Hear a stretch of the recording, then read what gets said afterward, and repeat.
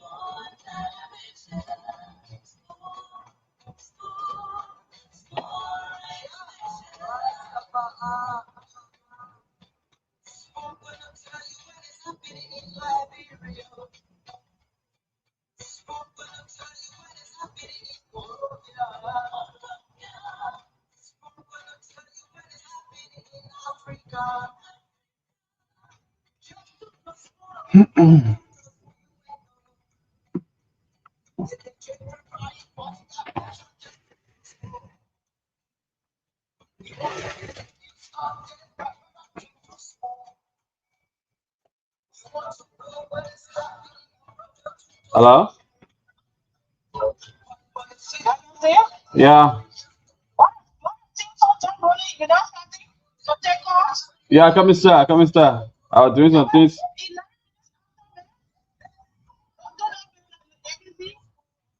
Yeah, come in, sir. Come in, sir.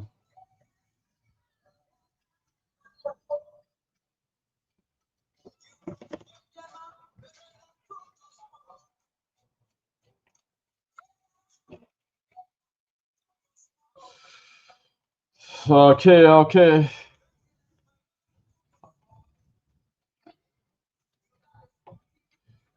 A pleasant good evening, good afternoon, wherever you're watching us from or listening to us from this beautiful Wednesday evening from ODS Congo Town in Monrovia, Liberia. A pleasant welcome to your trusted souls for insightful conversations, conversations that shape the nation. This is the Spoon Talk. This is the panel or the platform on which we bring together distinguished minds from across different professions, from politics, from economics, sociology, religion, and beyond, to break down the day's most pressing issues, from policy decisions to market movements, from societal shifts to matters of faith. The Spawn Talk dives deep into the stories behind the headlines. No spin, just perspective, informed, balanced, and bold.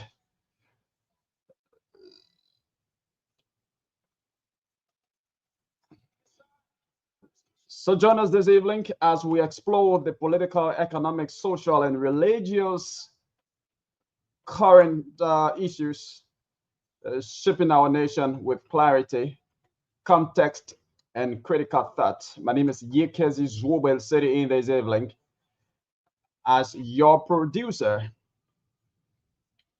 Welcome to it, and let's have a wonderful time together. If you're just joining us, we'd like to say you are welcome. Please share the show and invite others to join, to listen, or view alongside you. Because a lot of captivating and thought-provoking discussions are coming up here once the CEO and his team of panelists come on. But in the first segment of the show, we like to open the lines to take calls. Yeah, is a Speak Your Minds segment. So the numbers are 07777 077 107 1075 055 are the numbers to put it through. So call us and tell us what's on your minds. You probably want to speak to some of the trending issues in the country. You probably want to flag, a certain happening in your community that the public, needs to know about, that relevant authority needs to know about. You can call and, make those issues known right here on this segment of the show. So again, the numbers are 07777 10775 07777 105 and shortly we will ping the WhatsApp number on the screen only for those outside Liberia to call. All right, so let's begin to take calls from our local lines. Yet, good evening. Your name and where you join us from? Hello, are you there? Hello. Okay, we're not getting that person. Let's take another person. Hello. Okay, let's hear you out.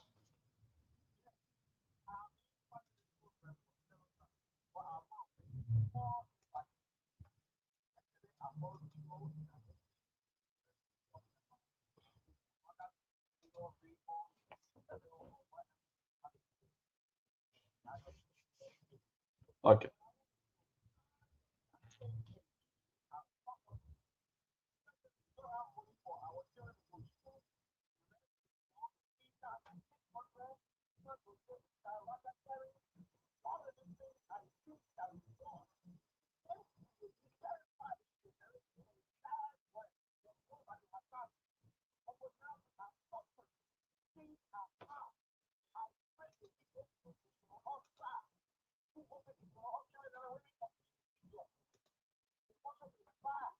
Cool, close him, my man.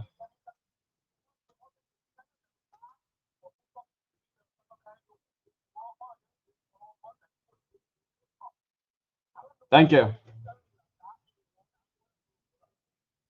Thank you. Thank you very much. Let's talk to another person. Hello, your name and where you join us from?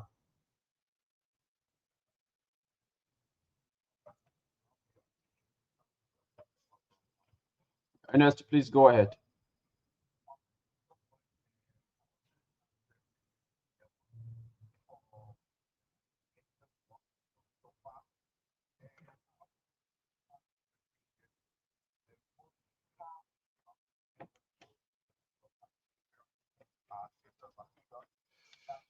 Okay. Okay. Hello. Hello. Hello. Yeah. So you just want to wait a little bit. Let's do some adjustment. I'm seeing from the comment section here on the television that they aren't hearing the colors. So yeah, but you live on the radio. So just end, then we can do the adjustment quickly. Oh, okay. Since you off, let's just try. Let's take this quick break to do some adjustment here. Our online viewers are saying they aren't hearing the colors. Let's just see if we can do some adjustment here to fix that problem.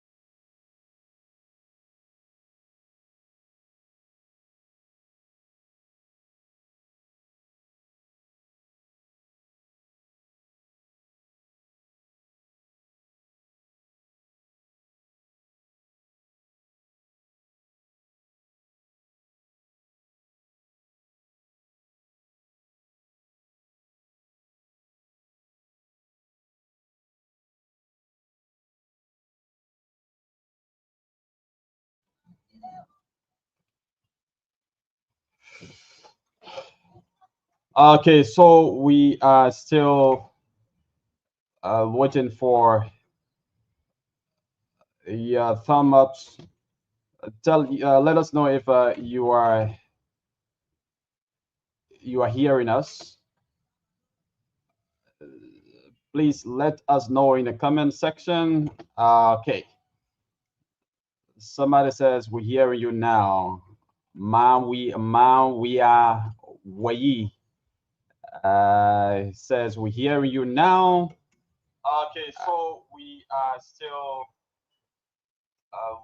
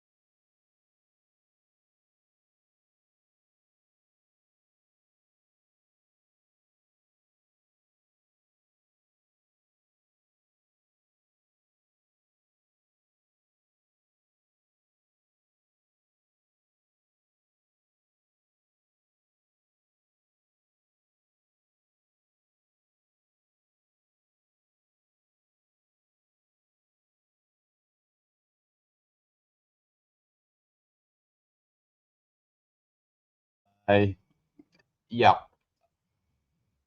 All right. So let's go to the lines and hear our callers out. Hello, your name and where you join us from. Hello, your name, your name, and your name and where you join us from. Okay, Ben Joshua, please go ahead.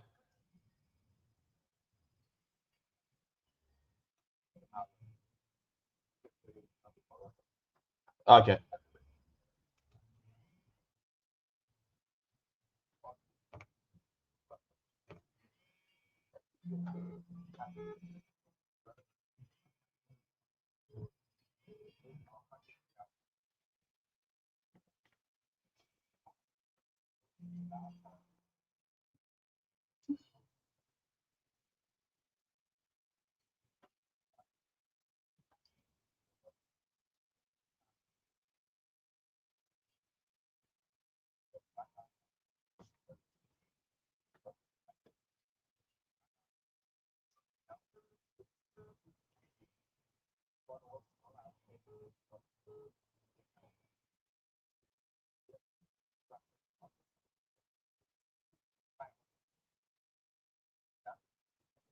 Okay.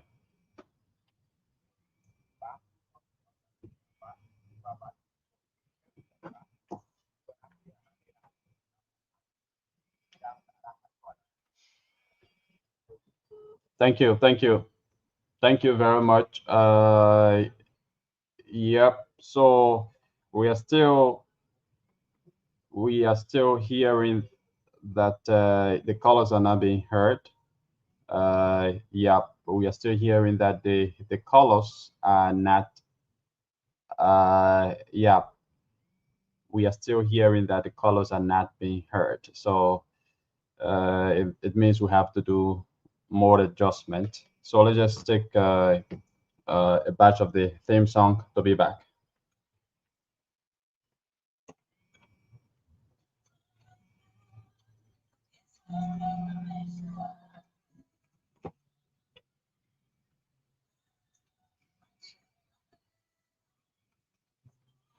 Ooh.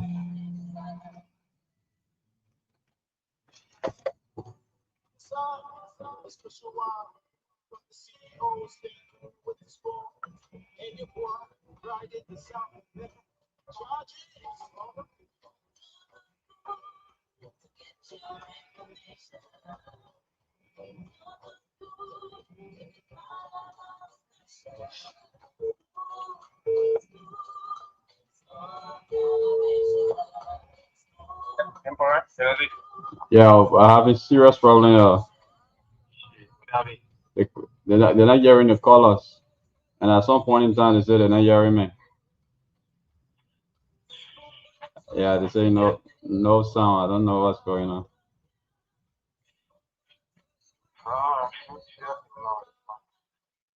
Yeah.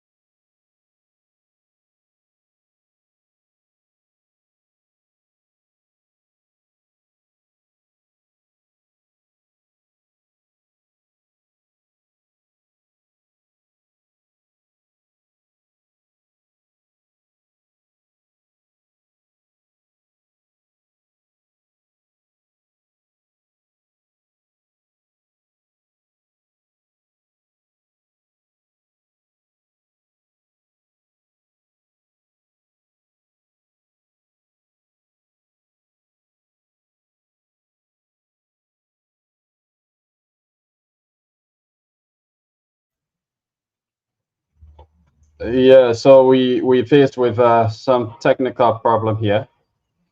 Once it is resolved, folks, we hope to take off.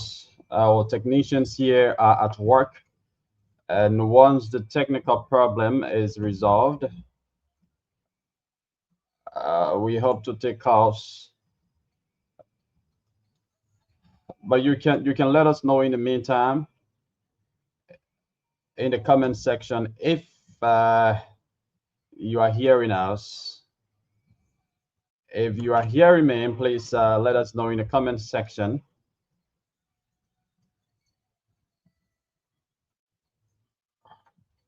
That is for those of you watching us live, not for those of you listening to the radio, okay?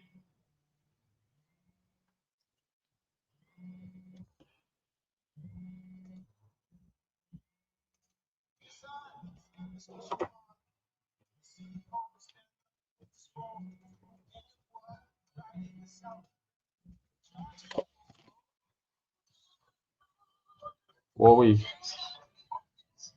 Hello? Yeah.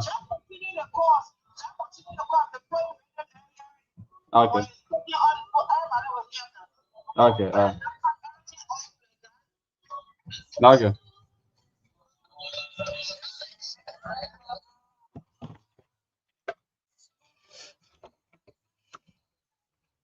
Okay. So let's continue on taking calls. Our technicians are at work. Once it gets resolved, of course, those of you watching us live will get to listen to the callers. But in the meantime, you let us know if you are hearing us. If you're also hearing the callers, 07777 1075, 07777 1075, 055501075. Those are the numbers to put it through. Call and have your say. This is the Speak Your Mind segment of the show. So let's begin taking calls here this evening. And let us know if you're hearing our callers. Yes, I'm seeing a lot of comments that you are hearing us for those of you watching us live, but I think the problem is coming from the phone lines. So let's hear this person out. Good evening, your name and where you join us from. Yeah, welcome.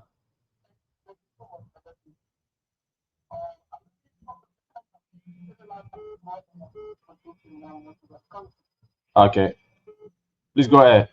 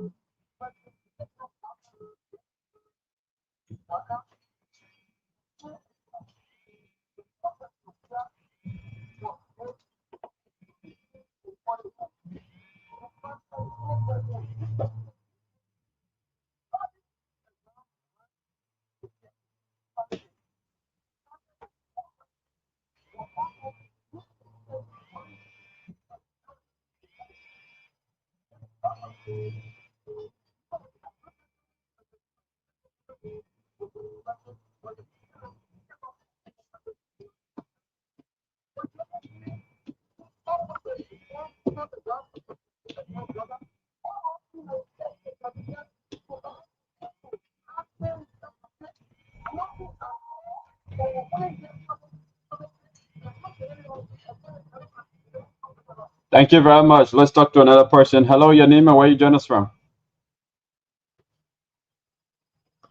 Hello. Hello, your name and where you join us from.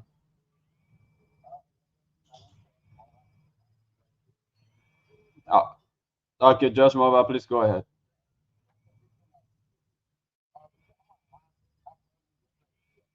Where are you calling from? Where are you calling from?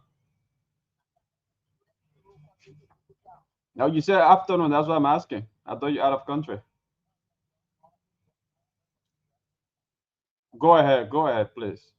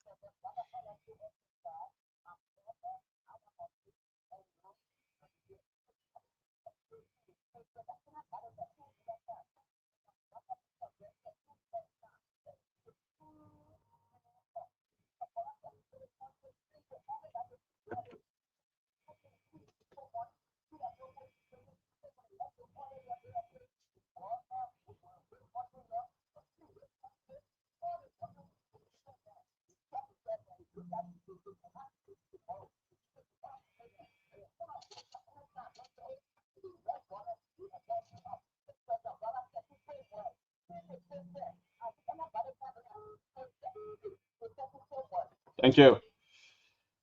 Let's hear another person now. Hello, your name and where you join us from? Hello. Okay, let's talk to this other person. Hello. Good evening. Let's hear you out. Okay, say cool. Uh,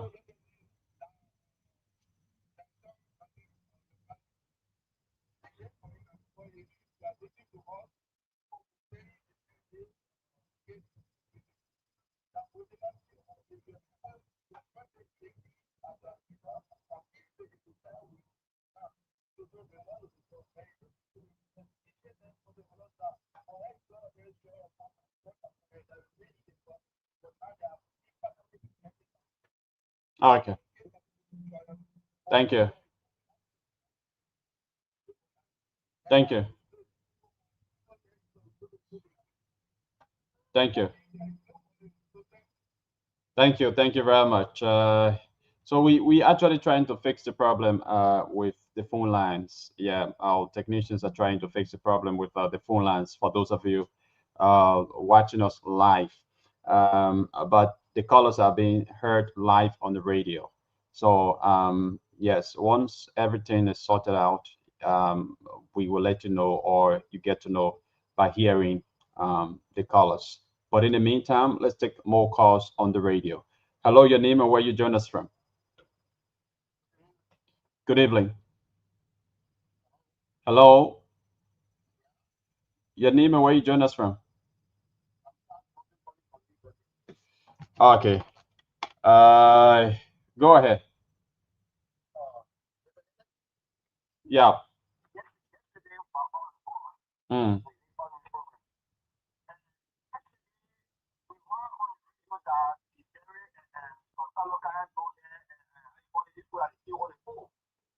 Robert. Okay.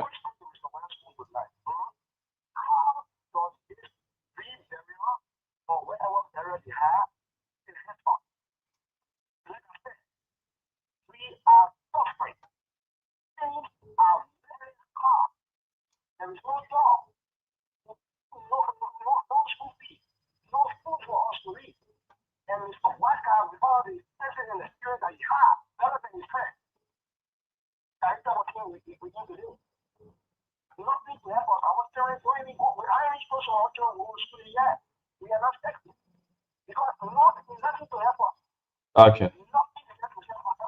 Thank you. Thank you very much for calling. Let's talk to another person. Hello, your name and where you join us from. Okay, Masale, please go ahead.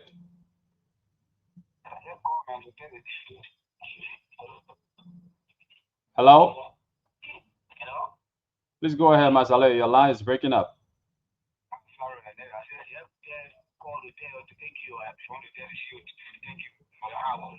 Oh, okay. Thank you. Thank you for calling. Hello, your name and where you join us from.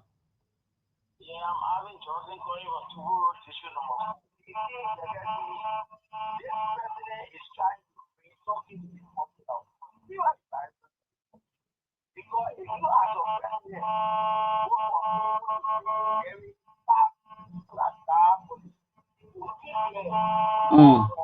We are hearing we are hearing a feedback. We are getting a feedback. You want to call back? Just do some adjustment and call back, please. The feedback is terrible. Let's talk to this other person. Hello, your name and where you join us from.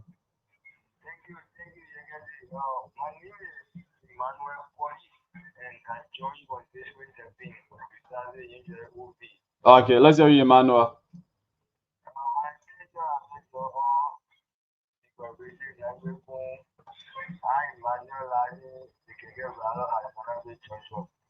Okay.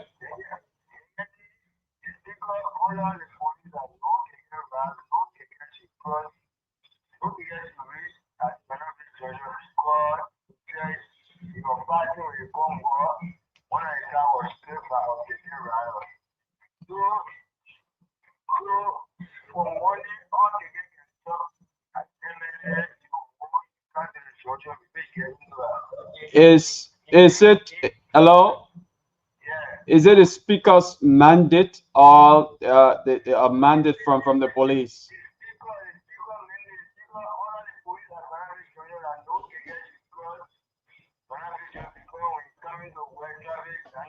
But the speaker is not the head of police.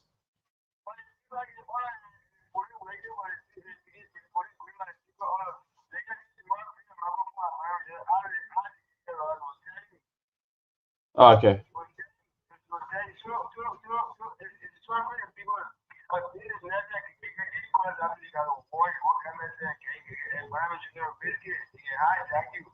Okay, thank you.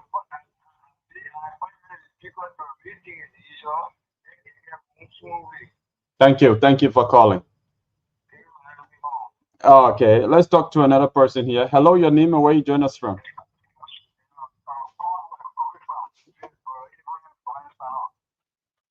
Okay, please go ahead.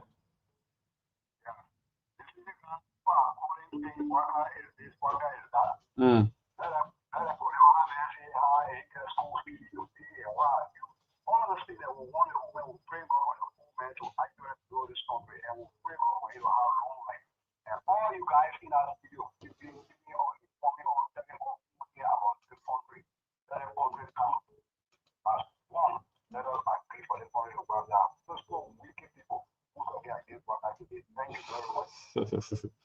Okay, thank you for calling. Let's talk to another person. Hello, your name and where you join us from? I'm sorry, we can't continue with you. Your line is very bad. You need to walk away from the radio or lower the volume when you're calling us. Let's talk to another person. Hello, your name and where you join us from? Something, go ahead, please.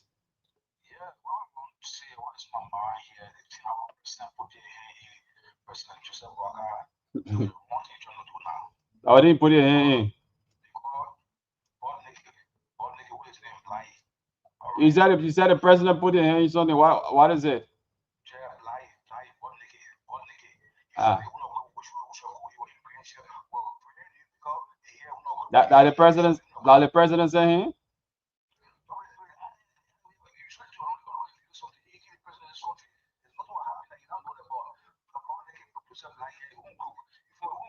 Mm.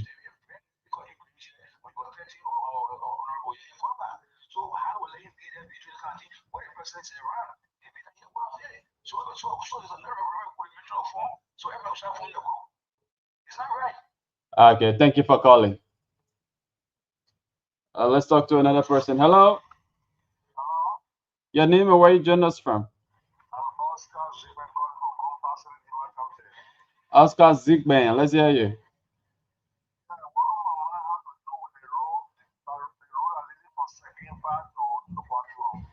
Okay.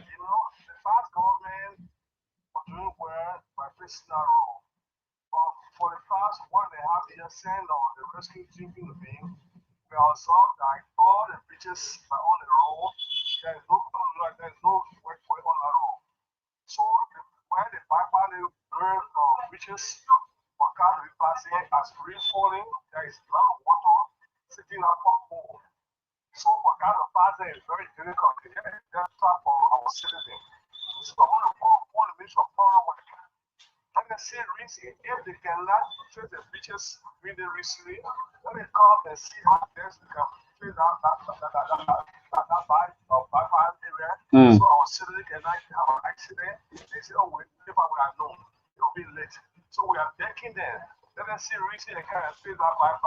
Thank you. Thank you very much. Let's talk to another person here. Hello, your name and where you join us from? Hello?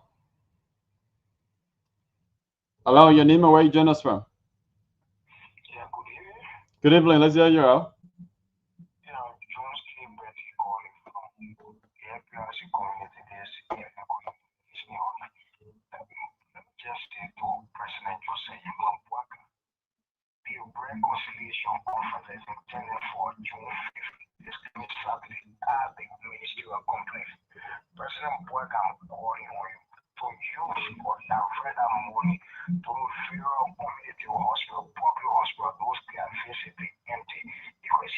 reconciliation, unity, now you now reconcile, you now unify. Don't deceive or do not use that money. Don't take it now with more of the people. That's not part of you. People are dying from poor hospitals. You know, for illnesses.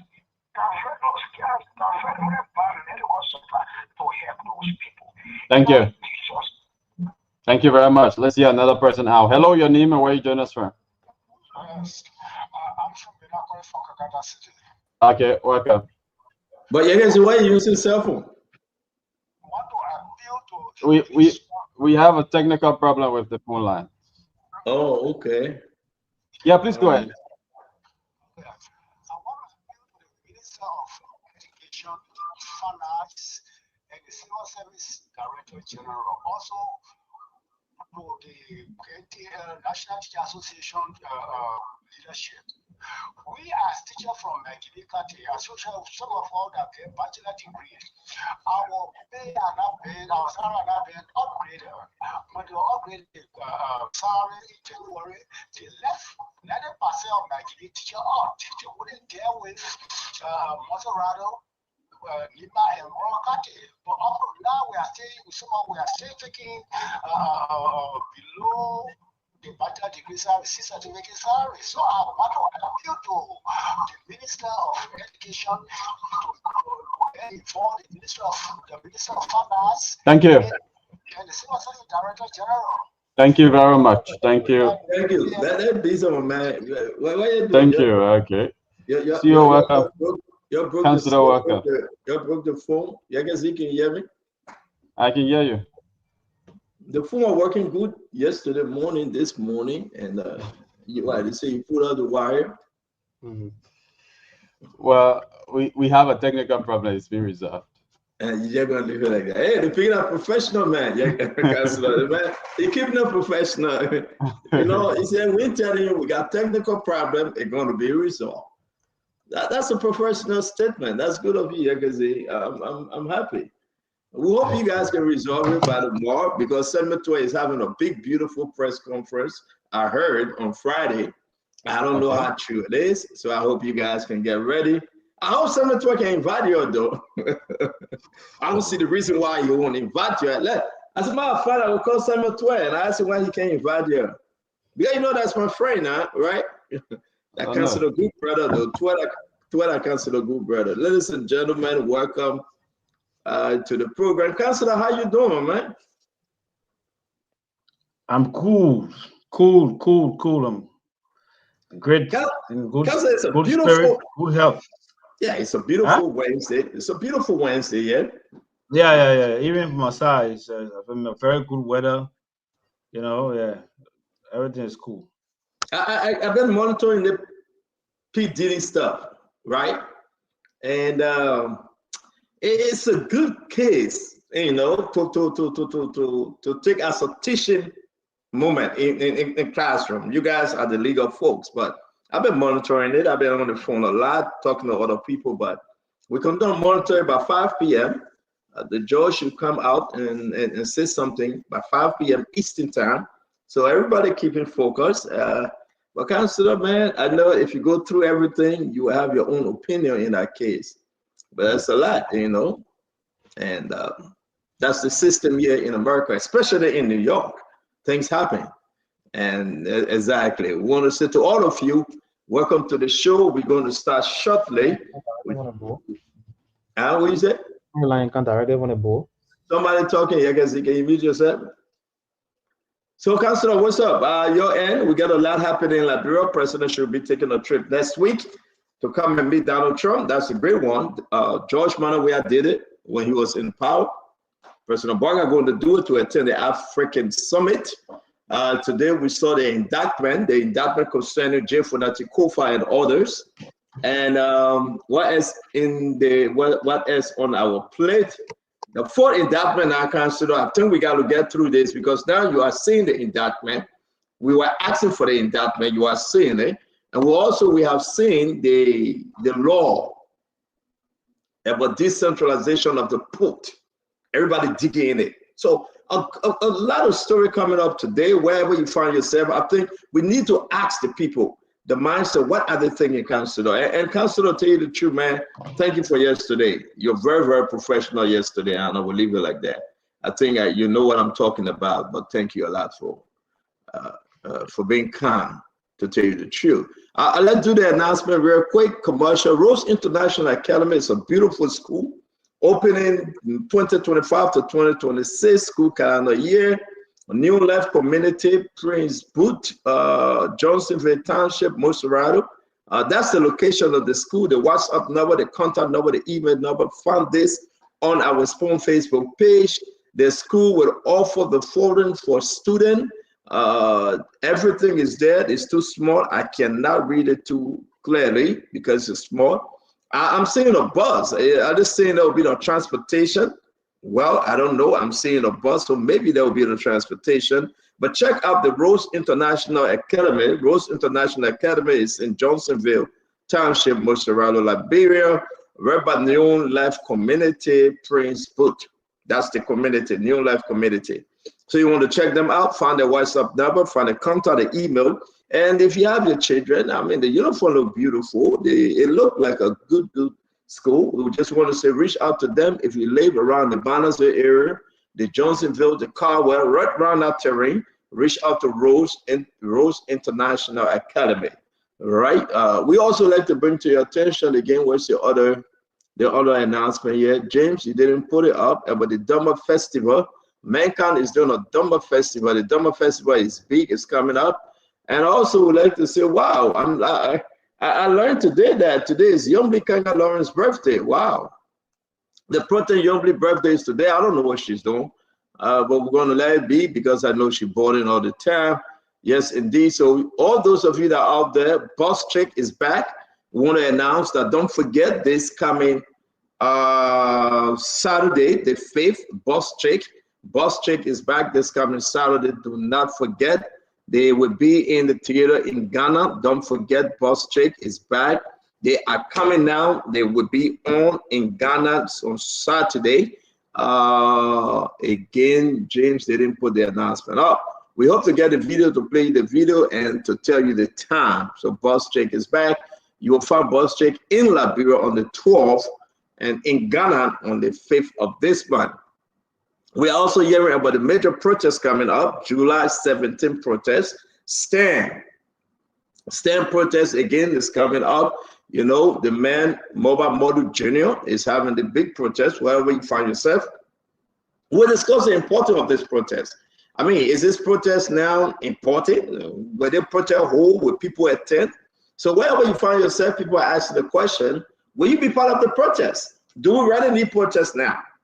And I really want us to start from there. I'm asking you, my fellow Liberians, do you think we need protests now in the country? Now or never?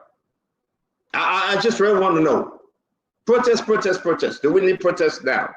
What's the importance of the protest? Is it too late for a protest? And you know what? I hope we can go to the phone line because the phone in studio not working too well.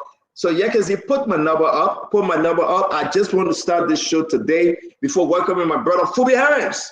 Fubi Harris is the man, my people. He is that man. But ladies and gentlemen, though, listen real quick. Before we get to the protest issue, let me find this real quick. Hey, Pina, take it down. Fubi Harris, Uncle Richard Harris, I wanted to show you his picture. Then I wanted to show Fubi picture to see. Fubi looked like a grandfather. A great-grand-uncle, a grandfather, something of that nature. He looked like a Harris. You cannot take this. It's on his face. It's in his DNA. So you cannot say that a pa cheated or a man cheated. It makes a complete Harris. You need no DNA. The smile, the look, everything. You know, can we get Fubi Harris' great-grandfather picture up? Can somebody help us with it? I put it on in a short while, ladies and gentlemen. I really got to put this up. Huh? Grandfather. Oh, that's your grandfather. Wow, okay. But also the Fubi Herring grandfather. Thank you, Fubi. Fubi Herring grandfather. Yagazi, you call me? You want to talk to me? I should get off? I'm not hearing you, Yagazi. It's okay now. Okay, all right. Yagazi, I owe you, right? You calling me like I owe you something. I owe you. Just tell the people, Yagazi, don't do that to me. Yeah. I scared people that when they call you on water, you know what's up. If like anything, just call Nelson Cole. He's the He's a Kali king. All right. But my man, seriously, consider. Let me just say this to you though. Phoebe Heron brother look like he seriously, he does. He look like his grandfather. I'm trying to find the famous picture of Phoebe Herons. He looked like his grandfather. No if and or but. He looked like his grandfather. I think this one would do. I just want, guys, just be patient 1 minute. Before we ever get up on his famous picture here. You can see I sent it to you, the one you were smiling. Wow. Who you can say No, man, for me. I want that picture. Can anybody get that Fubi picture, the one you were smiling with all your jaw outside? Can anybody find that picture? Oh man, but you get that picture, bro. Seriously. You got that picture. So you can't use that picture to compare. You saw Tama picture. Somebody said the picture you were looking for you. I mean, I can pull that picture. You're bad, man. You said that thing. I don't do that with Tama. I look at a Fubi picture. I love that picture, Fubi. But somebody took it from my phone. You can see, you know which picture I'm talking about, right? Yeah. You can see, can you find it and put it up? Somebody took the picture from my phone. I'm surprised. So, but anyway, ladies and gentlemen, if you got Fubi picture, the one, he was smiling a lot. He looked like a grandfather. We want to show that very quick. And another picture I wanted to show, but again, somebody took it down. But want to welcome you. Take your phone, share the show. Today is a beautiful Wednesday. Share the show. Let's have fun. Let's talk Liberia. Let's think Liberia. I'm waiting for Yekezi to put that one photo up. Then we'll ask you what a protest is necessary, because a lot of people are thinking that, listen, man, you seriously, you want to have protests? Other people say it is important now. So what say you? Do you think the protest, should we have a protest now? Yekezi, you find a picture? Hey, Yekezi. Can somebody send me the picture if you're just joining us? There's a photo out there, but Fubi, he's smiling, TJ. So, you know, that's the one I want. That's the one all right. Hey, God, I forget. Somebody send it to me. Somebody send it to me. Thank you very much, Baron. That Baron sent it to me, yo.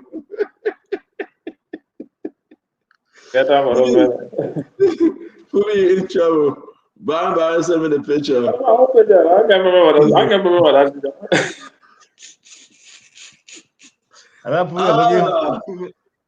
That picture of you are smiling in hunger situation. But Fubi, actually, is that you, Fubi? I'm not hungry picture, and I put a picture doing coronavirus time. I decided to just take it. That hunger picture. I know. The time of hungry, that time ain't Ghana now, and that ain't put it. But after I graduated from high school, I never been hungry from 2005 to now. Fubi, is this you? I mean, is this coronavirus time? That's 2010. Oh, 2010. Wow. Yeah. Wow. 2010? Yeah, 2010. You were gapping at that time? I was not gapping. I was working. Our office. I called Chief Zanzan. By the time I called Chief Zanzan, you see my stick? Oh, okay. When did you take this one? Why about this? I took it right from the ANC party headquarters. Oh, but is this you? I mean. No. I thought it was just Photoshop. No, they did little adjustment to the face, but not the picture, but my picture. That's the original picture. No. Seriously, is this you? I think that's my picture, but not the original picture. This one, editing.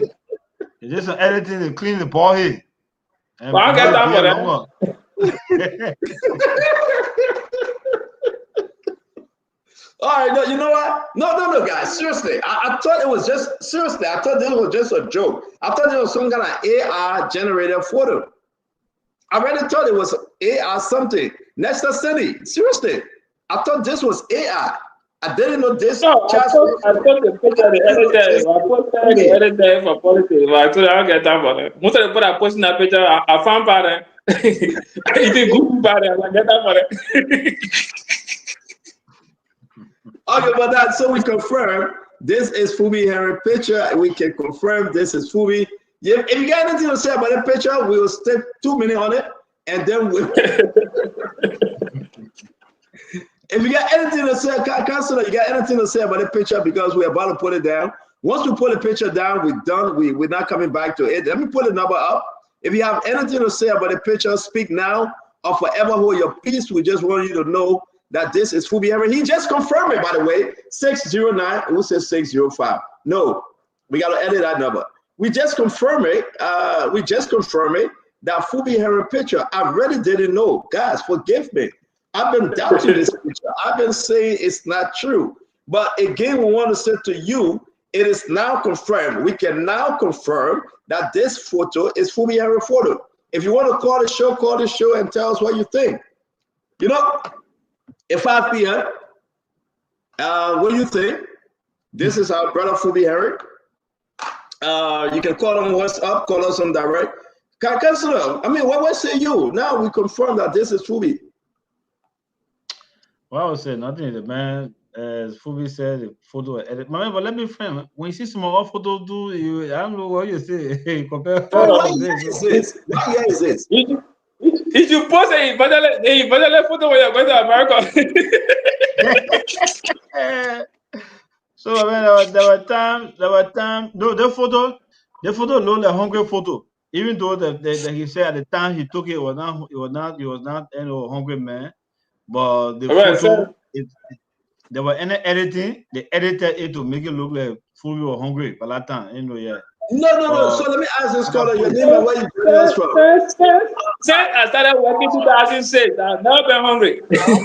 Yeah, hello. That's what I'm saying. So no, they made a photo look like they made a photo look like Fubi was hungry. Don't matter. Paul Murphy. Paul, what you make about this photo about Fubi? I know Fubi when we were all together in Vonjama when we were like 2, 3, 4, 5, 6 years old. Okay. It looked totally different. So Fubi know me. Yeah, but, so what you make about the picture, man? Should we take it down or we should keep it up? You'll take my better photo down. All right. Your name and where you joining us from? Hello. Yeah, hello. Yeah, I'm joining from Minnesota. I just want to comment on Fubi's picture. Yeah. That picture, Fubi, I know Fubi is so handsome, but that picture look like he died and came back. What do you mean? You're not seeing somebody die come out before? So we should keep it up or we should put it down? You know. Okay, that one, we got a few more to go. It's not me, Fubi's restoration photo. No, Fubi.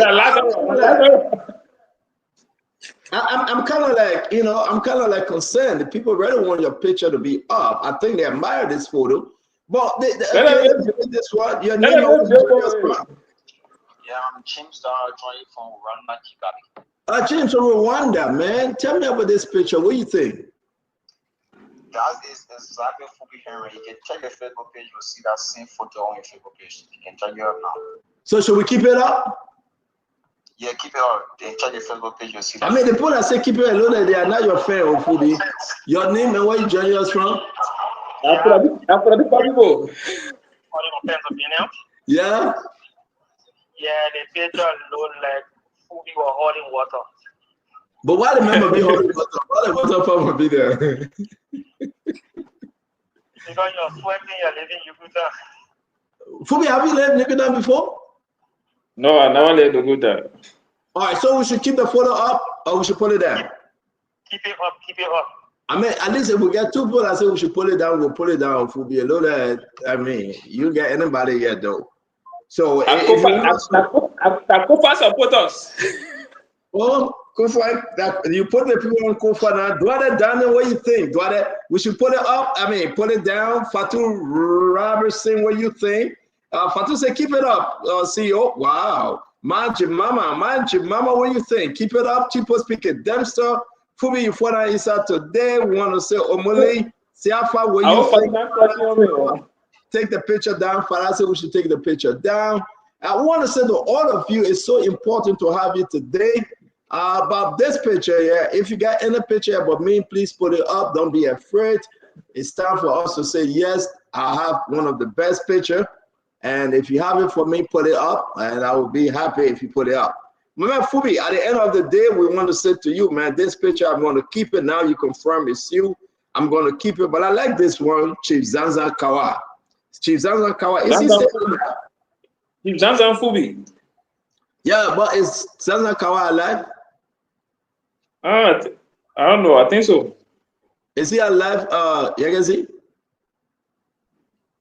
Yagazi, would I hear you? Hi. You say he's alive, Yagazi? Yeah, some rumor came about his death, but it was rumor. I haven't. Oh, okay. Yeah. Okay. All right. So, I mean, what say you out there to all those of you that joining us, continue to share the show? What say you? We just want to understand that. Let's say, if you got old-time picture, small-time picture of yourself, if you got small-time picture of Councilor Gu when he was running, he has election 3 times he ran, they beat him. 1, 2, 3, they beat him. Fubi ran 4 times, they beat him. All right. Akauske ran, how many times Akauske won? How many times? 3 times? 3. 2 times? 3 times? 3. Okay. And he won twice, right? Yeah. Okay. So at least Akauske get record on them. So welcome to the show, guys. What's on your mind, Councilor? What's good? Well, thank you. Good evening to Fubi. Good evening to my brother Yagesi Zubway. That's the right pronunciation, right? Zubway. Yeah, Zuobe. Yeah, Zubway. Yeah. Okay. Stanton, Alexander, Opa. Truly frightening that he might actually move forward and try to make a penalty for a crime being deportation. Well, Stanton, you forgot you on the show? Not being deported and dropped off. I think what he's raised is the idea that See? Sorry, the stuff is just came on by itself. It shocked me. But at the end of the day, I want to say though, Fubi, a lot is going on in Liberia. What say you? The indictment today. Fubi, a lot is going on. President Barker he will be next week or so meeting Donald Trump. A lot is going on. Again, we're just following the news of Senator Tua will be addressing the press on Friday. So, I mean, all this thing, what say you? Fubi, welcome to the show. But I'm not even finished. You asked me what on my mind. I haven't finished. Oh, I'm sorry. I heard that you were quiet. I thought you were finished. I'm trying to turn the TV off. You were watching Pete Daly stuff. That's the reason why. But anyway, like what I normally do, Stanton, I like to follow the agenda of the show. You know what comes. Because we are able to discuss it with open mind. You know, based on how we understand the issues that you will outline. So yeah, I saw today about the invitation of the president. Well, I don't think that should be on news for me. It shouldn't be on news at all. But again, people want to make use of it. Fine. The other people, the past regime made use of the same thing, and now again we're making use. So well, that's it. But let us just get prepared for what's on the plate of the platform tonight for all to discuss those issues and provide information to the Liberian people on some of the things that will be raised, some of the issues that will be raised. So it's good to be here.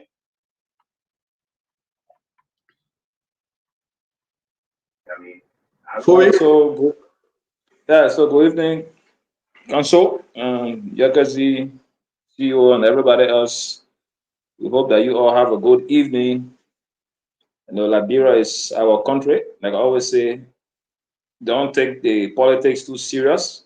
You can support politicians for whatever reason. You can support your political parties for whatever reason, but don't let it get to you and take it too personal to the point that you become enemies with your neighbors. Because when your house is on fire, the politician that you insulted your neighbor for will not be in that community to cut that fire off. And your neighbors will come to your aid. So be at peace with your neighbor. You can have different views. That's natural. God gave everybody their own heads. That's the reason why we have our individual heads on our shoulder. We think differently, we act differently, we respond to things differently. But the simple word is respect. We should respect each other in our disagreements. We should respect each other in whatever diverse views and stuff we have. And like I always said today, we're doing some argument on some religious issue. Nobody going to heaven on their friend's account. God created good, God created bad. The demon that you see passing around, God created them.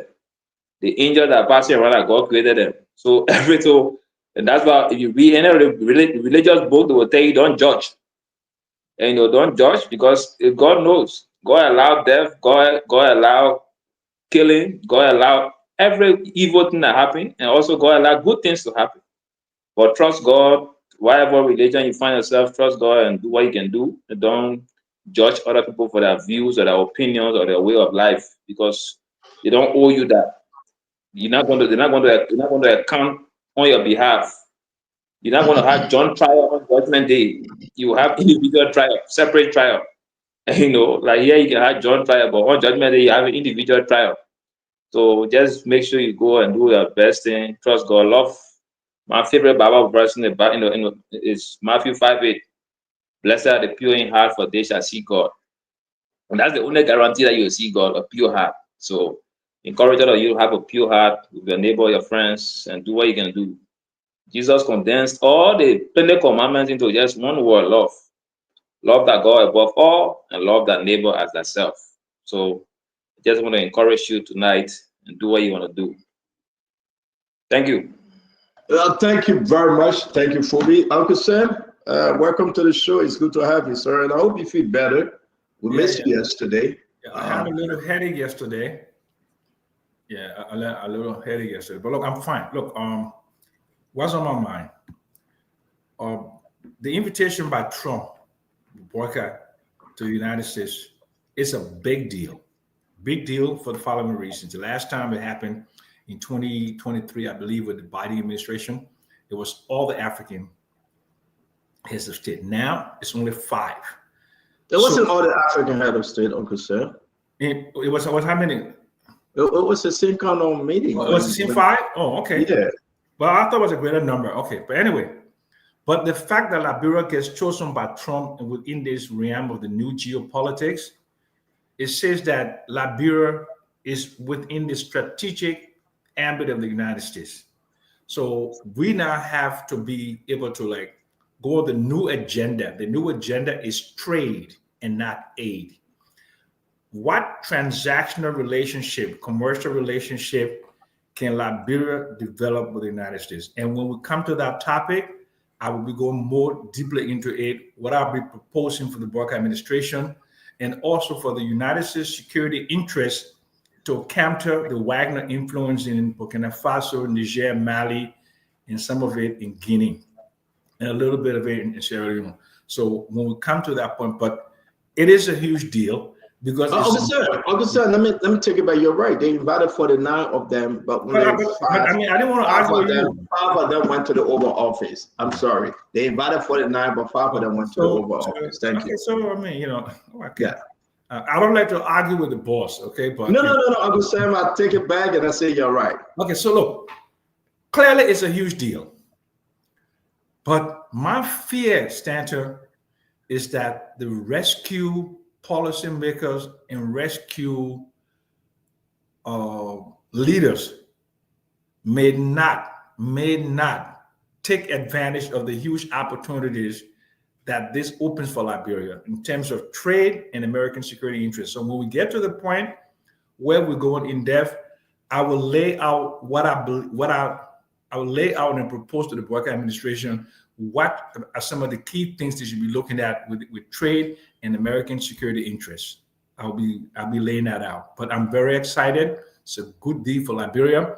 But I'm just warning the boycott people again. Don't use this as a we versus George Weah, sort of a contrast, because that's all they do. And it's getting old and tired. It's just to be a win for Liberia, a win for all of us, not a win for a political party, because Joe Boycott was not invited as the standard bearer of the Unity Party, but as the president of the Republic of Liberia. So Liberia's strategic, economic, and security interests should be at the forefront, not the partisan interests of the Unity Party. So that's just a point I want So I get into it, Uncle Sam. Let's start with the invite of President. Now, the invite, I mean, to me, it's great. Let's welcome Dr. Boble. I met Dr. Boble for the first time in my 50 years on Earth. And thank God, thank be to God. I'm so grateful. I'm so happy. I taller than Dr. Boble. He may be older than me, but I taller than him. I'm so grateful. I mean, you really short, though. I'm saying, you know, I'm not short, man. Y'all carry all this story. I can put a picture up. I told her you got big mouth, but your short begin. I'm saying, I want to say something, but I'm not allowed to say, you know, because I know if I say I'll get in trouble. So let me go. But Dr. Boble, as you all know, you know, I met Dr. Boble this going Sunday before we come to the discussion. But hey, at least, you know, and let me show the picture for you to know exactly what I'm talking about. But Dr. Boble, welcome to the show, sir. How are you doing? Dr. Boble is in America, then you get internet problem again. Dr. Boble, tango, sunshine calling, tango, Dr. Boble, do you read me? Dr. Boble, do you read me? Tango, sunshine calling. We're not hearing you, Dr. Boble. Dr. Boble, if you read me, copy one. Yes, sir. I do read you now. Thank you very much. But Dr. Boble, the U.S. Embassy, they didn't answer Prince Johnson. You shouldn't have an answer. I'm telling you, they didn't answer it, man.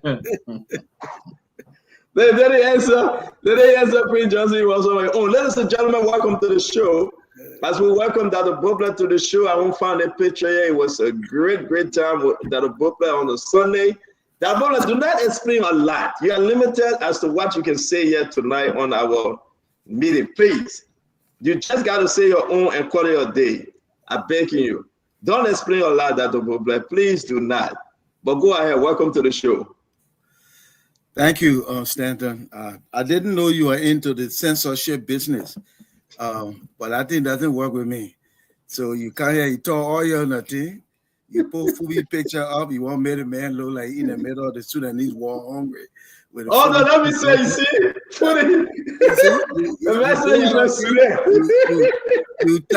you can't take unscientific poll, let it whether them keep the man picture up, put it down. Then you telling me now I can only talk what I want to talk. Listen, good evening, everybody. Good evening, Liberia. Good to see all my friends here tonight, esteemed panelists. Listen, a couple of things. First, I like Fubi intro there. I really do. You know, he made good observations about don't take it personal. That's the big idea I got from there. I hope all Liberians hear it. You know, some of us were so passionate about trying to move our nation forward, and we should be. But in the confluence of things, the conflict, there's misunderstanding, the poor communication, all these things, you can't take it personal. First of all, we're so small country. Second, when you start taking things personal, your circle gets smaller. The circle gets smaller, you find yourself in unnecessary conflict from day to day. Don't do it. Deal with the issue, move on. You know what I mean? Shake it off, move on. That's the only way we'll be able to make progress as a nation. So Fubi, thank you. You know, if I didn't know better, I would have told you a bishop because you were all over the Bible, all the things. But thank you. But since you talk about the Bible, let me tell you about my Bible story from Sunday. Sunday, my wife and I drove to Stanton. We said we just want to see our brother, hang out with him. We get to the church. I pick up the program, see the man knee on it. I said, but wait now. They did not mistake. They said, no, the man's preaching today. And our Father's Day. The man pick up the microphone, my man, and just started talking. I can't take no notes because the man ain't connecting nothing. I look at my wife, she can't take nothing. Why you get a man microphone, man? Talk to you. He said, I can't I said, oh my goodness. But no, seriously. Seriously. Wow. Seriously. So seriously, we went there, he didn't want on the program, he was preaching. And so I said, oh, stand up preaching? I said, okay, you know, my wife and I would do what I would do. You know, for me, I said I won't get a good message. I won't get something. So I grabbed my phone to take my notes. She got her own. And there are 4 S's I use to check good preaching. First is scripture. Everything must be based on the Bible. Second is substance. When you start talking from the Bible, you must speak something of substance. The man started with scripture, Fubi. I was saying, my man took 1 Timothy 5:8, talk about what a man should do in family and how you make God vest if you do it. Then he built a bridge to Ephesians 6:4. I said, oh, but the man onto something. And then the thing was of substance. Substance because he started to use illustration, you know, drew his own family, then were relevant. We were fighting against left to the thing. The third one now, it must be, you know, when you come from scripture, the substance, and, you know, then you want to make sure people don't sleep. I mean, he couldn't sleep. The man spoke well. We couldn't sleep. We're wide awake. And you know, huh? Yeah. And then does it make sense? Meaning, can you connect it with everyday? Look at that. So the man checked all 4 of the boxes. So I was pleasantly surprised, my man. Something there, you got digging out a little deeper. No.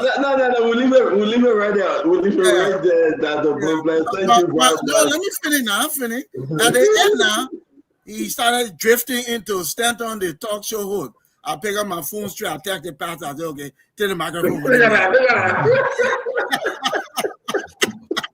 It was a great time. It was a great time. The ladies up there were great. If you're in that area, you're looking for somewhere to connect, definitely Jubilee.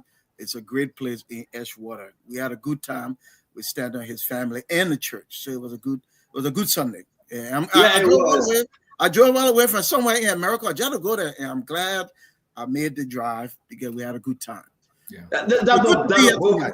That I really do appreciate you. I appreciate the fact that Representative Nathan Bia came along.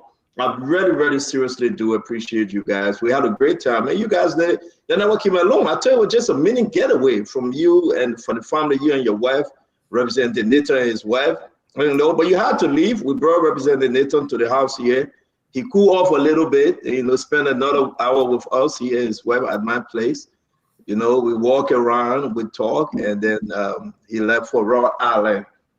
It was a beautiful time. Unlike Uncle Sam that been promising St. Charlie Quinton, he never showed up. You surprised me. You got in the flight, you flew in directly from Liberia the next day. You drove almost 2 hours to come and see me, Dr. Boble. I am so pleased. And I said, like, you the second person, Sir Joseph did that. No, actually, I can name them. The vice president, Jeremiah Kwankun did it. Sir Joseph did it. You did it. And Uncle Sam that I said, Uncle Sam, yeah, every day you come in, you have never reached. And again, I'm saying, my place, the church is open to everyone. You want us to talk, you want to meet, come on down, let's have fun. It's Sunday, it's a great time for us to have fun, you know. I would say to you, man. I want to say something quick. Yeah. Since we're on, you know, spirituality and religion, you know, my greatest secret is my faith in God. I don't know anybody who trusts God as much as I do, because I believe in God with every fiber of my body. Because the people who try to use science to disprove the existence of God, I can say that even the Bible does not amply tell you about the magnificence of God. The planetary alignment, the movement of the planets, the sun, the moon, the whole universe, and the human body, how complex it is with the brain and the organs and all of that. And every night before I close my eyes, I say a prayer. And when I get up in the morning, I say a prayer. My entire life is due to the grace of God. And I don't like to discuss it and put it on my sleeve and, you know, be a holy roller out there. But I can tell young people out there, if you want to be successful, you want to get the grace of God, understand the greatness and goodness of this man who created this wonderful, wonderful, wonderful, you know, the earth, the universe, and the whole system, because God is just great. I mean, I'm a miracle. Standing before you, I'm a miracle. And one of these days, I will write a book about the magnificence of God, and I will use the science against the atheists and the agnostics. And that book is going to sell more than 1 million copies. And I'm assembling my thoughts. So thank you very much. And Stanton, one of your greatest attribute is your Tuesday Bible study, your relationship with God, and you always say, God, God, God. That is an extremely important thing. Anybody who puts God first will have greater success than they can even imagine. Because God is the center of our lives and the center of the universe and the center of creation. Thank you very much. Uncle Sam, there's a book called The Case for Christ. Read that book before you write anything. It's very pronounced. But you know something, Dr. Brober, what I would do in terms of my literature review, I will come to theologists like you guys to give me a list of things what I should be reading. So I will come to you on that, on the literature survey, literature review, because I have to assemble a whole body of works, okay, on all sides of the argument, the theological side, the agnostic side, and the atheistic side. So I'll be looking forward for you to give me some of those reference material on creation. Thank you very much. I look forward to it. Thank you very much. If you're in the area, we want to say to all of you, come and pay the basic. It's a big time for us to do this. Again, we want to say thank you for joining us. This is the Spoon Network. I want to say to Dr. Poplar, thank you. This was very, very unique of you and representing Nathan Beer. As always, we want to say you're welcome. If you're in the area, join the church. Pastor Jimmy James is a great man of God and a good family church. You will find yourself at home. The Jubilee Christian Worship Center, yet in Burlington, New Jersey. Okay, sure. I will send it to you. Glenny, welcome to the show. It's always good to see you. We want to start on the first something, but happy birthday today. I heard that it's Yomdi Kanga Lawrence, the Proton birthday. I want to wish you. Yeah, I want to wish them happy birthday. You know, we fuss with them, we beat on them. On the wonderful birthday, we want to celebrate them, and it's always good to have Yomdi Kanga Lawrence and Besanga Feder, both senators from Grand Bassa County. Woo. It's good to see you, Glenny. Let's hear you before we get into the show. Oh, it's good to be here. Hello to everybody. Hello to Uncle Sam for your testimony. That you continue, that you gave. You are a walking testimony. Oh, yes. Miracle. Yeah. So we give God the praise for you. Many things continue to happen today. We'll talk about it. I was actually watching the program held at the American Embassy today in Liberia for the 249th Independence Anniversary of America. President Boycott spoke there, and I also listened to the ambassador. So we're here. And maybe there'll be some follow-up from the events on yesterday. We'll see. Good to be here. Thank you very much. We want to start with this President Boycott trip, scheduled trip to the U.S. again some time ago, a year or so ago, 2 years ago. This was President at the time, George Manawia. His engagement, 49 African countries were invited. Out of the 49, 6 countries were invited to the White House, include Liberia. And then the President, George Manawia, met President Joe Biden. But something strange happened. Thereafter, when they went back home, we had so many sanctions on ministers and other people. We thought this was a game changer. We just believed that it was a game changer. But here we are, and we went straight into sanction on Samuel 12, sanction on Emmanuel Milquid, sanction on Jefferson Koji, sanction on who else again? Abachi, and they just wrote out all the sanction. I think 3 or so. And you can correct me. That was like a sanction government. It was like a sanction government. We just believe that this engagement were playing some significant, bringing in some significant changes. But right now, we honor the Donald Trump administration. Right now, talking about geopolitics. Right now, talking about the interest, making America first, make America great again. Cut off USA, no money coming in through UC, going towards the World Bank project that America is investing in seriously. The long documentation, long letter from Marco Rubio, the Secretary of State, saying we will have the American stamp on our product of grants alone. We got to make America great again. What would be the message? When America talked about oversight of visa, what would be the message? When America put us on tier 3, that if you don't solve your visa problem, we'll put visa restriction. What would be the message you think that the president, Jose Yimabwaka, what would he tell President Donald Trump if he have the chance to? Most often, believe it or not, the American presidents speak and those African presidents listen. But this time around, we hope our president will have his chance to speak directly to Donald Trump. What do you think the message will be? We're going to start with Uncle Sam. Talk to me, Uncle Sam. Very much, Stanton. This is a great opportunity to press the reset button between Liberia and the United States. You know, Liberia probably has the closest, something called consanguinity bloodline with the United States than any other country. The first several presidents of the United States, of Liberia, were born in the United States. And those people were descendants of plantation owners and so on and so on and so forth. So Liberia clearly has strong consanguinity. Have we used that relationship to advance the interests of Liberian people?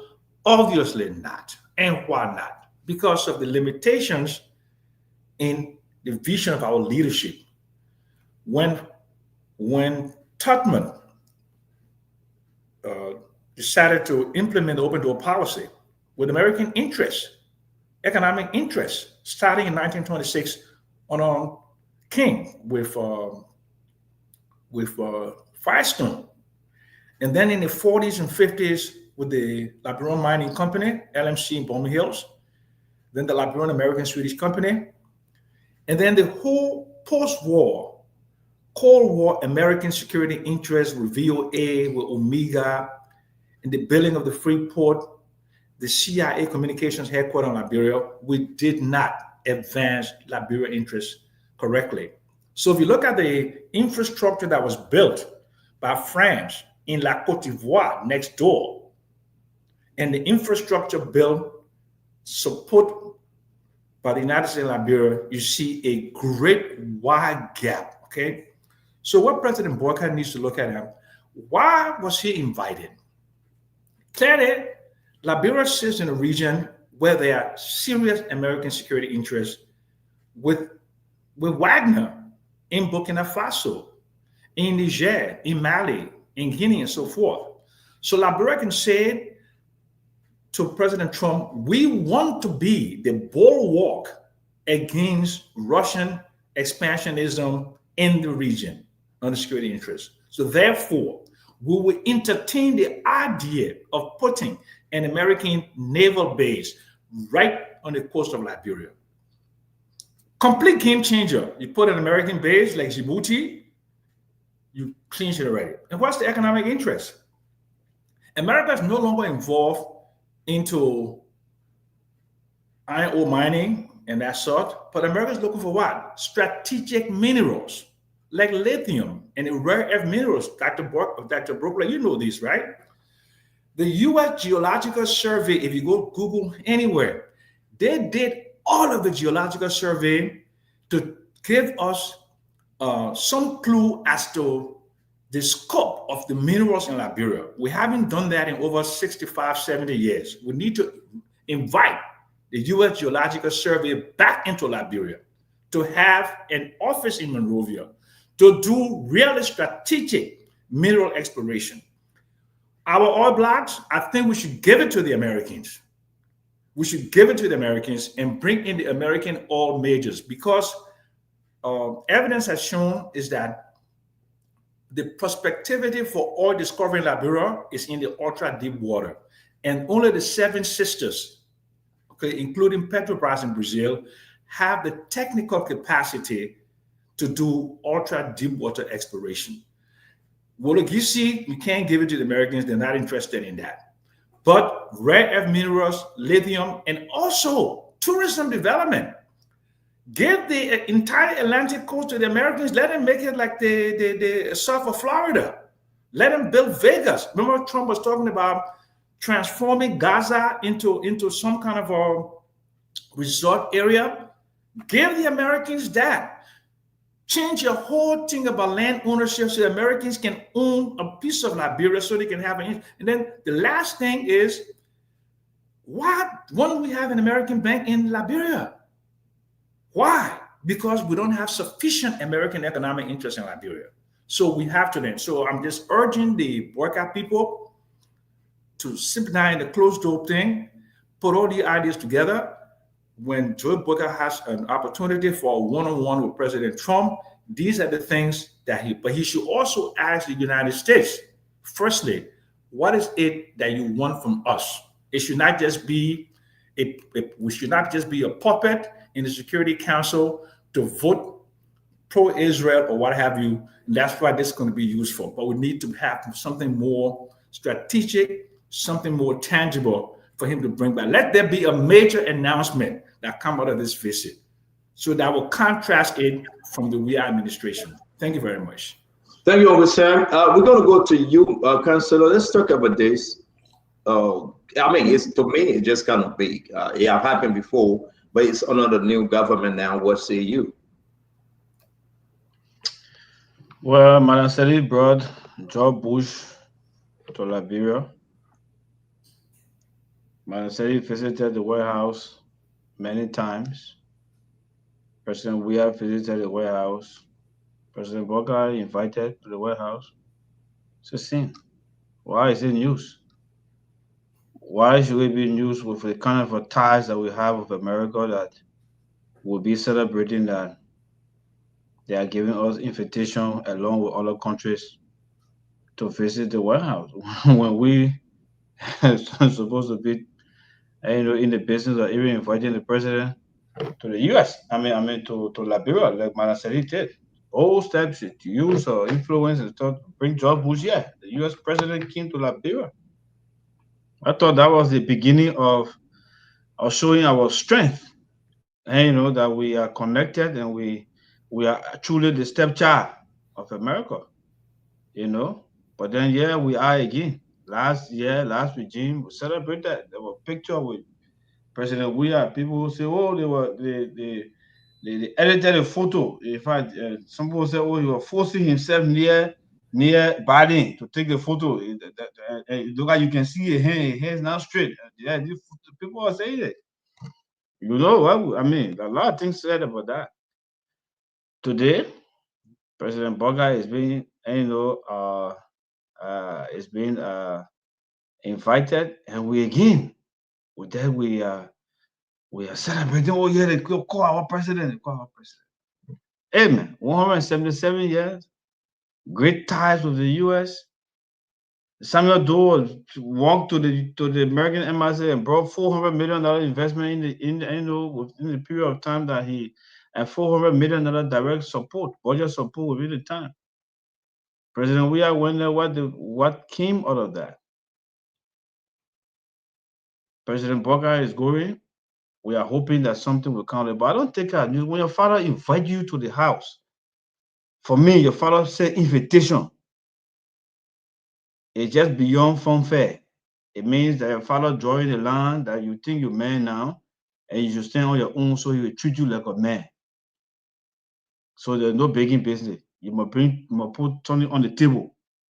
So when President Booker goes to the and I hope that they will prepare the president well, because President Trump has a way of embarrassing people. You can see how he does his thing. He discusses things open. He won the most open president I've seen in the world before the media. So you don't know from which angle that he will come from. You don't know. That's why he doesn't even use script. There's a guy, this man, people call him crazy man. Oh, the man here not straight. They meant this. But he knows exactly what he's doing. He doesn't use script. He goes to places, he talks, he takes questions from media. You don't see presidents that are so prepared and willing to engage the media like that. So the people who are around the president, the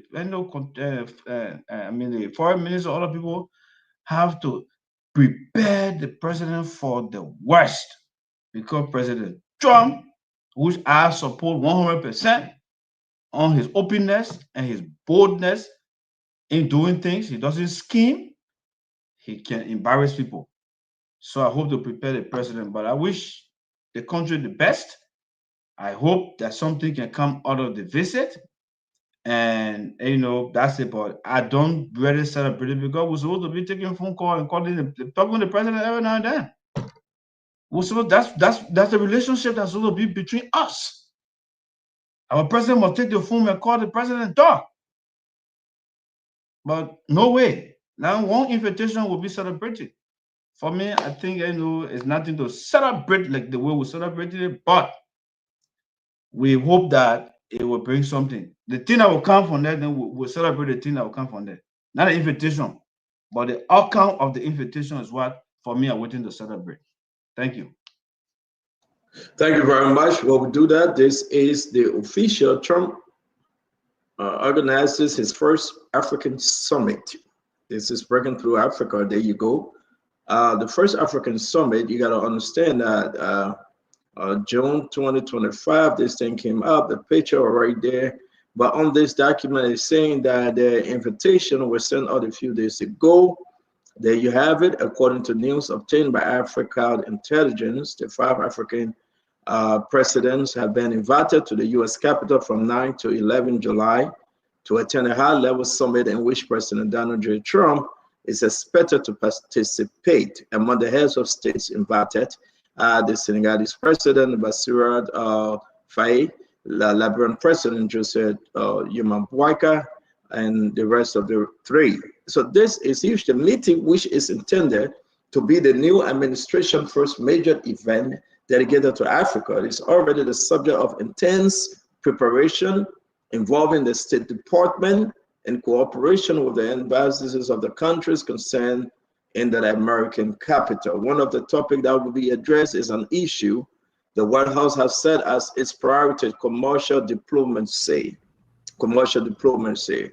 So again, let's hear you, Fubi. We'll put a picture up. We remember when the president then, the ex-president George Manawia met Joe Biden. Indeed, it was 49 head of state. Out of the 49 head of state, 6 African head of state went to the Oval Office and met Joe Biden. But this is only 5 members going to the U.S. guaranteed to meet Donald J. Trump. Fubi.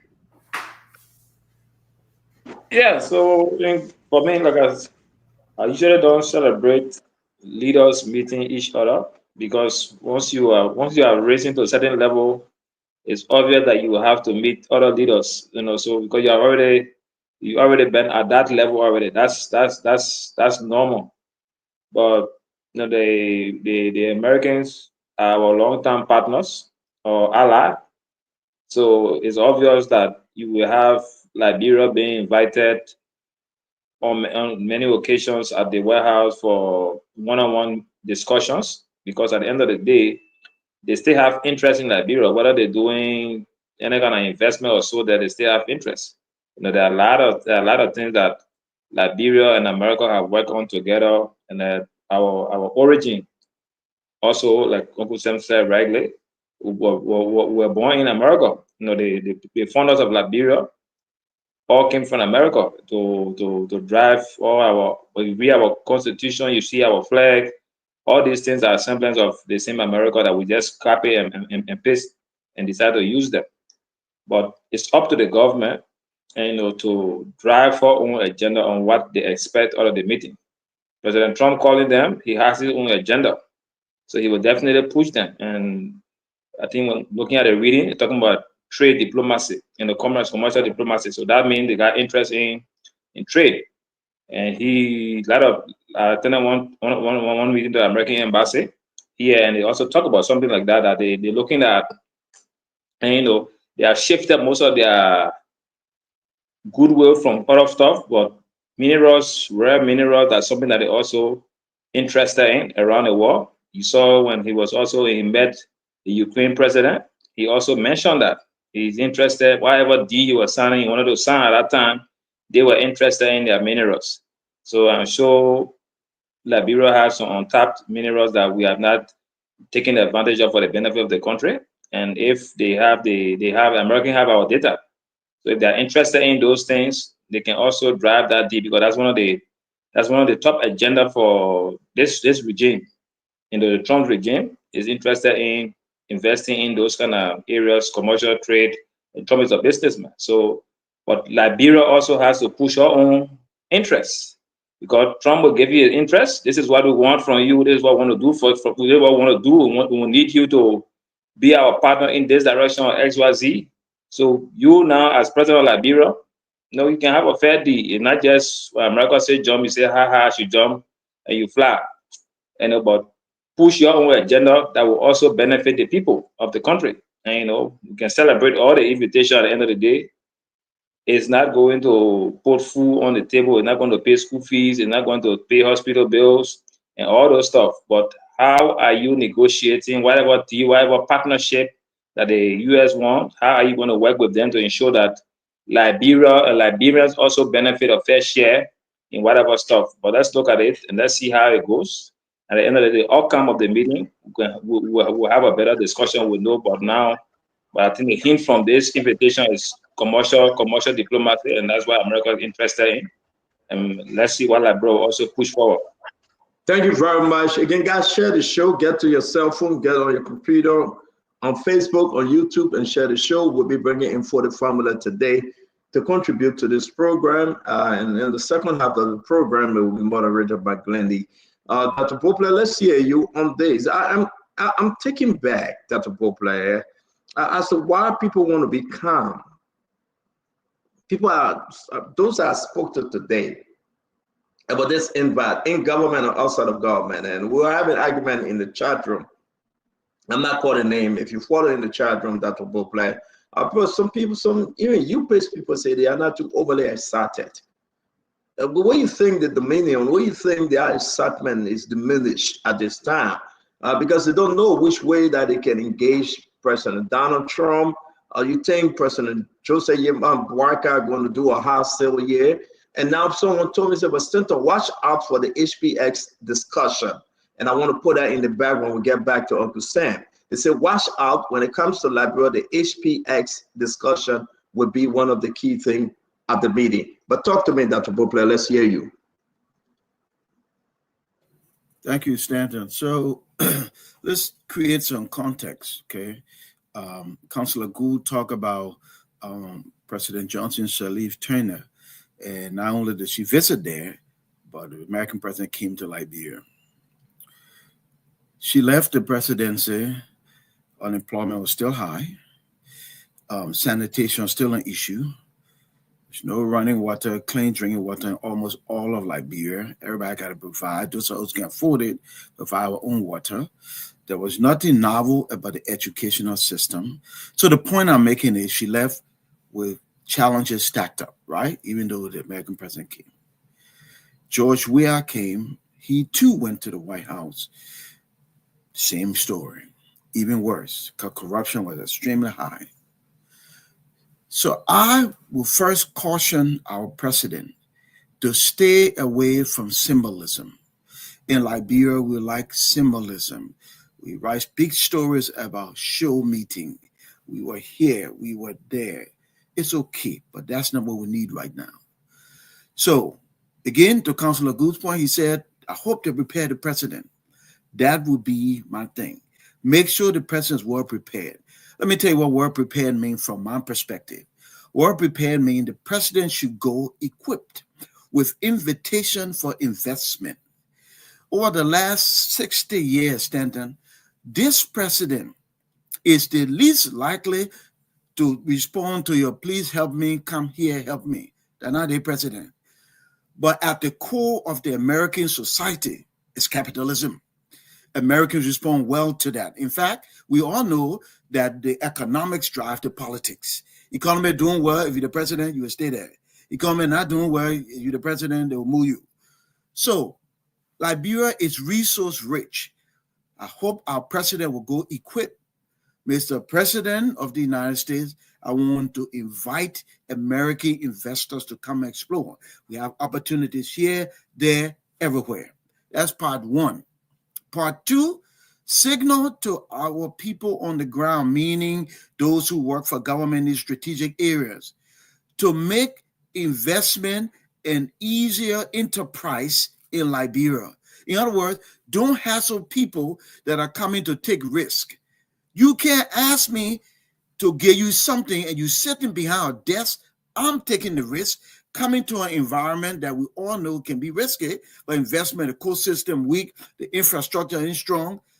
Make sure you send that clarion call back home to your folks that we're inviting investors here. We want to show ourselves to be investment friendly and let people come explore because they're taking risks, but in the process, we can create jobs and we can put our people to work and we can generate revenue and our country can work better.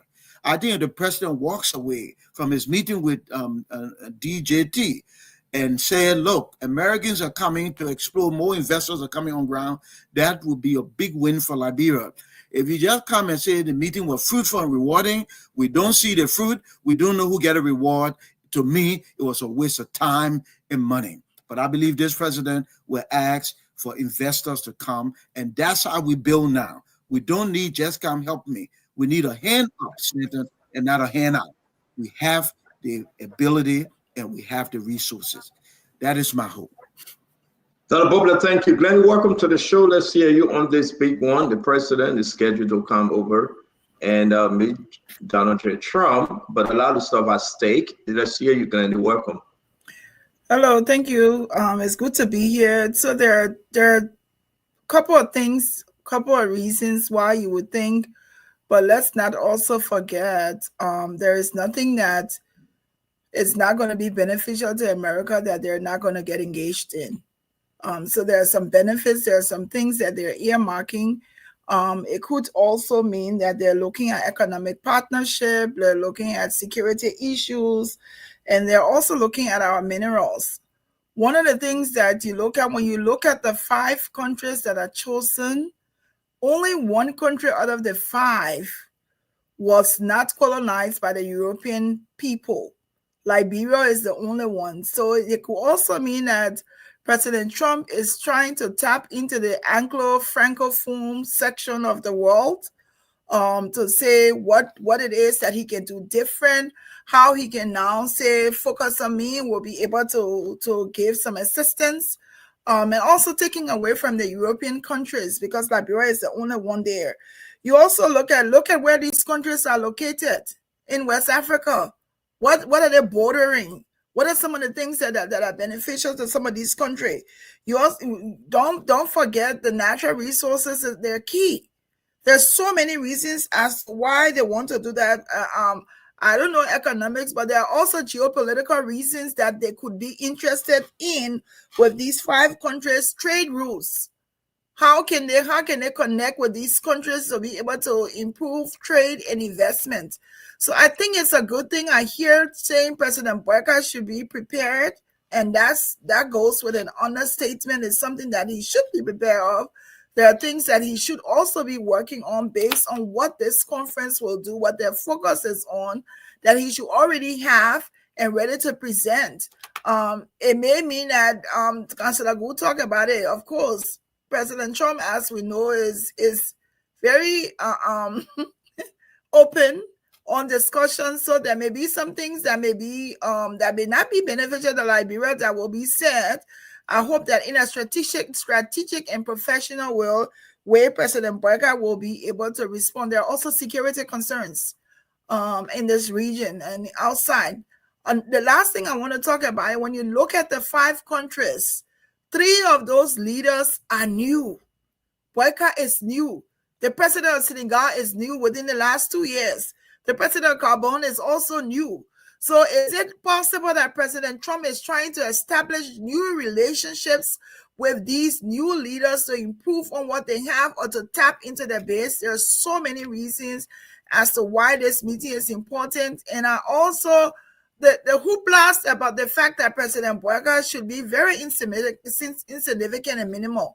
Every president of Liberia so far has gotten and maybe except Charles Taylor, but they've gotten an invitation to be able to come to the United States. So we get that he's invited, but we cannot also ignore that there are reasons why. But lastly, Stanton, last year there were 50 countries invited. This year is only 5. So there's a reason, a significant reason as to why these 5 countries, and I think it has to be with economic policies also. Thank you. Yeah, last year was 49. The last year 50. The year with George Manuel, we have 49. You're right to say 5 this year, and the 5 include President Jose Yuman Boycott. I'm just a lot of stuff coming to me. People are watching the show. They're appreciating the fact that we are talking about, but they said, don't forget the cut of UC, the effect I have on Liberia. Don't forget HPX, the war between HPX and that of Hassalamita. Don't forget now, we still got Firestone and the rubber situation in the country. HO Firestone and the rubber, how these people are patient for America own. Remember what the Secretary of State said, listen, it's all about America being first. We're going to bring in for the family representative. But when you talk about the military, the last time President Barker visited the state, he was asking the chair on arm and military. He said, listen, we need some military helicopter. We need some military support. Would this president push for those things? Will President Barker bring about USAID aid and USAID cut, the effect it have on Liberia? Will President Barker talk about the Firestone, send 19 Charlie Quintan to now what's benefit Firestone giving the people? Will President Barker talk about the fight that because they're going to engage him on HPX? Hey, my man, we talk about this thing, our people, our country, our company, people, taxpayer.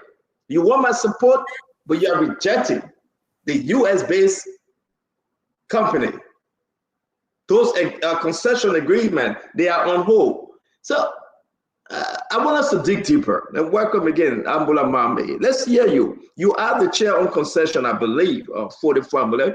So we ask you to join us for us to talk about this and talk about other issues, especially the port decentralization. Let's hear you for it. What you make about the president upcoming trip? Stanton, good evening again. Good evening to all of you on the show.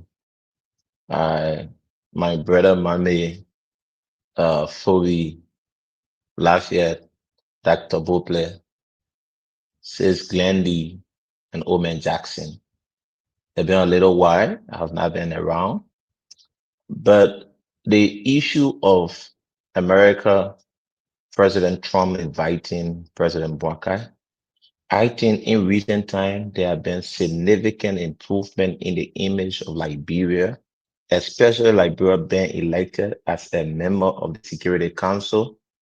We are all aware of the fragile nature of the world peace now and some of the actions America is taking as a country in the world. And they will need Liberia blessing moving forward. Liberia position on this issue means a lot to America's global image. Moreover, the manner in which our country, our president has structured his own interest in the diplomatic cycle is that he's more interested in commercial diplomacy in terms of creating opportunity for Liberian businesses and creating the environment where Liberia will be seen as a country that is investor friendly. I believe strongly Liberia should not go on that table to start begging for little of nothing. We need to go and sit on that table based on what we have and how we can trade that in a more competitive way. It's not an environment where you have a lot of resources and you start begging for 2 million, 1 million. We need to tell these people that President Trump, we have a lot of different opportunities that American company can invest in. And one of the things we need to look at, Stanton, the American embassy back home is raising this issue where they say Liberia have one of the highest overseas rate in America. It's something that the president need to bring out, Mr. Trump, President Trump. The reason is because prior to between the period 89 to 2003, most of the Liberians who went to America, they were either fleeing the war or they overstayed because of the impact of the war back home. That period has created a dark cloud in our immigration system within the American database, and we need to address that. We need to be able to discuss how the war had an impact in Liberian returning, and that for the current realities and setting a channel in which business leaders in Liberia can have the opportunity to move back and forth within the two countries to be able to encourage colleagues to come back and invest. I think the president need to be well prepared. The president need to be briefed properly. The president need to put our resources as a basis of that conversation. Because, Center, the next country right across the sea here, Ivory Coast, you have the American embassy, you have other embassies, the Russian, the other countries that you think America should not do business. The guys are there doing business with the country and improving their country. They take their country interest first. And one of those few Liberians who has always believed that Liberia interest should be the first discussed on any national issue.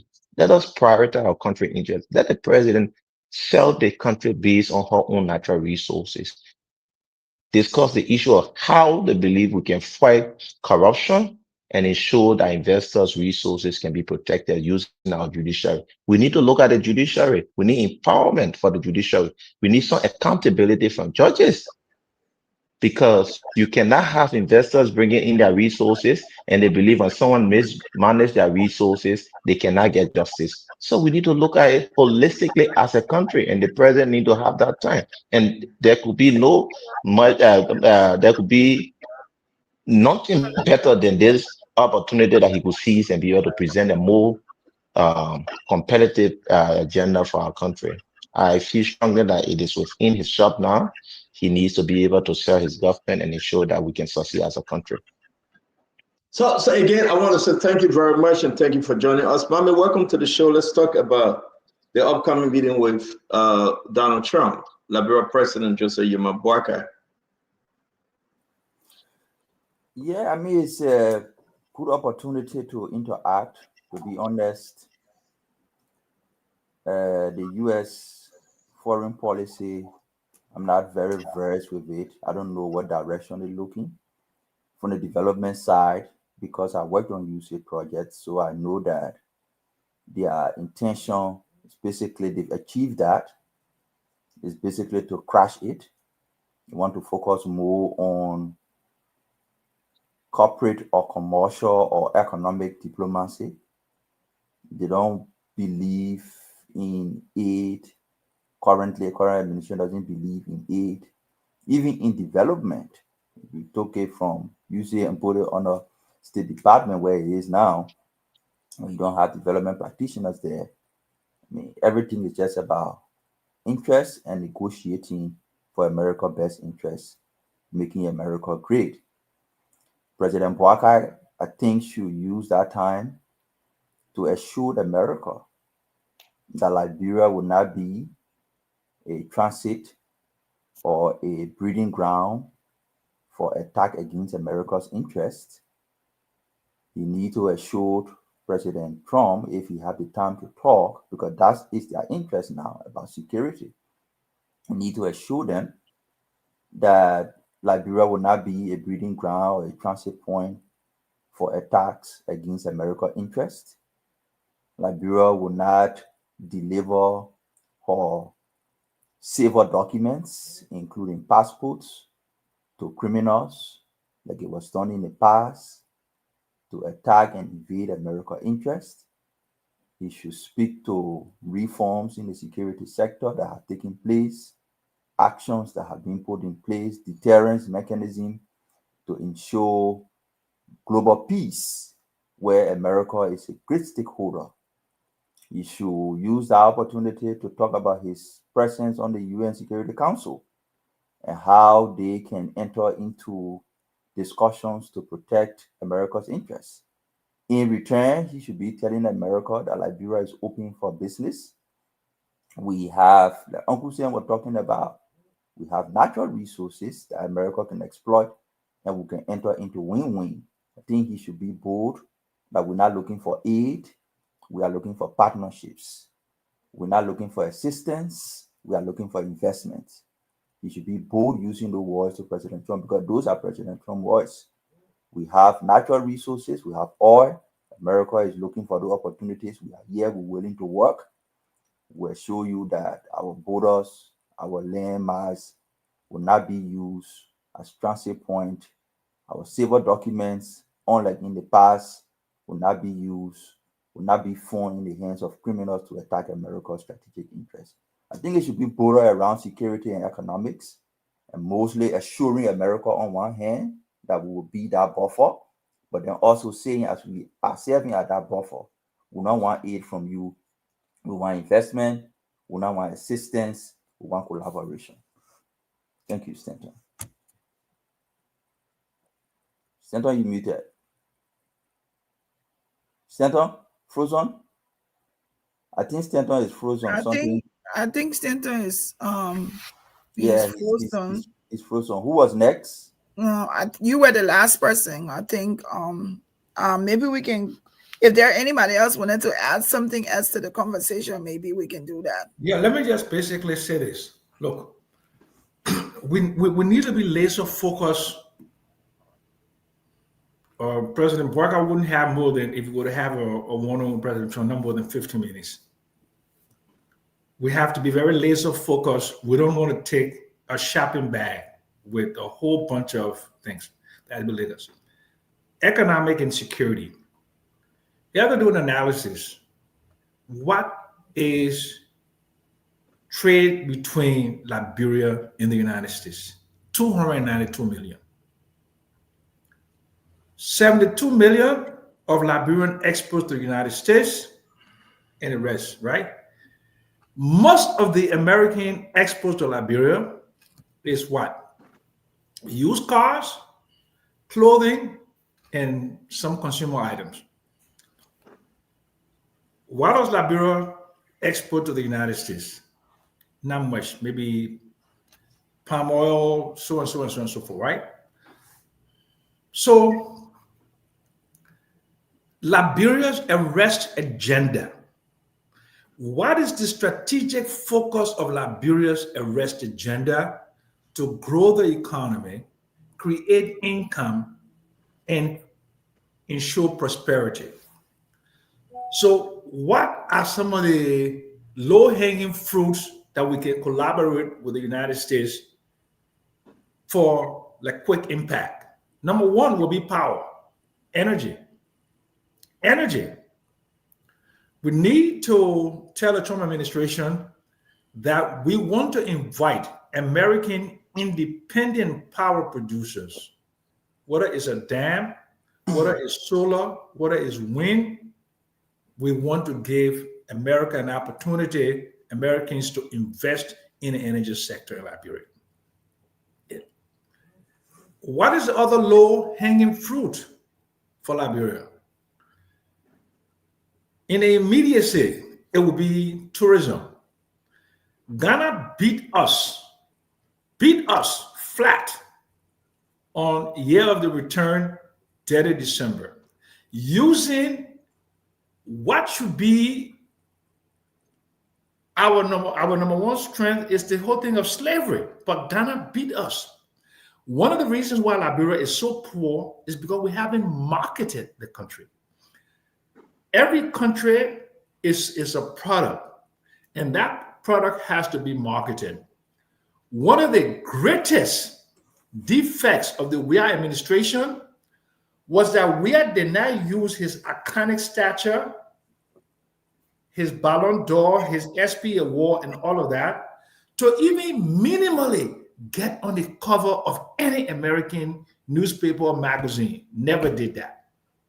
Never even tried to strengthen relationships with African Americans like the NAACP and so on and so forth, right? President Barker, be laser focused. Economic interest, you need electricity.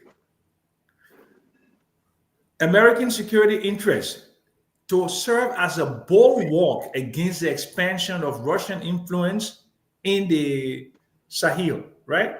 With Niger, Burkina Faso, Mali, and so forth, right?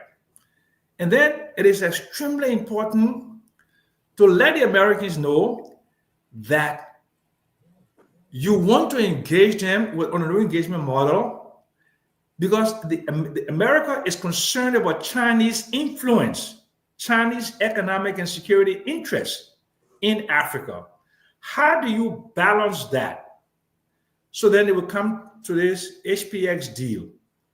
What is America's interest in terms of who controls the railroad in Malta? And that is a complex thing. So that's why you need the experts to come and sit down with a team and say,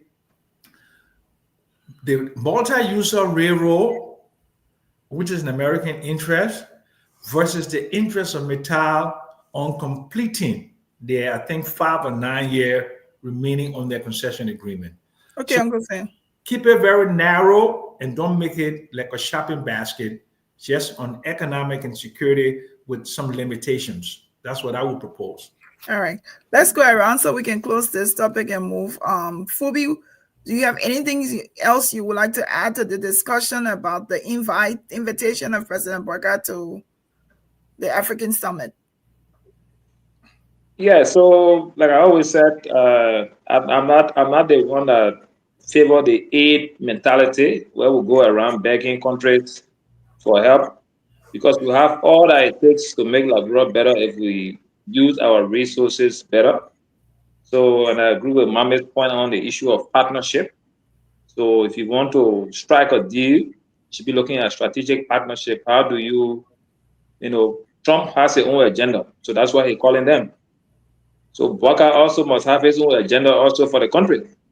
So it should be a win-win. So America will not just be, taking, and we just give and just relax. At the end of the day, the country can have nothing to boast of besides pictures of Baka in a warehouse with Trump. Because that's all we see on Facebook. After every detail, the person met this person. The president went to France, he met Macron. The president went to this place, he met Bush. The other president met Obama. The other person met Trump. All of those things are photo optics. Once you are president, you are bound to meet presidents. So you are already raising to that caliber, or a profile already raising to that level. So for me, it's no big deal meeting presidents. When you meet president, what the outcome of your meetings, how your people benefit from that meeting, how your country leverage from all of those discussions, and to see how things move in your country positively so that the people lives can improve. Because that's the only reason why people go to election, so that their life can improve. But year in, year out, we have seen after election, the voters' lives have not improved, their children's lives have not improved, but those that were elected, their lives are far, far, far, far better. The gap between them before they go in office and after they go in office, you can't measure it. But at the end of the day, the poor people stay suffering to find food to eat, pay hospital bill, go to school, get on transportation, sleep in better houses. So whatever meeting you have with different stakeholders, how your people going to benefit? What kind of partnership, what kind of deal you're going to strike so that the country has a good benefit and not just leaning one side and come back and all show pictures. But the picture will not change that, bro. Thank you. Thank you. Dr. Burbler, as you respond to this, can you also, and that can be with the other panelists, can we also look at the other countries, the 5, Liberia, with the other 4 countries? What are some of the things that they have in common? And how do they differ? Like when you look at Gabon and you look at Liberia, why is it that Liberia is in the pack of these with these 4 other countries that have not been invited in the meeting? How can we link it? What's different for them? Thank you, Glendy. So to that point, I will start with that, and I'll say what I want to say. To that point, remember, this is the president, okay, who's come to make America great again. And this is the president who says America first. But as he progresses into his leadership, he realizes that America's greatness is tied to other people's welfare. In other words, the more America withdraws from the world, the less great they are. If you ain't doing nothing for me, not affecting my everyday life, I could care less. So why are there 4 Francophone countries? Also, they are good places for investment too. They are good places for investment too. So it could be an influence building scheme, Glendy. It could be, let's talk with these are all Francophone countries. We're going to start to expand our influence in this area, but it's also opportunities for investment. This, at the core, is a businessman who is the president of the United States. So back to the point I really want to make, which I said earlier, I just want to re-echo, okay? The shopping, the list, not shopping bag, but the list should be small and narrow and focused. That's why I said in my first go around, it should be about investment. I like Mama's addition. So it's economics and then it is security. Donald Trump resonates with security. We will make sure that whatever we can do, we'll do. So nothing really adverse affects Americans' interests. But our big idea, our big presentation to this president is there are investment opportunities mutually beneficial, and we want America to come and explore. And American investors will respond at the call of the president and come to Liberia. I want to say in closing, Glenda, you know, often we talk about partnerships. So at the university, we're always looking to build partnership. The short trip I'm on, we're exploring some new partnerships with people. And you start from the ground at home and you hear people say in the initial conversation, what we can get, what it can get, what we can get. Never go into that conversation like that. Always show people that they can get something too, even though you may be getting more than them, but they got to see that this is mutually beneficial. Well, we all know investment in Liberia, investors can make a killing if they put their money in a resource-rich country like ours. But we, on the other hand, must be smarter than yesterday so that our people are better off, jobs are created, there is equity, and Liberians can be part of the management and leadership of these investment enterprises. So, you know, this is a hopeful opportunity, and I believe the president will maximize the meeting. Ben, thank you very much. And like I said, I don't know what happened. I come on the show and my internet tripping. Seriously. No. No. I saw so talk, but I went off because you took me on. Time to talk. Time to talk. Please. I'm No.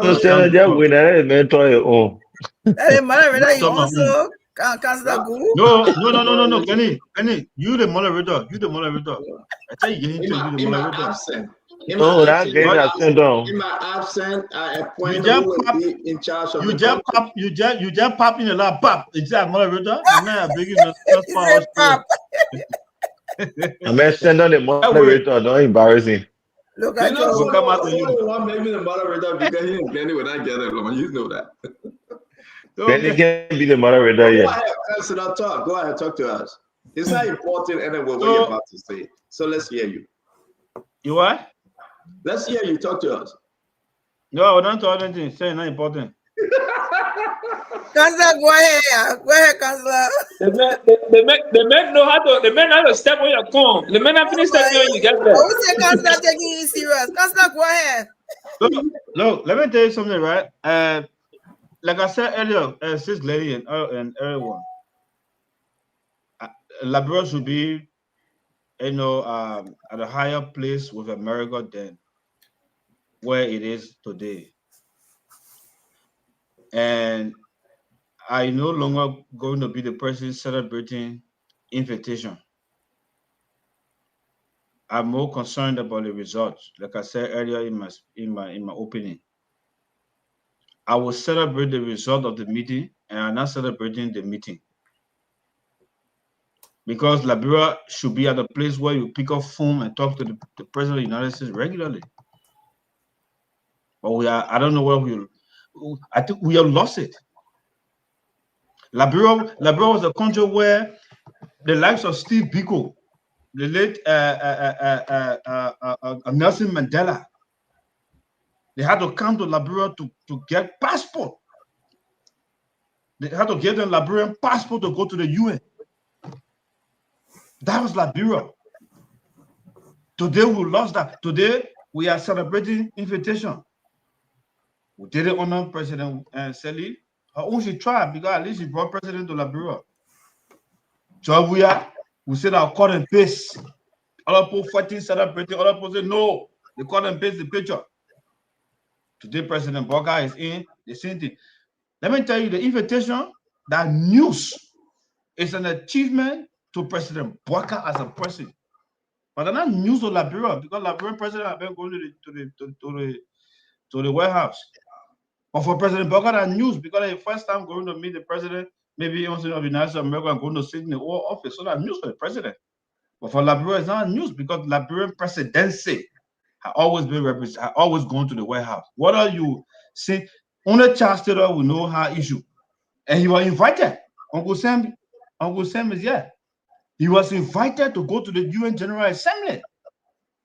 Had he not been for some of his advisors, he would have gone to that UN General Assembly and maybe he would have met the president by then. But he didn't, he didn't make use of that opportunity. Uncle Sam would know the rest of the story.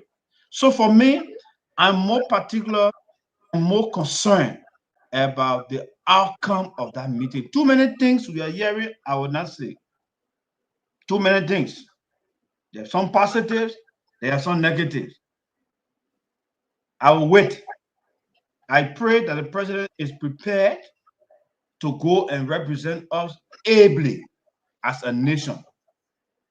I hope that whatever position that they will come up with, that it will be well presented to President Trump, who is a very unpredictable president.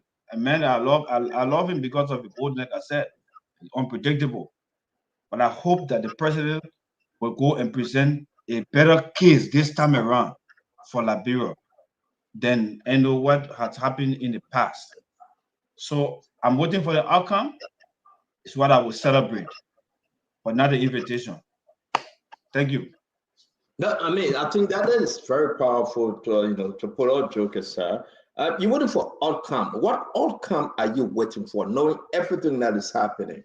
Our relationship with America is dang. The issue about HPX been on the table forever. The president have not made up his mind whether to get HPX involved, and HPX is an American company now. Uncle Sam, you know that. Mama, you know that. We've been going back and forth. Well, the thing about HPX and Salabita, one group is saying go with Salabita. They've been with us for over going to 25 years. Another group said try the American company, HPX. Now, with the exception of HPX, can anybody tell me what else we have in Liberia you call American company? Don't name Firestone though. Let's stick with the most recent. Is there any other thing we have heard, any other name we have heard that is American bound? Can somebody just tell me? We know HPS coming from America. Is there anything out there? Stanton, just look at the trade between the two countries. And the trade between the two countries which tell you what the economic interest is, the direction of our trade now. Our largest trading partner is Switzerland because of gold exports of $900 million. No, that's why I'm asking the question. There is limited American investment in Liberia. Some of the American investment in Liberia, I built like Liberian Americans who build in their homes. No, we're talking about on a larger scale. But there's American company. No. On that is there any? On a multi-million scale, is there any? All right, so no, there are no big companies like Firestone, but I don't want us to think that the most significant investment or big companies. That's historically have been our way of thinking, and it's flawed. Strong economies. What make it flawed, Uncle Sam? It's what flawed. Can you point to that American company have hired over 10,000, 5,000 individuals? No, there are no companies other than Firestone at this point. So you're right. The point I want to make is we need a shift now. And I think Uncle Sam mentioned something about Liberians investing in American Liberians or whatever, Liberian American investing in Liberia. The point I want to make is this, that strong economies are built on the back of small businesses. So if you really want to mine the data, even though we have good enough data, the remittances, the investments, the stuff that Liberians who own. Are they recognized here in America Since these Liberians are taxpayers in America, do you think the American government recognizes them? Yeah. Does the American government recognize as investment in Liberia? Yes. Probably not. And maybe that's exactly. Yeah, probably not. And maybe that's an opportunity to explore. So we have data readily available. But that said, that does not dismiss the fact that there is that kind of investment on a smaller scale that help empower small businesses so that Liberians can have a means. Thank you, Dr. Poplar. Let me bring in Mame Asido. Welcome to the show. We'll set you for last, Honorable 40, after Mame Asido. Mame, I was missing something. People don't want to look at this as a significant meeting. I do look at it like that. The president that represents Liberia either makes the point, right? We saw Madam Sadiq, she came here, she met George Bush. She went back, she said, my man, come to my country. The president went there. We saw President Bakube. He came here, he met Joe Biden. He went back, what photo? Sanction. What? This is serious. There was nothing. I mean, they put them on sanction because of what? The very soon HPX, abuse of $30 million. Let's say like we see it. Let's say like America tried to invest in NSA. America tried to invest in other places, build a building, security building here and there. But they look and say, man, this government was a kleptocratic form of government. And they put the people on sanction. For this government, Joe Biden government now, what is in it? What would be that message? America refused to give Joe Biden the compound money. Cut usage. It's hard on this country. Very hard on Liberia. What say you now? There's no other bigger investment coming as of yet, but only HPX. The president refused to sign HPX. The president still negotiating with HPX. Do you look at that to be a problem? Well, I mean, what would be this message to Donald Trump? Mame. The meeting for me, like I said from the beginning, I don't expect anything really big from the meeting. I expect conversations. The reason is most of the time when these leaders want to have one-on-one discussion with you, when they invite you for a one-on-one discussion, that's where you have the time to lay out different things. When they invite you for an event like this to go and talk, it's basically for President Trump to be laying out what his plans are and telling you how you could basically fit into that. And if, as a matter of chance or as a matter of protocol, the president will have 10-15 minutes to talk with him one-on-one, then that's what I'm saying. Since his interest is about security, at least from what we know, just from reading, open source information, then assure him of what your country is doing to protect world peace, of which America is a major stakeholder. What are the things you are doing? How are you protecting security? How are you preventing your civil document passports from being given to criminals that will be used to enter America and into other countries that are allied to America? What are you doing with that? What reform have you put in place to ensure America's security interest? And then you can pivot.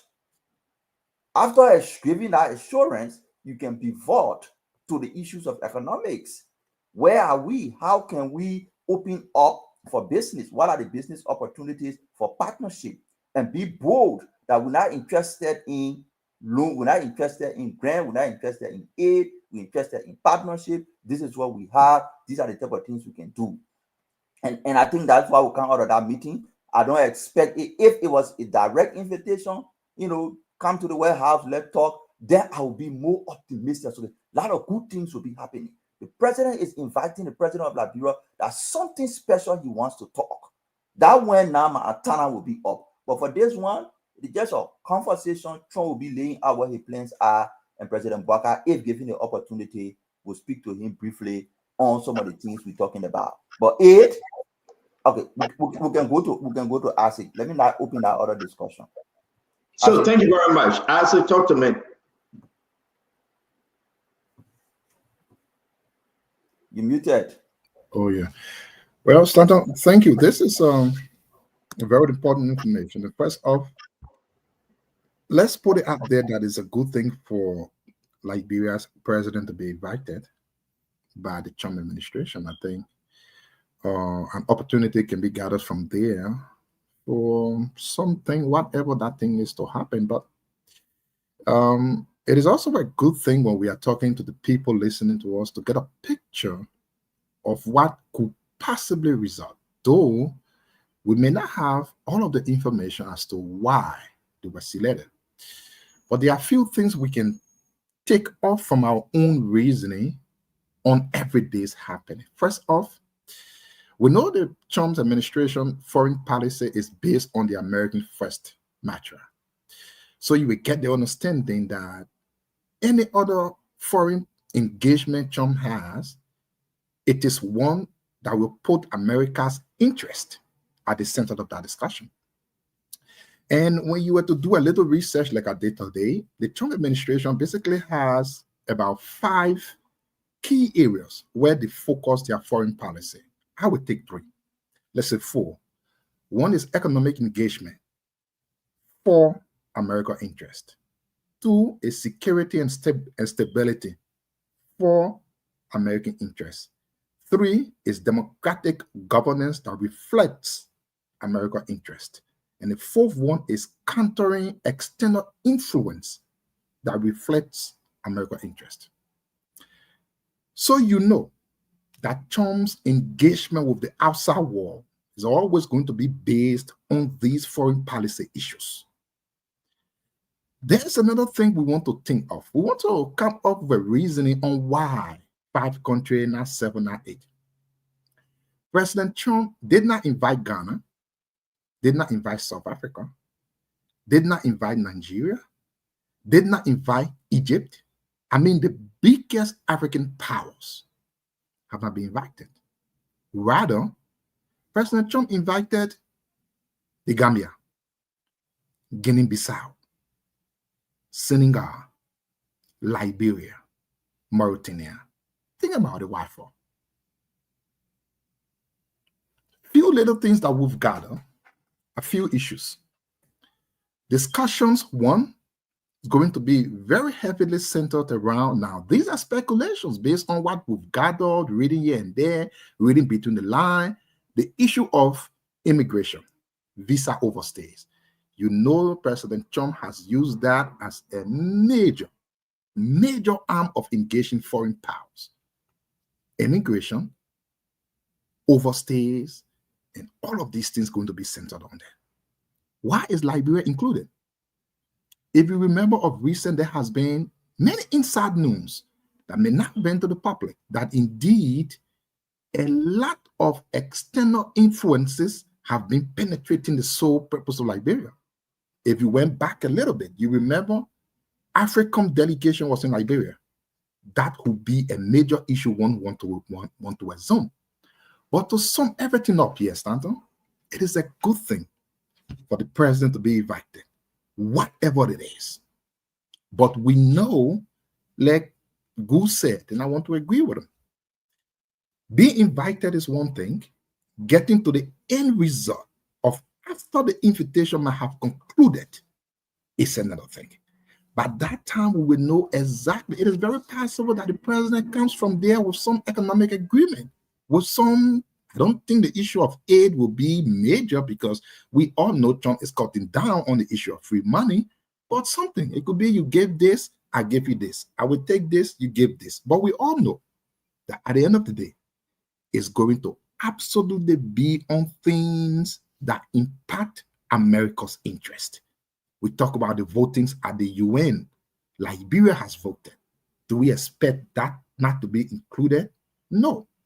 And then the final point for me, Mame said it right. This is not an official state one-on-one visit. It is the regular summit that have been happening over the time. You can invite 50 people, you can invite 3 people, but the invitation is based on the current administration's specific interests as at that time of the summit. Based on those interests or that interest, that's how they select who aligns with that interest for them to actually come to attend the meeting. President Sirleaf came. That was the same summit for other presidents. President where I came, it was the same summit for other presidents. President Baka is coming, it is the same summit for another president. No different, but we wait to see the impact, the end result, and hopefully something good will come from there. Just hopefully. Well, thank you very much. Well, let's anyway, says Glenny. Glenny, talk to us, finalize on this thing. I think we spent a lot of time on it. Oh, I'm sorry, we'll come to you. You will be Glenny. Hold on 1 minute. Let's go to 40. I miss 40. 40, talk to us on your closing on this. Stanton, when I opened, I said to you, we need to go before Trump, not only begging for aid. It is time for us to trade what we have. We are currently preparing to serve on the Security Council. And America will need Liberia in a lot of different ways. Moreover, if you look at the countries in question,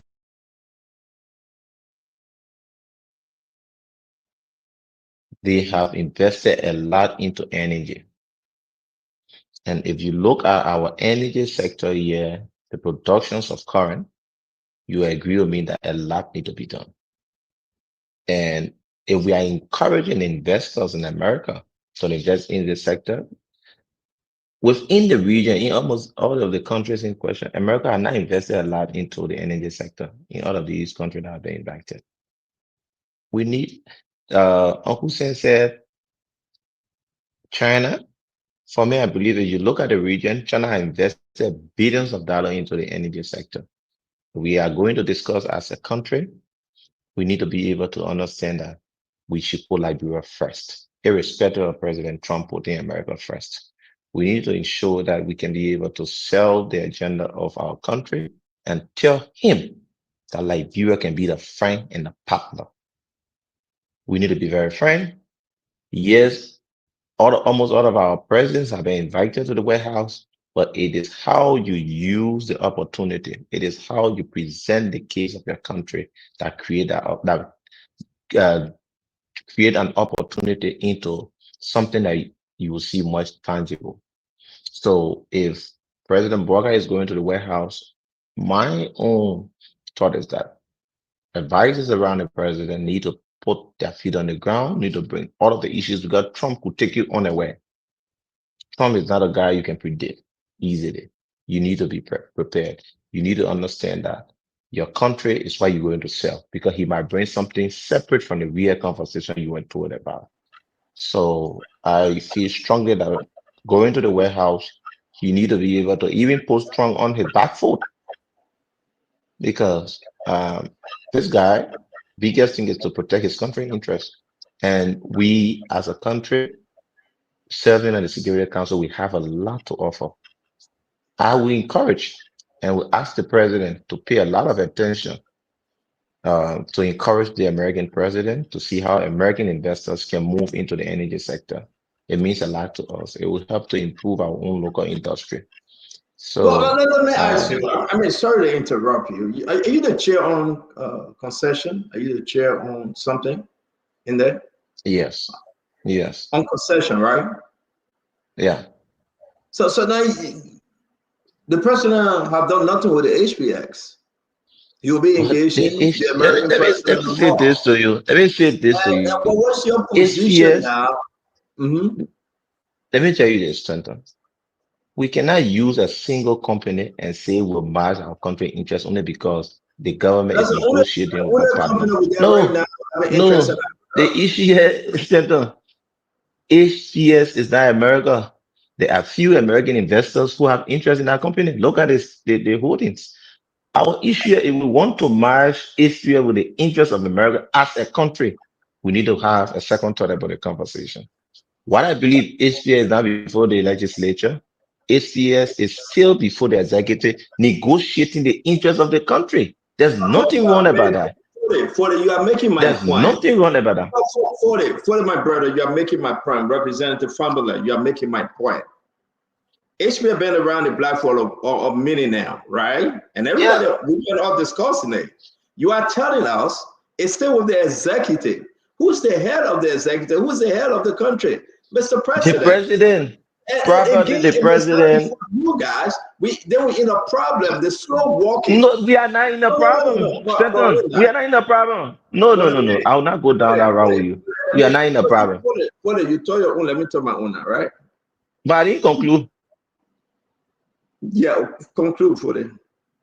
Okay, so HPS not been before the legislature or the executive have not concluded with the conversation, does not mean that we are in a problem.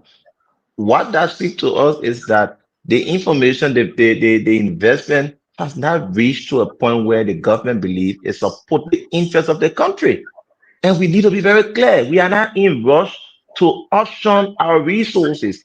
One of the things that happened in this country is something, and I can say for free from where I sit, is because prior to at the end of the war, Liberia was suffering from image problem. We came from the war, we came from a situation where we started killing each other. The world saw us as people who could not manage themselves. When President Salif came to power, the concessions that were passed, a lot of opportunities were given to investors that cannot be given to them now under the current dispensation. It is not possible. So negotiation will take years for us to get them to the legislature. It's not just easy. It's not as compared to 2006 when Aston Martin was giving a deal that they could contract anyone.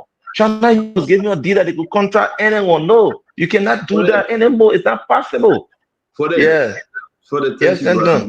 Thank you very much. I disagree with you, but we got to move on. It is your right, brother. Okay, wait now. Are you finished? Wait now for that. No, I stay here, brother.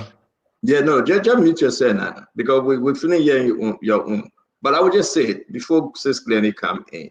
The issue is that I'm not blaming you. I'm talking about the slow walking towards this project. The country is on a very high speed right now, and everybody can attest to it. If we cannot solve or resolve the issue within the HPX agreement and concession, it would take 2-3 years. When will we get to that fruition level for us to say, yes, we got something? We'll wait for the next term of President Barker. What will be President Barker's message to President Trump? We don't have no other American company in the country. HPX is knocking on our door for George Manawia time. They ate his first $30 million. They put the people on sanction. The people slow walking because of the treatment y'all gave them. Y'all brought them, y'all ate the $30 million. So now they have to slow walk. Now they got to rethink. And because of that, the country is going back because of that. There will be no concession. It's not even before you guys. There is no board set up yet to investigate HPX. It's all the back and forth between HPX and Asala Mita, who will go it, who will take the right way, who will drive the truck, that nonsense is happening. But again, we're just saying, we want to see, I will agree with my brother, Councilor Good, not the invite. Because the president tomorrow, Glennie, will be at the White House. If after 2029 we get a new president, that new president will be invited. It's historical. So nobody must celebrate the invite. And I like what one UP told me. He said, I'm not celebrating that. I want to see the outcome. Maybe he spoke to Councilor Good. But again, that's what is happening. When these people come knocking on our door, we take forever. We take forever to bring them in and tell them the straight story. When he closes on this thing, we got to go. And we'll wait and see what will be the outcome of President Barker and President Trump engagement. Glennie? I think I've heard everybody, and I just want to conclude by saying, let's not kid ourselves. We have to also think about first, what do we have to offer to America? Got to think about that. I think the emphasis here from President Barker should be, what is our long-standing relationship? If we have a very close relationship, what are those things that we have in common? How can we now be explicit with this relationship that we've had for many years? That's the emphasis. Is that, yes, you consider that I'm one of your oldest friends. What are some things that we can work on together? How can you show it to me, and how can I prove it to you that I appreciate you and you appreciate me? I think that is the emphasis we should go on. But Liberia is a non-voting UN member. How is Liberia even making significant gains with something that concerns UN at this time? Yes, it gives us the publicity. It puts us out there. But what can we say? So I think when we have the idea that President Boyka, and then another thing is President Boyka's government asking President Trump for a special meeting, because it will not be the 5 minutes meeting that all of these things that we're saying is going to be said. We have to be strategic. So it's almost like prior to the meeting, there's probably going to be a proposal sent asking to meet with President Trump one-on-one because of this relationship we have, so that you can go into further discussion. But you won't say when you have the 5 countries there, we don't even know what is going to happen at the meeting. We don't know that. But we want to also to rest assured that President Boyka is prepared and he has his fingers on some key things that he's going to be able to expand on, even if it's 1 minute that he's going to say, so that it can make some impact. But we need the help. We don't have it all.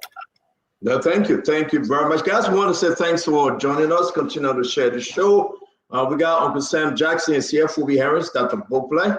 Councillor Good is here, the honorable man for the family. As always, it's good to have you back for it.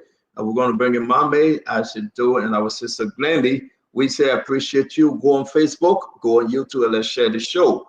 There's nothing else to say about the meeting. We'll wait and see. It's just in passing now. The president from the 9th to the 11th will be in the United States meeting. His Excellency, the honorable president of the United States, Donald J. Trump. Honorable Joseph Yamabwaka, president of the Republic of Liberia, will make his case, even if that 1 second, he will make a 1 second case for the people of Liberia. We'll wait for the outcome. The outcome during George Manaway's time was very, very terrible. It was a good time when people were celebrating, like, yay, Joe, we have met Joe Biden, hey, we're going to come back. And we start hearing the song, hey, Amutukeo, hey, Amutukeo. We were playing all that song, we're singing all that song. Then in the minute of second, boom, that was sanction. In no time, they brought sanction. I'm not saying it. It's out there. You remember? I will say, Masini, you want to say something before we go? You want to close up on this real quick? Because we got to go. Let's just be very frank about this, right? You have to look at the quantum of American investment in Liberia. The quantum means that the total. I agree with Dr. Brooklyn. Small businesses. Now, who built China? The Chinese diaspora. Who built Singapore? The Chinese diaspora. The Liberian diaspora is in the position to build Liberia. Who built Germany? Yeah? German Americans. Liberian Americans have the opportunity, but there is no framework to attract Liberian American investments into Liberia. You're right. There will be no more LAMCO. There will be no more LMC. But there can be small tech companies.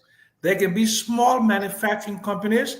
There can be some hospitality, hotels and restaurants and things that can be put on the Atlantic in a systemic way where Liberians can invest.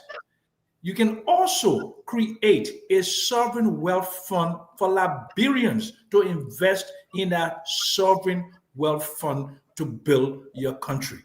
That's what needs to happen. We need to be able to attract Liberian diaspora investment. That's what I built in Ghana. My friend, Kofi Anku, I mentioned housing in Ghana. Go look at it. 400, 500. There is not one Liberian subdivision with 20, 30, 40 houses. In Ghana, they got 300, 400, 500 houses. Where's that money coming from? It's coming from the United States. This dirty December and this year of the return is bringing in billions and billions of dollars to the Ghanaian economy. We just have to market ourselves. That's my point I wanted to make. Stanton. Yes, sir, real quick. Yes, Stanton. Real quick. Share a second. Hold on, Representative. Hold on. I want to footnote what Uncle Sam said, because Uncle Sam made a big point and it need to be pronounced. Okay. I said earlier in the show that I hope that the president is going in with an invitation on investment and we should stay away from symbolism. Okay, we have an Office of Diaspora Affairs in Liberia. Okay, I inquired about the work of that office during George Weah time because I wasn't hearing and feeling the effect as a diaspora Liberian who were very engaged in small business investment in Liberia. We still have that office now with Joe Burkhardt. Here's the point I want to make, to Uncle Sam's point. If the government, for example, again, let's stay away from symbolism. We have a program, we get a photo up, but that's not translating into job creation. But if the government were to say, we want Liberians to invest in the energy sector, okay, we would secure XYZ spaces. Because that's what normally happens. Liberians get boxed out by non-Liberians often, okay, for these business opportunities. We invest our money in America anyway, so we're used to it. We put our money in the market. We buy stocks and bonds. So if you say Liberians who want to invest here, we have the financial ability, Liberians in the diaspora, to pump in millions of dollars in a particular sector. And we just buy shares. And it can be Liberian-owned, Liberian invested. Then we got the expertise. But the government has to be intentional and give people the confidence, right? So we can go into those areas. Somebody was talking about the energy sector. That's major. We still ain't got light across the country. So all I want to say, there's still an opportunity because Uncle Sam is right. Diasporan citizens build a country. The Germans were all over the place. The Jewish people are pumping the money. Thank you, Dr. Bobler. Let's move. Dr. Bobler, thank you very much. We'll get you only 30 seconds, Honorable Fambula, please. So, Senator, one of the things Mr. Jackson said was that the issue of trade. But what I would recommend to the president, a few months ago when I was in Morocco, there's a guy who owned one of the biggest manufacturing companies who wanted to relocate based on our relationship. The president needs to encourage or talk to the American president that they can sign a trade agreement and bring a lot of different commodity into that bracket. That will motivate investors to come in for Liberians to have opportunity to jobs and trade with America. So one of the things we need to start thinking about, how can we set up a nice, a very good trade policy that works better for Liberia and American interests? We need to talk about that. And it's something very important. Thank you very much, Brother Fode. And let's go ahead. The court on you said HPX, the compact, we have not seen it. We still having electricity problem, the military, the Firestone, war crime court, and all many things that the president can present to Donald J. Trump. Again, we just want to say, some people are saying, well, Liberia is the 51st state. Canada said, no, we will be the 51st state. Whatever our situation is with America, even give us 30 seconds before Donald J. Trump, the president should seize the moment and make his plea for the country. Unlike other presidents, some was good, some was bad. Like I was saying before, while we close on this topic, we remember during the days of George Weah, that was a good meeting. My brother, Councilor Gould, spoke about this. He met Joe Biden, grandfather Joe Biden, father Joe Biden. It was good. It was exciting. It was wonderful. Yes, indeed, people thought it was a Photoshop or AI program, but this was real. What came out of it? I mean, this meeting was so unique. Senator was singing.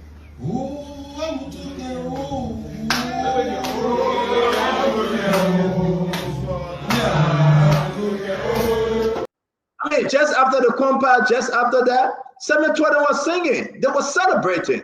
Listen to it if you miss it then. No, seriously. They were celebrating. Everybody was happy. I was happy.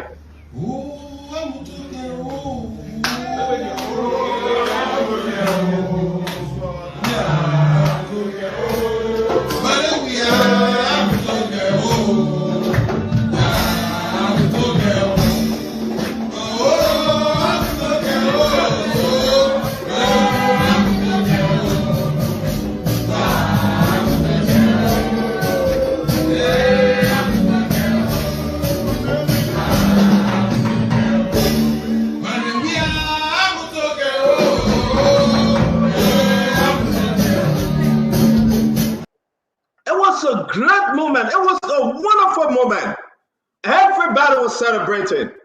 The finance minister was celebrating. Jamaica resort was on fire. We won the compact.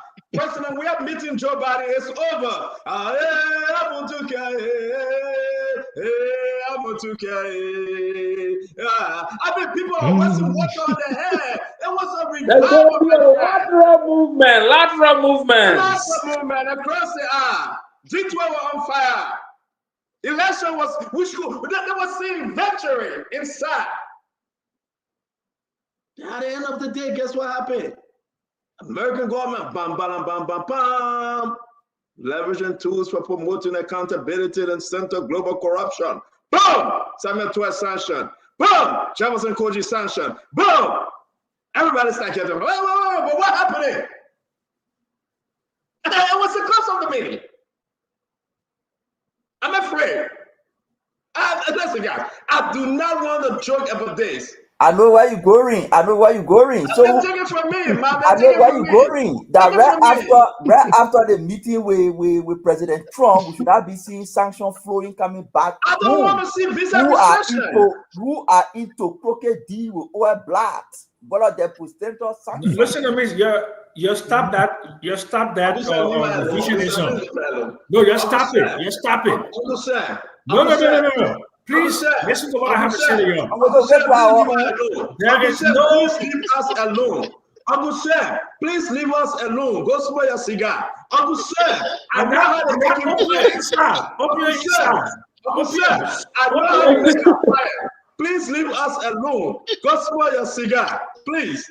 Yeah, man. Come on. There is no correlation between Biden meeting and the police action.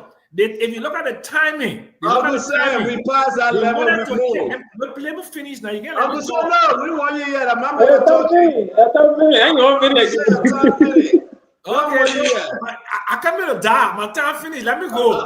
We don't want you yet, please. We don't want you. I'm begging you. Go smoke your cigar. We know what you're getting. We know what you're getting that cigar. Uncle Sam, don't let us talk, please.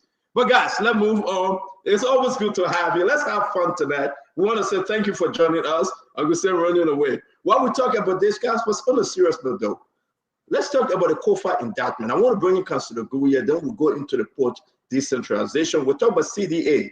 As I don't get some information on CDA that we need to touch concerning the agriculture ministry. It's very big and we want to go there. But Councilor, bring us up to speed about the indictment from today concerning former Speaker J. Fonati Kofa and the other lawmakers and other indictees. Councilor Good.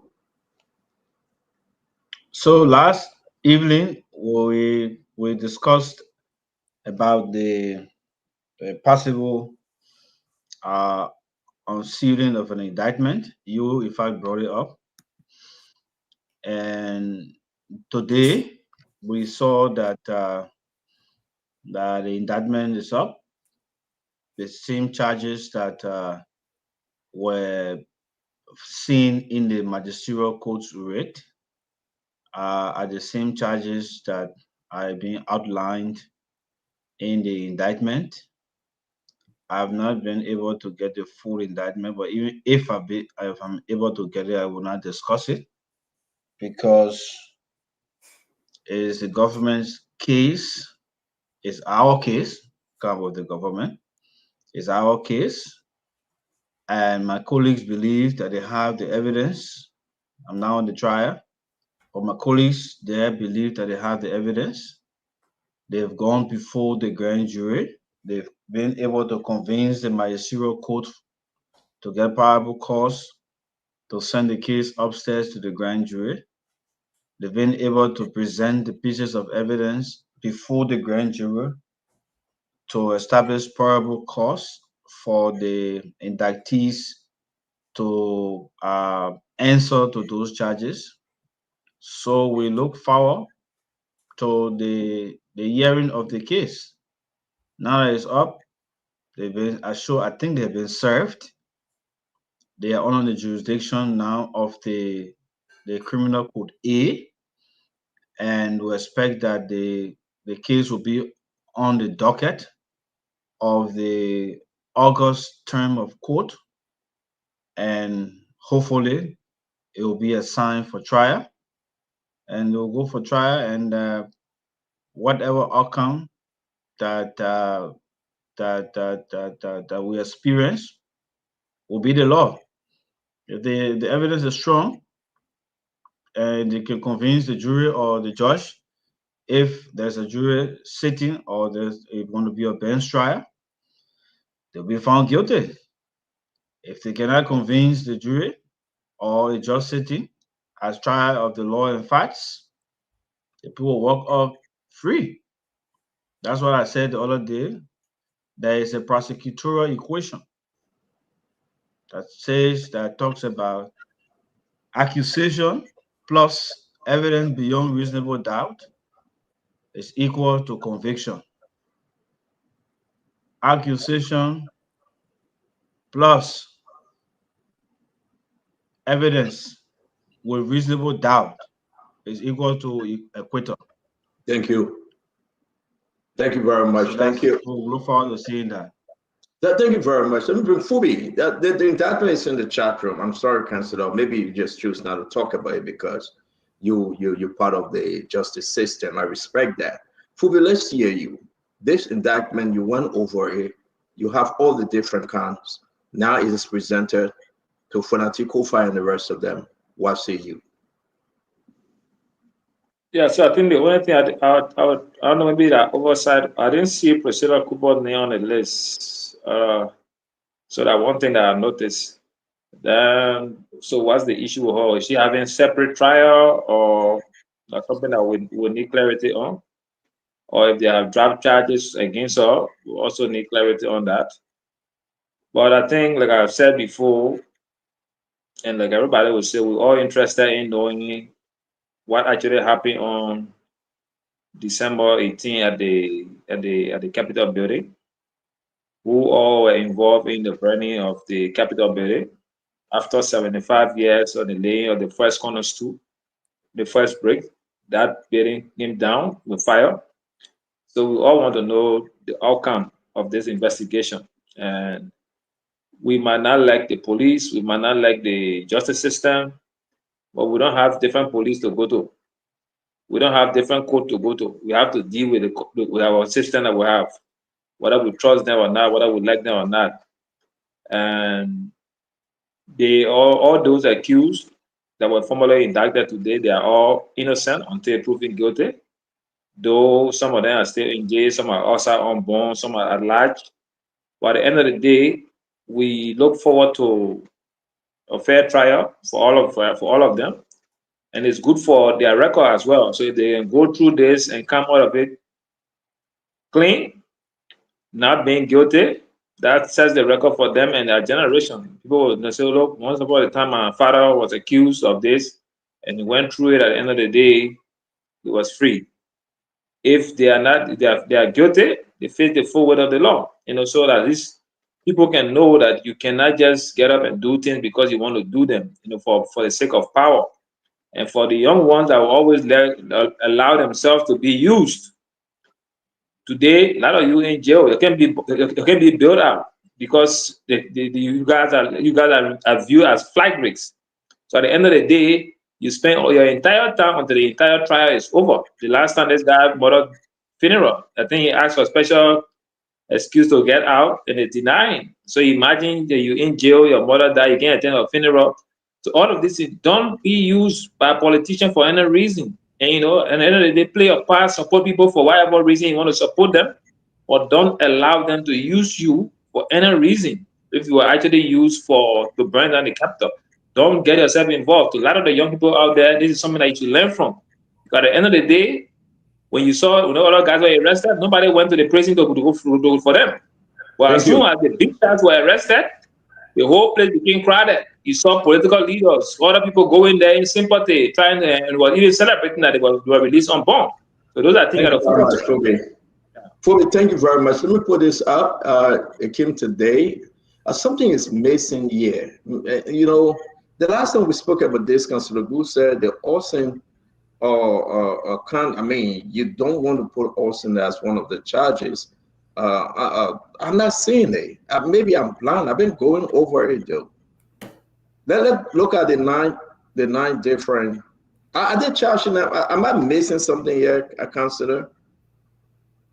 They got criminal attempt to commit murder, criminal mischief, criminal conspiracy, criminal facilitation, criminal solicitation, release of destructive forces. I think that's it. Reckless burning or exploding. Is that the option? I mean, is that how the term is considered? And recklessness, endangering another person. It's something about these different charges that you have problem with. But it's in the chat room. Go over it when we get to it. Maybe you will help us to understand. And the way is there. Arson is there. Arson is there. Okay, that's number 8. Arson should be number 1. Arson. Okay, maybe it's something is on top here. I'm not seeing it. Yeah. Maybe right. Maybe something black in there. Yeah. Okay. Arson is the main. Arson is the main charge, so it will always be number 1. Okay, so thank you, because the guys are saying to me to postpone it, maybe they block it. Thank you very much. Awesome. Yeah. So Uncle Sam, let's come to you. I thank you, Councilor, for pointing the number 1. I couldn't see it. Uncle Sam, my issue here is that finally we have something. But if you compare it and you want to put name to the crime and to the indictment, you cannot find, they are not putting people name directly. Compare this to the asset recovery. Asset recovery, they get Augustine Cuddy, and they tell you exactly why they charge him on. Unlike this one, it's not. Why, Uncle Sam? Because these are clearly bogus charges. You got about how many people have been indicted so far, Councilor Gould? About 20? 20 people? And counting. Yeah, so my water. I'm not talking to the educated people that in the audience. How many people can go buy gasoline, put in the can, take it to the building, and let it put it on fire? Where did these people meet? The 20 people. What venue did they meet? So if 20 people want to burn things, that on the phone they will be talking there, whether they say kind of go burn it, but then they will meet. And somebody will get in the money, say I go buy gasoline, and they will go buy the gasoline either from a gas station or from someone that live gas seller on the street, right? And then when they bring the gas in the tank and take it to the place to burn the place, and their fingerprint will be on the thing. Their fingerprint. The police in Liberia, I'm sure, has a way. Lifting fingerprint are the easiest thing in the world. When they say lift fingerprint, when you bring something, when you hold it, your fingerprint on it, right?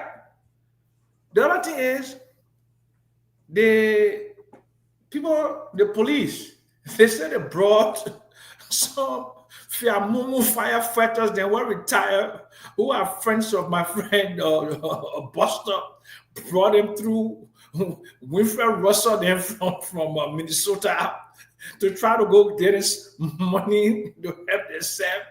They come, they call themselves firefighters, but they say, but there were accelerants used.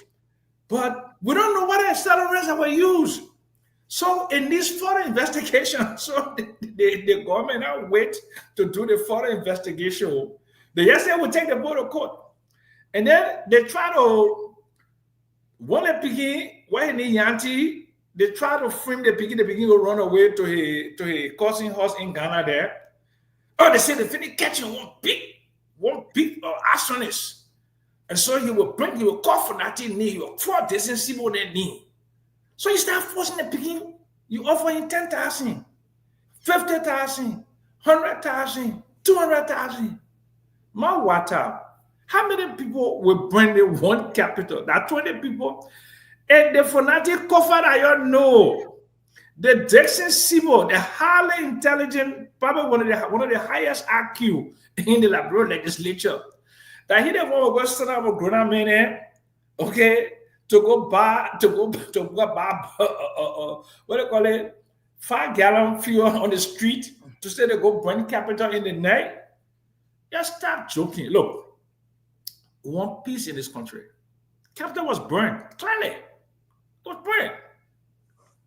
But the government should be investigating, not indicting, because they don't have the evidence.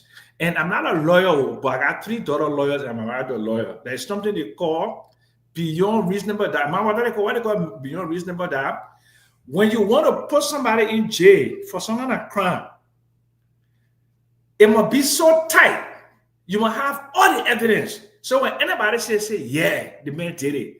But if people can say, they tell you what the people talking, and I bet you now, the thing what I finish telling you, my water there, my mirror there, your sister, people could go point the capital here. So, man. Thank you, Augustin. Dr. Bubler, let's hear you. Talk to us on this new indictment. I really don't have a lot to say because at this point, it is process. So it's law and fact. Law governs, create the space. Fact, the evidence you bring. So right now, we can talk all we want about what we have, what we don't have. The truth is, when the trial, it goes to full trial, that's when you would know what kind of evidence is there or what kind of evidence is not there. And then we can say more at that time. Right now, we don't know. And usually, when you're going to a case, you don't expose your whole hand. You got to put some things on the table to get it to trial.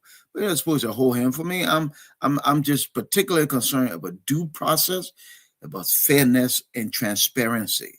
And I think if we can do those things, then the law would do what the law does, and the courts would do what the court does. And then, the best outcome will be there per the case and the law. I just want to footnote this, and the counselor knows this better than all of us. It's one thing to do discovery investigation. It's another thing to make a convincing presentation. If it's a jury trial, you make your presentation.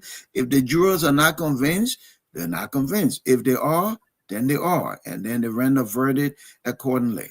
So we got a long way, and I think we have plenty to talk about when the trial really kicks into gear and evidences begin to be revealed to us. And then we can say more, at least from an informed perspective. Okay, Dr. Bobler, thank you very much. That's unique. Lenny, you went off, so let's hear you and go to the rest of the guys. I don't have anything significant or anything else to add to this discussion. I hope the government have the evidence for the case. I mean, we've talked about this case over and over. We just hope that once it goes to trial, glad to hear that it's going to trial in August. That's pretty soon, but hopefully the government have the evidence. That's all. Sis Glendy, thank you very much. We're going to go to Councilor. You spoke. Let me bring in Acid. Acid, what do you make of this new indictment today? Officially, they have been indicted now. They accepted the bond. They are out on bail. Talk to us. What next, Acid? Stanton, we can use the paper itself and put sense to it. But let's first be clear.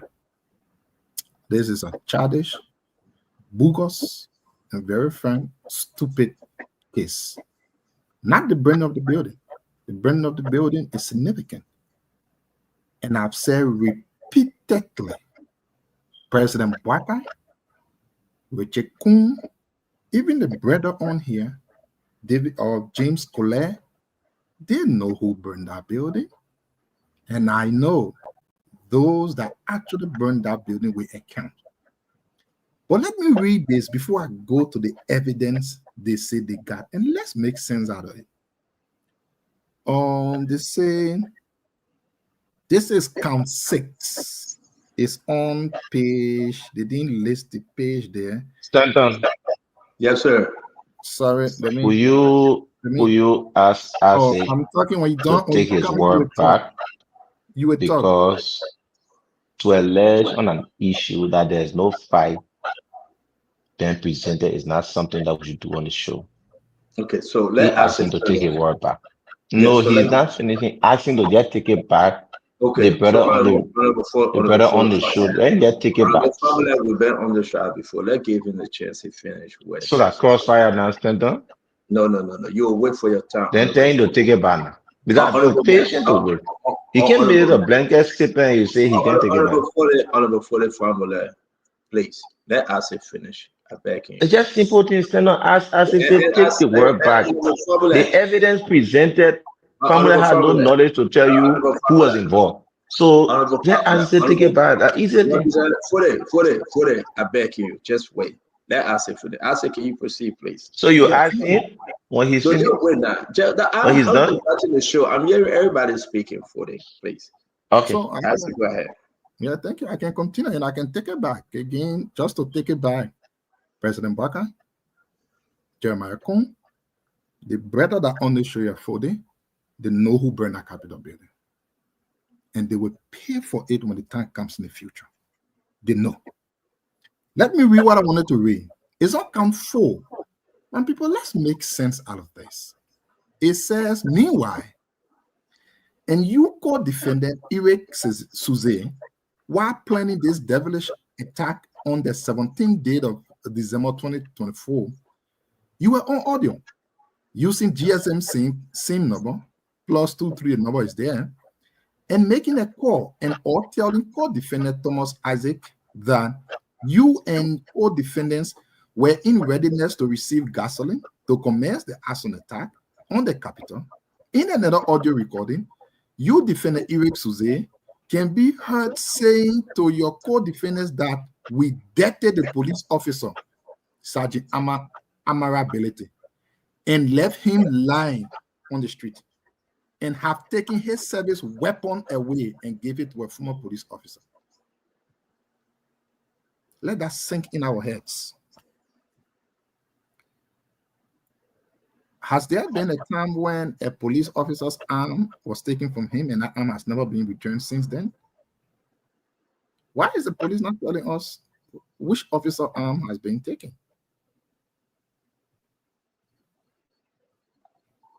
I mean, every officer with arm has a number. It is marked. It can be identified. So which officer arm was taken and never given to the officer?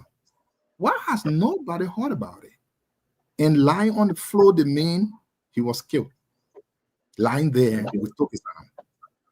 So somebody family member died from the police. That person so loved Liberia that they don't even cry. They didn't and Stanton, let me just end on one more thing. This is the evidence very quickly, please.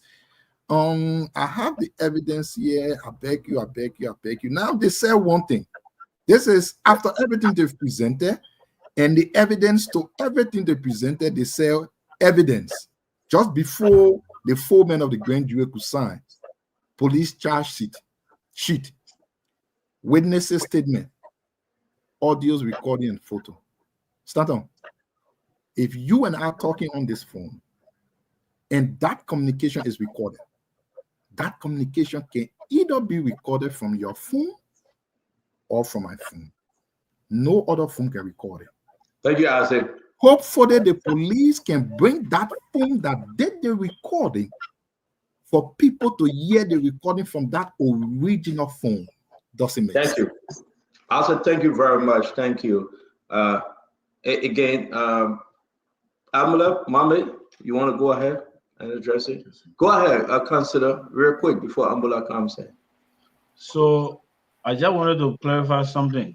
2 things I want to clarify. One, Uncle Sam said that 100 persons will go and buy gasoline to burn a building or burn a property or whatever the case.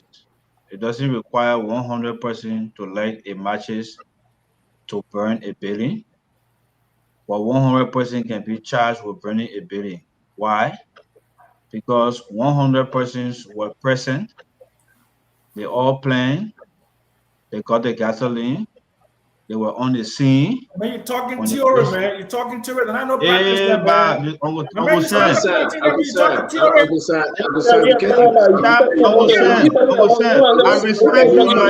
an economist. You are an economist. I respect you. Professor, respect me.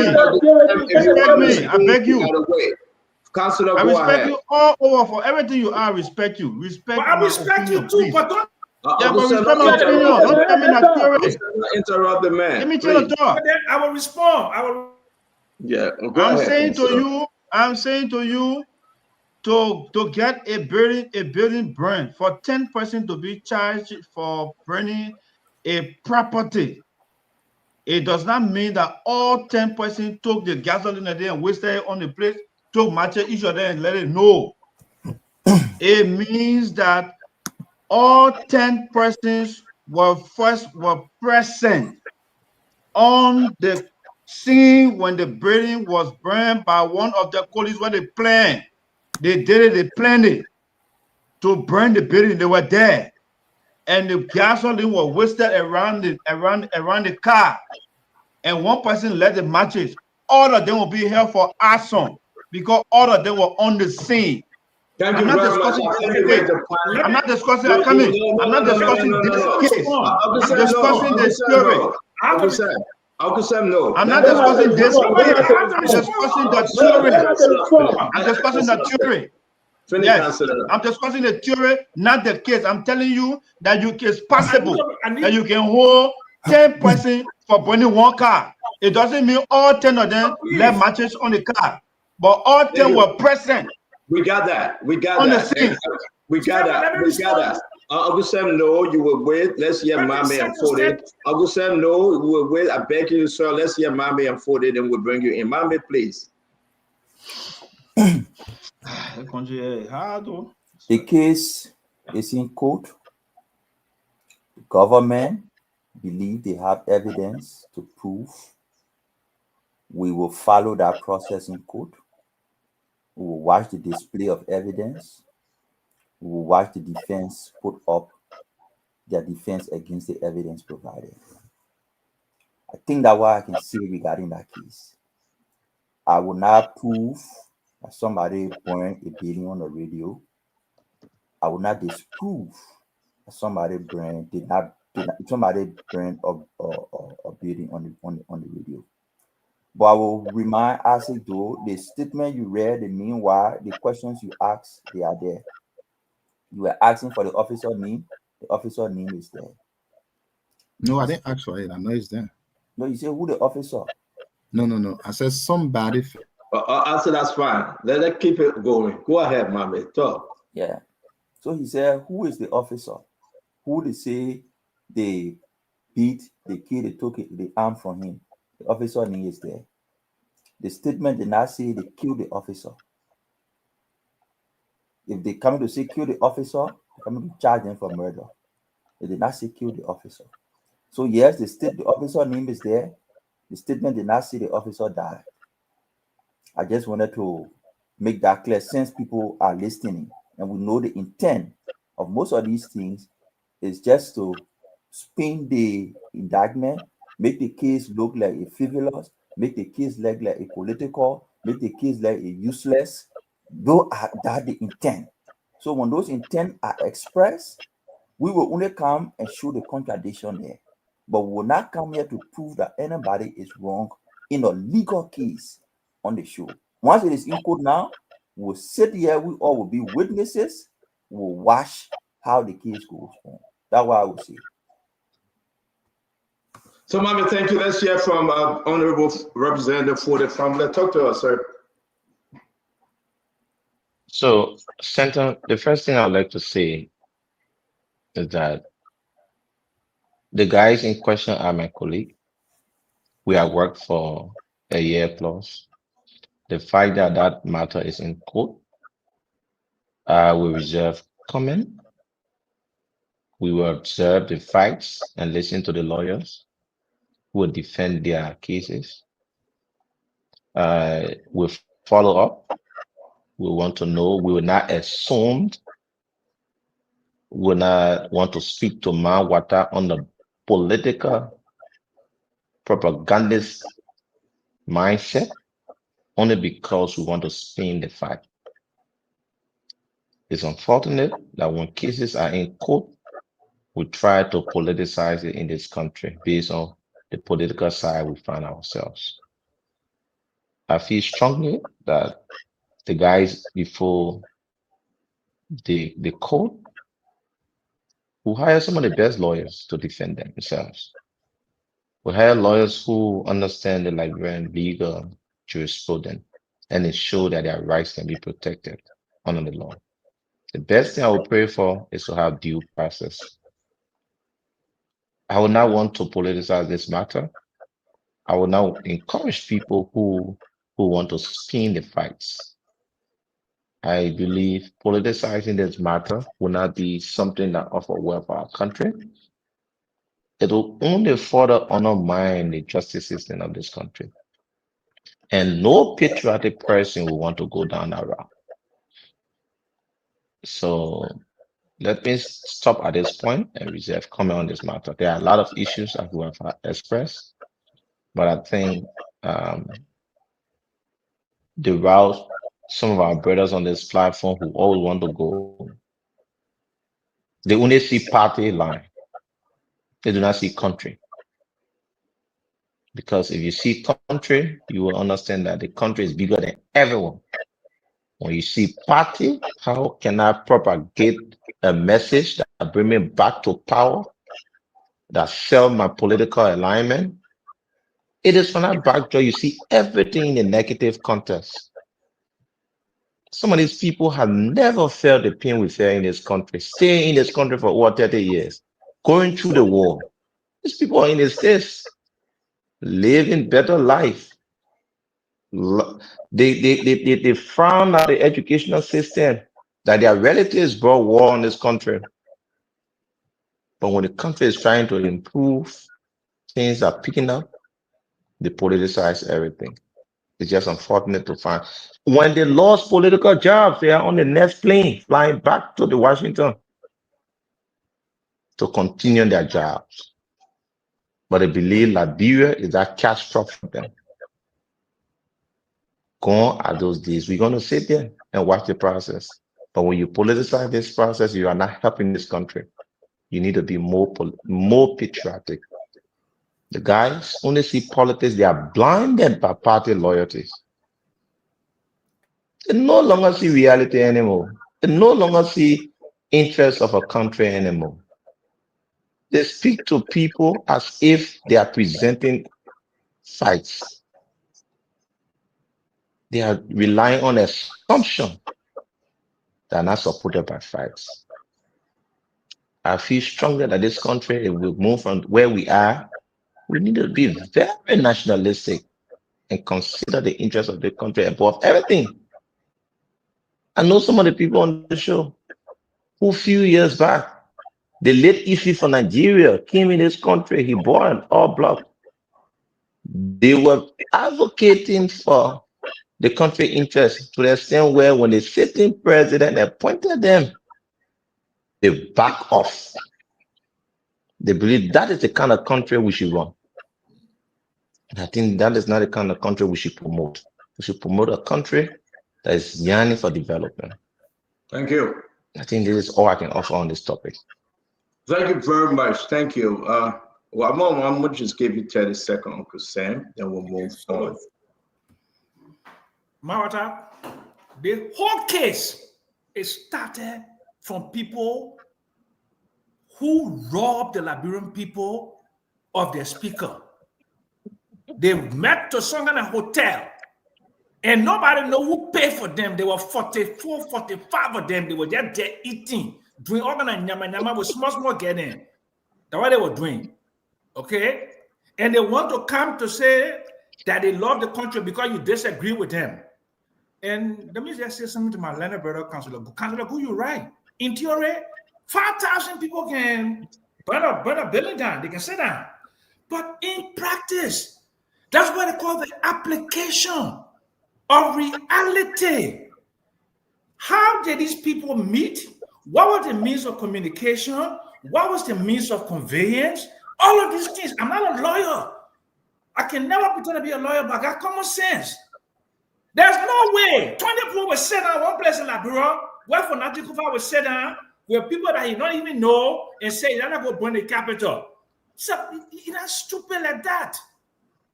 So y'all who sat down in a hotel owned by a Ghanaian that you give $6 million to for making bad moves, and y'all pay him for 120 days with our taxpayer money, that y'all have the nerve to come here and talk about patriotism?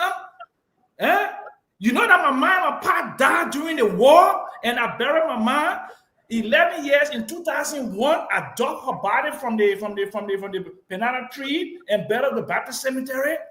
Nobody has a premium on patriotism in this thing. We are all victims of war. My pa died to parole. Thank you, Not saying, but there was some house there looking for food. I lost both my parents. I'm a victim of the war. My best years.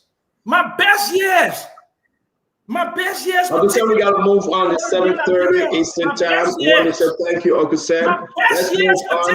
I want to bring other legs, Uncle Sam.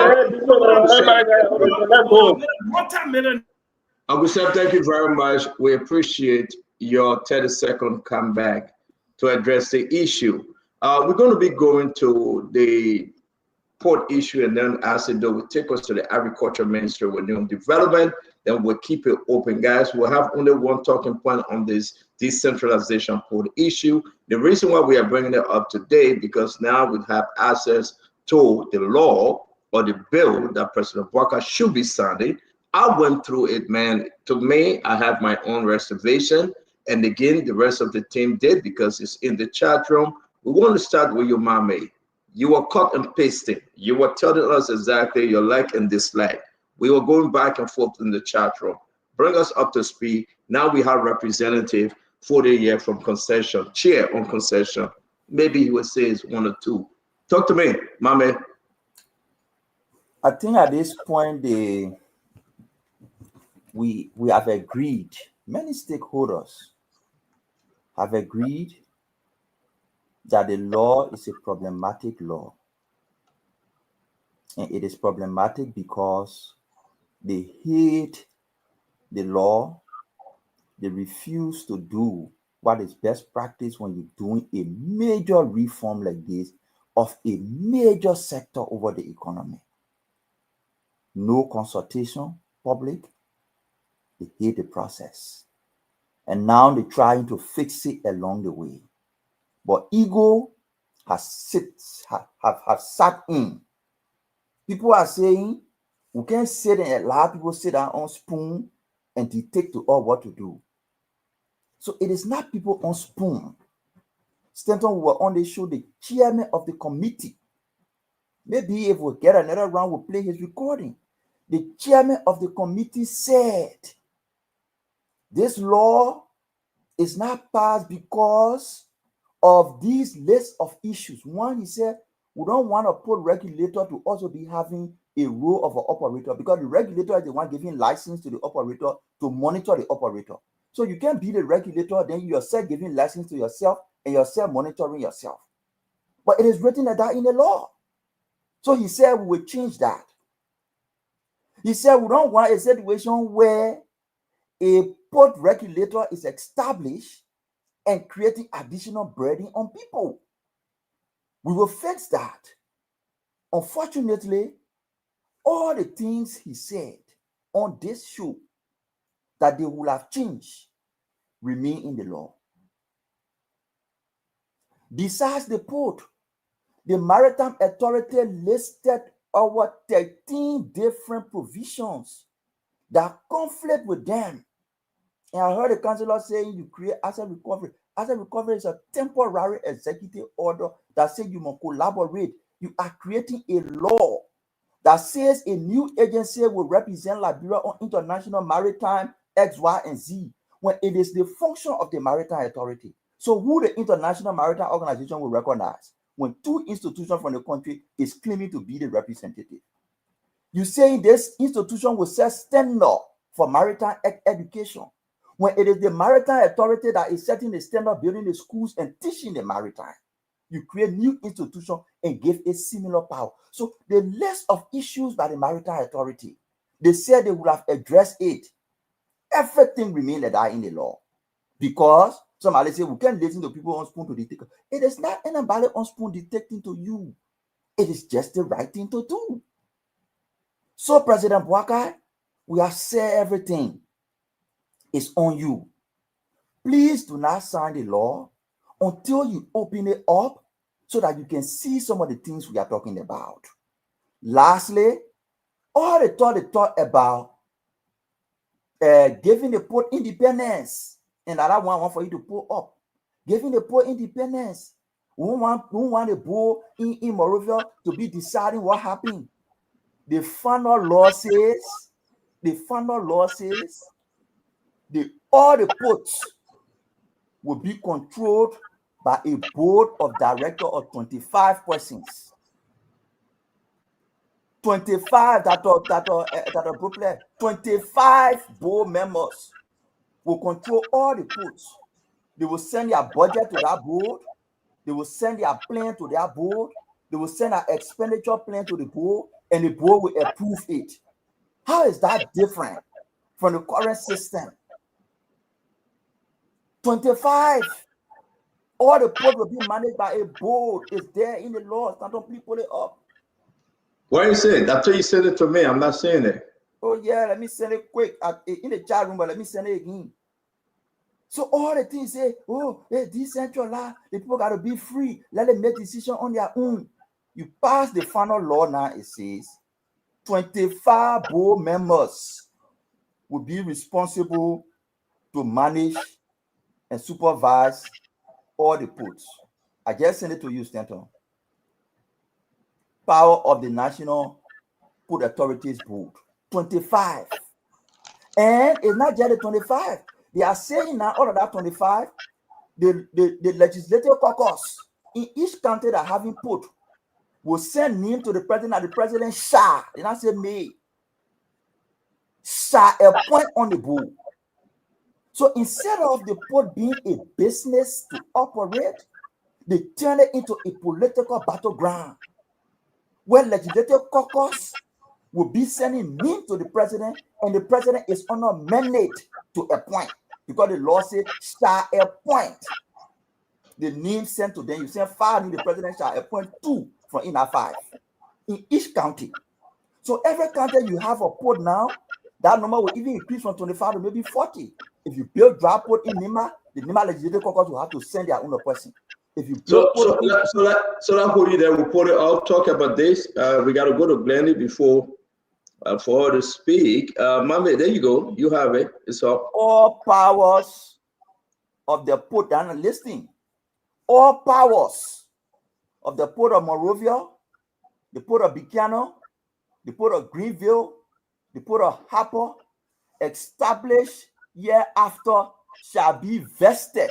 All powers shall be vested in the National Port Authorities Board. Isn't it the same thing we have? So what's your disagreement here, Mame? All powers. Who should have the power, Mame? I can't be. Let me just read the law first. And everybody here will be getting the feeling now. All powers of the port of Morovia, port of Bicano, port of Greenville, port of Harper, established herein shall be vested in the National Port Authority Board, consisting of 21 members. And it listed who are those members. That is the same arrangement you have now. The powers of the port are in the authority of the National Port Authority, except that the National Port Authority doesn't have 21 members. But the powers of those ports are in the National Port Authority. So you dismantle it, you create new institution, you put this up with the Let me you right there. Let me ask you some question here, because the back and forth texting in the chat room was too much for me. Let's agree with the 55.1 power of the National Port Authorities Board. I'm kind of confused on your argument, Mame, and thank God Uncle Sam, Dr. Bopler, the rest of the team, and the representative 40 is here. All powers of the port, you said that's the same thing. But they are not operating that as if it is the same thing. They are operating on a one National Port Authority. Do you have representative of each of these port counties members, caucus, on the board today? Central, the port doesn't have county members on board, and we should discourage that concept. That because they put no, but let me finish now. You answered that question. You said no, they're not. We don't have them, right? My question is, you have Greenville Port, Green Bay Port. The caucus going to meet, and the caucus going to send what? 2, right? Each 8 members, 2 members from each of the host county. So it means that Green Bay will send 2. But I think when you say all power, it means that you are excluding now. Are you excluding the president and the executive? Because let's look at A, the Minister of Commerce, Minister of Transportation, Minister of Finance and Development Planning, who shall be the ex-official members of the board. It's right there. It's right there. These are under the executive. 5 members at large appointed, additional 5 members coming in by the president. That's the executive. Don't you think the caucus then now should send in, should meet as caucus of that county in the interest of the county to do this, Mame? Are you saying, do we have it now? Or you say yes, no? I want to buy into your argument, but I'm not there with you on this one. Yeah, other people can, so I can, keep saying what I said. Other people can give their opinion, but my point I'm trying to make to you here is, you say you want to make all the port independent to operate on their own, make decision on their own, but your final law is saying all the powers of the port in those counties are in the board that is constituted now with 22 members. 21. It is the same system that is existing now. The powers of those ports are in the authority of It's not the same system, Mame. What the difference? The difference is the current board members of the National Port Authority does not have represented from those counties 2 members each. The system is the current board member does not have, like you see in the 21, they do not have 21 representative.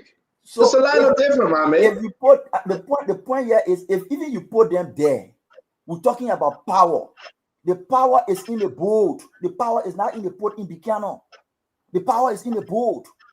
The power is not in the port in Grand Bassa. It's not in the port in okay, so it shouldn't be you and myself talking. Let's bring the other people in. You're quite correct. I know you're going to stand, but let's bring people in, because for this to go ahead and for us to just understand it better and Liberians listen to us. Dr. Bopla, I want to come to you. You speak on decentralization. We'll go to Councilor Boo. Uncle Sam, you're coming. Let's go to Dr. Bopla. Dr. Bopla, are you in line with our argument here? Just the board and its organization, Dr. Bopla? Stanton, I am totally for decentralizing of the port. I am totally for some degree of autonomy for the port. I think that's the best path to developing the port.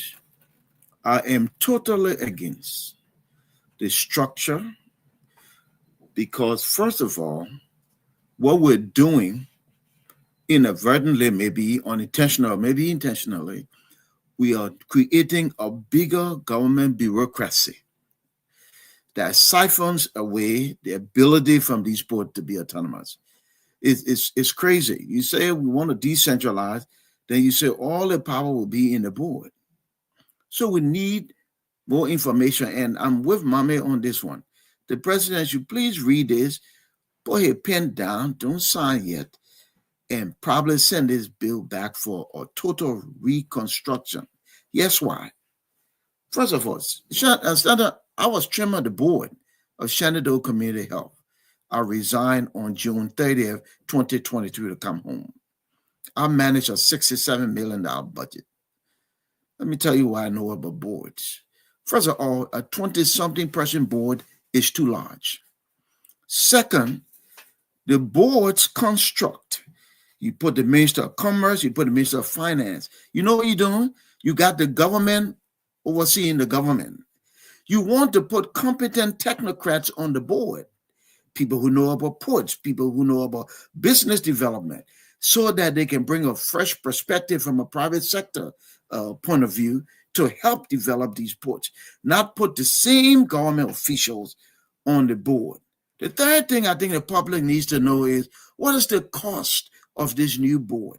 What are we paying them? Remember now, we're in a time when the arrest agenda should be paramount, right? We're trying to take care of education. We're trying to do sanitation. I haven't done much there. We're trying to do tourism. We didn't do jack in that area. But now we are appropriating. That's why we need to know what we're paying people. We're appropriating taxpayers' money to pay board members for a board that has all powers, which means we will tell you what to do, when to do it, to the measure we should do it, and then the funding will come by way of our approval. I think the construct is totally wrong, and it would defeat the purpose and the intent for which the board, the intent for which this law was at least set up to cause autonomy and authority at the local level. It will actually give the opposite effect. So you can't create this. This is more centralized government, and we don't need that. Yes, the other thing, when I was chairman of the board, what we did is we use existing structures, right, to minimize costs. You got maritime. You can say, okay, let's see how we can tweak this so that we can get oversight. You don't need to create a whole different structure, because in Liberia, unfortunately, when you create the structure, we all know what it means. You get your per diem, you get your check for board meeting, you get your gas slave, board chairman get your car, then the teacher in Bapulu got jack. The teacher in Buchanan got nothing, but you create another government parastatal that will not show us a bottom line that is bigger than what we got now. So we need to do the cost benefit analysis, show the public everything. How much we put inside the new structure, and how much we expect to get from the renovation, from the rehab of local ports. I think the whole thing from the structure standpoint is bad. I think the intent of decentralizing is good. Thank you very much. Councillor. Thank you.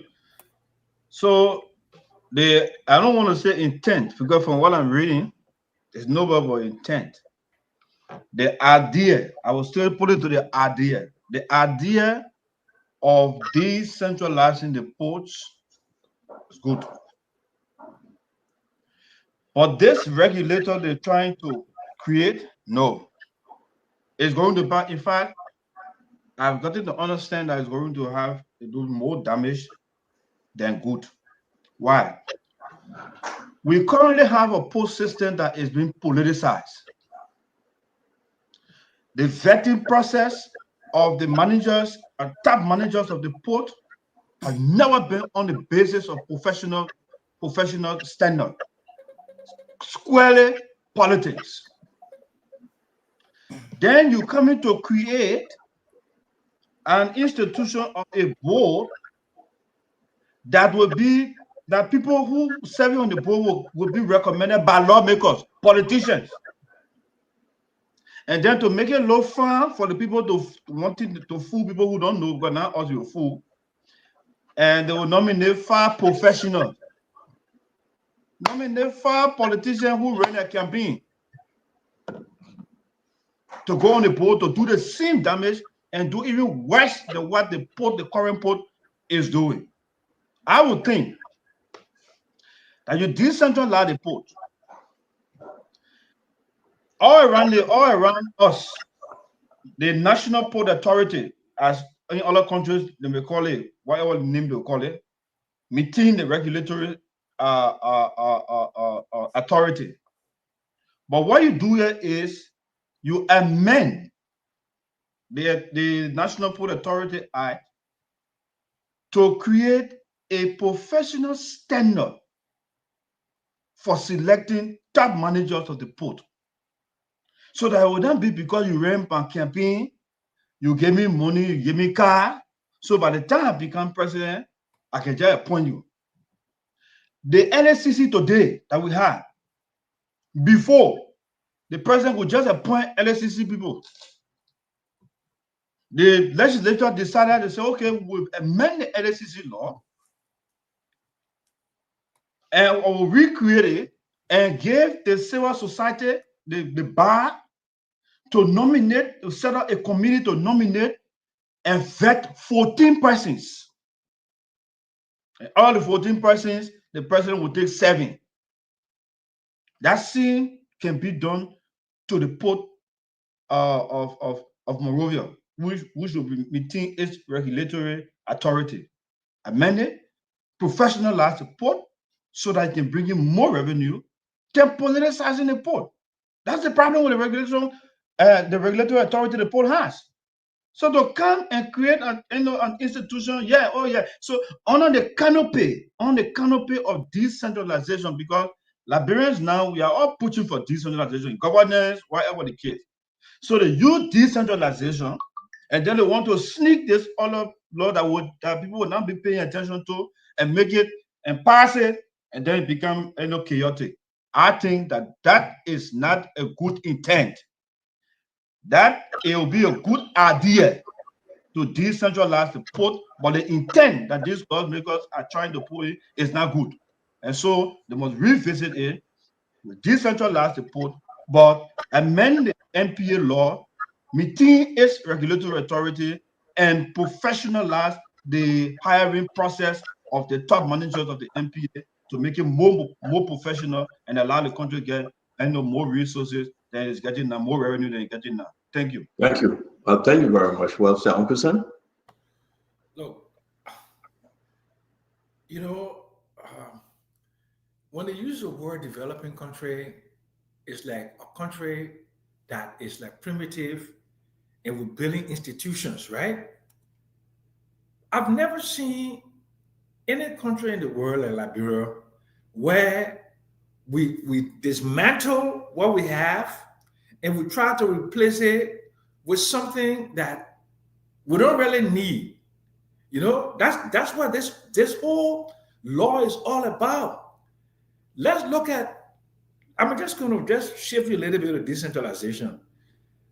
Liberal decentralization is like legislative caucus going to get money from concessions to build schools, social responsibility, all that thing there.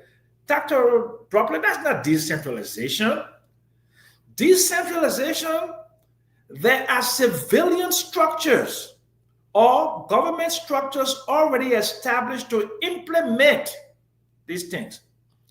At this present juncture where we are, this law does not serve our purpose. It doesn't. 25-member board, how many marine experts, port managers, business managers, and people who will be on that board? It will be their cronies again. The people from the United Party who didn't get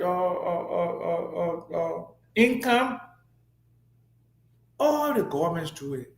My LNO president, the boards are used to give income to their friends who don't have any other means of an income. Therefore,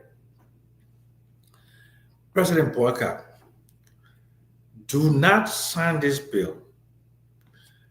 Please bring in a panel of experts, maritime experts, port experts, business leaders. Give them a time limit. Let them review this law.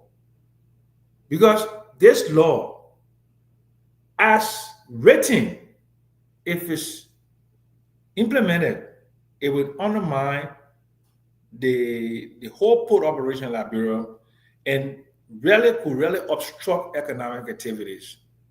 That's my position. I think you understand. I don't know if I'm sensing fear. I don't know if I'm sensing something other than fear here. But everybody got to say what he or she want to say. I like to get in argument with Mami and the rest of the guys, and I like to be standing alone sometimes. I see this differently. What they say, you talk about the board bringing 25 new members. It's something beneath this that I think the country should champion. If you say we have problem, can we tweak it? I'm coming to you, for it. Can we tweak it? Can we make it better? But yet and still, can we decentralize? So for it, let me hold you for last because you're the representative here. Let's go to Isaac, please. Isaac. Yeah. So Stanton, I know you were asking Mami what he meant when he was saying what he said. What Mami simply meant was that the main reason why they said they are breaking this law and they keep using decentralization is to take all of the powers from one place and carry it in the counties. But instead of doing that, they are breaking the same power back to other boards. So the simple thing is, Why are you taking it from one place, carrying it to another place? For what? And then the second thing, Sandon, you hear lawmakers say they will be recommending two persons, whatever persons, to the president. The caucus. Yeah, lawmakers. So if something were to happen and they're supposed to be playing their oversight responsibility, how are they going to be doing it? Is there not conflict of interest somewhere? When I say being a time in our country when lawmakers are so much interested in recommending people only because they won't get political power, can't you see that this thing is just about But what were you? But where were you? But where were you when the president said they should recommend the superintendent and the mayor of those district and counties? Let me end. Stanton. Well, because it's the president is given the constitutional authority to do that. But now you are having one branch of government that have their specific functions according to our constitution, trying to give themselves additional power from someone else because they want to appoint people. My man, Roma campaign will win that I will send to be the put wherever they be on the board. Start on.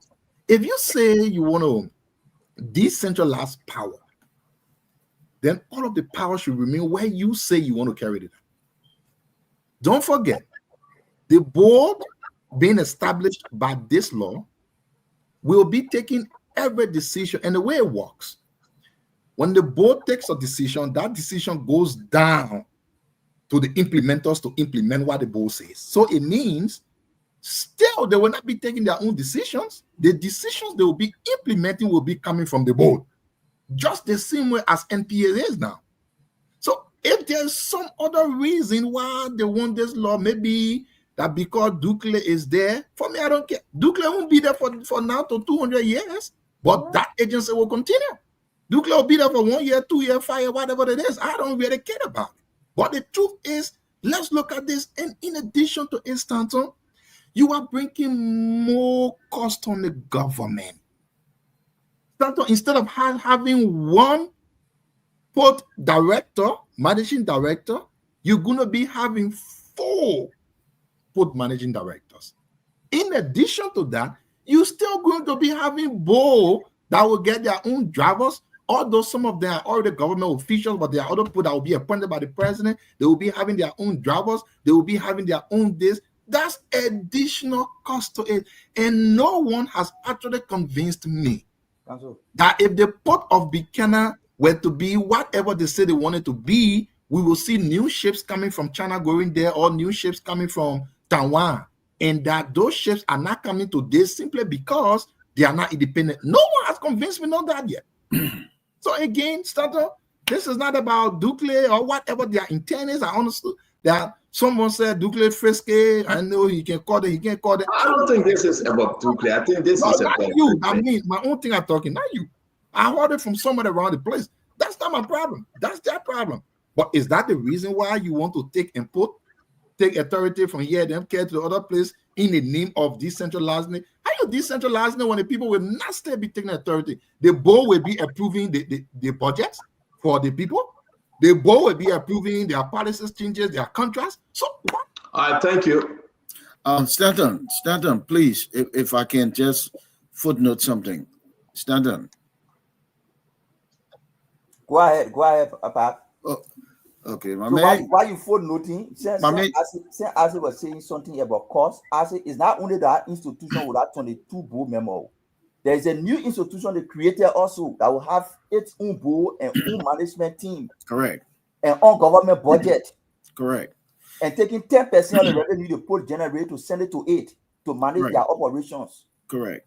So that means no, good point. That means you make it less likely that the education sector will get the desperately needed money, less likely that the health sector will get desperately needed money. But I wanted to share, because I was chairman of a large board.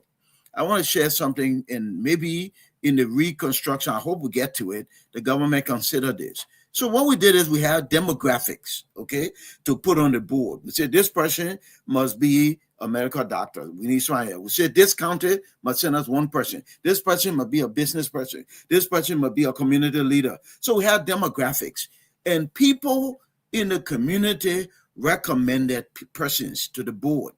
And then the board elected those persons. Okay, I think we should do the same thing. You say you want decentralized, then all the power stayed in a central place. You recommend people. We want a technocrat. We want a marine background. We want this. We want an educator. We want a businessman person. You get that demographic, a good mix. And the other thing is, I don't think the lawmakers should be representing anything. In the post-war era, I think one of the challenges we had is that the legislative branch, Isaac was saying something to that effect, he's right. We got the lawmakers into everything. If it is a county thing, why the people in the county through the executive branch can't recommend Yakwawu, Mapu, or Mayanowe? Why have to be the lawmakers again? It should not be the lawmakers representing. But Dr. Boble, I will interrupt you though before they come in, Dr. Boble. Do that. We agreed, right, that we can tweak all these different issues within the bill, make it look better. It's a beautiful bill, but it got flaws, right? Can we make this thing to perfection? Can we take it to that level? Now, can the lawmakers sit down and say, you know what? The people have a concern here. Let's tweak this. Let's fix this. But for us to overtly just say it's a bad bill, don't make it happen, that's my issue.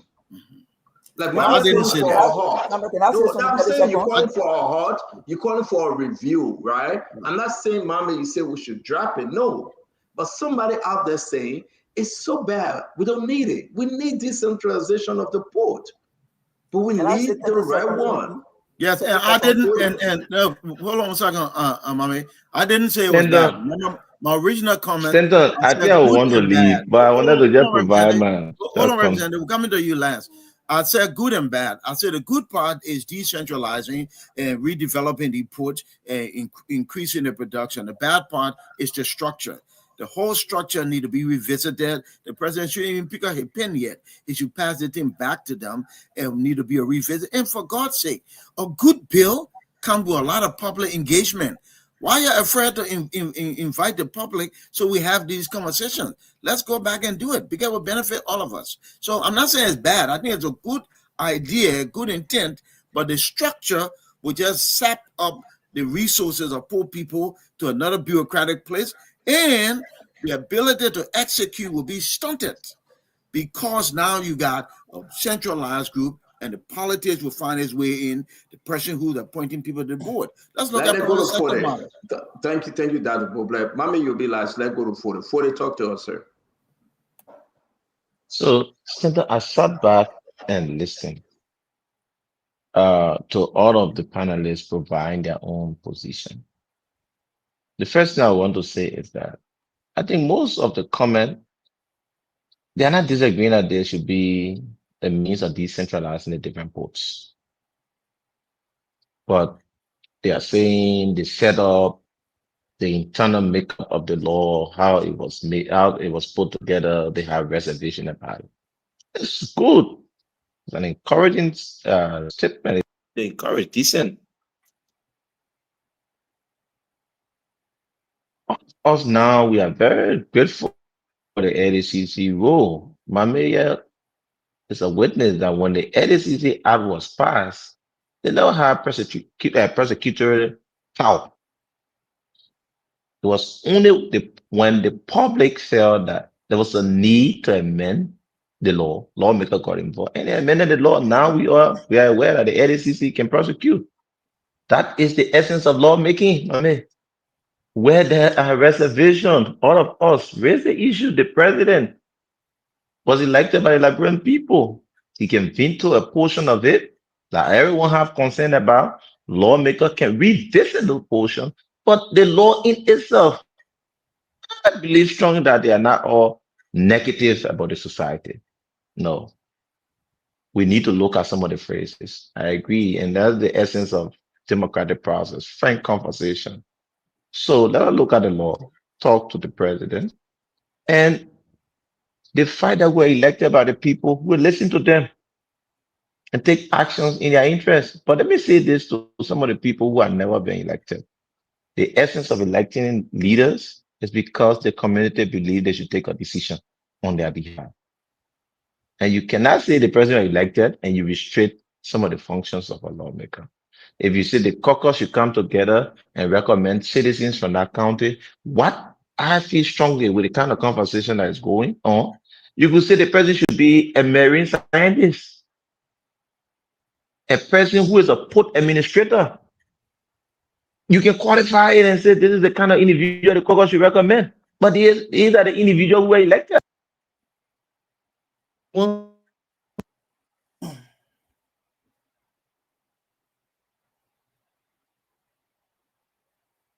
not hearing you. We lost the honorable. We can hear him. Hearing you, honorable. I think he's using headphones, so he What's we that? can hear you. We can hear you. Hello? Yeah, we're hearing you now. You getting me now? Yeah. Okay. So I said all of the comment, they are very fruitful. There are things that I believe will help make the law a better one. But there's a thought now that lawmakers are intending to decentralize the poll. Let us encourage that. Let us make it better. Let us encourage the president and other things that we are not seeing. Because, mama, let me say this to you. Where I said, if I write 6, you will see it as 9. That's how you see it. You're just not wrong. Up to the point where we can have a consensus. We can stay in the same place and say, this is what I'm seeing. Let us encourage somebody dialogue and talk to the president and say, look at this area, look at this area. But I believe in all sense, the law is not just generally a bylaw. It's something that there's an eye.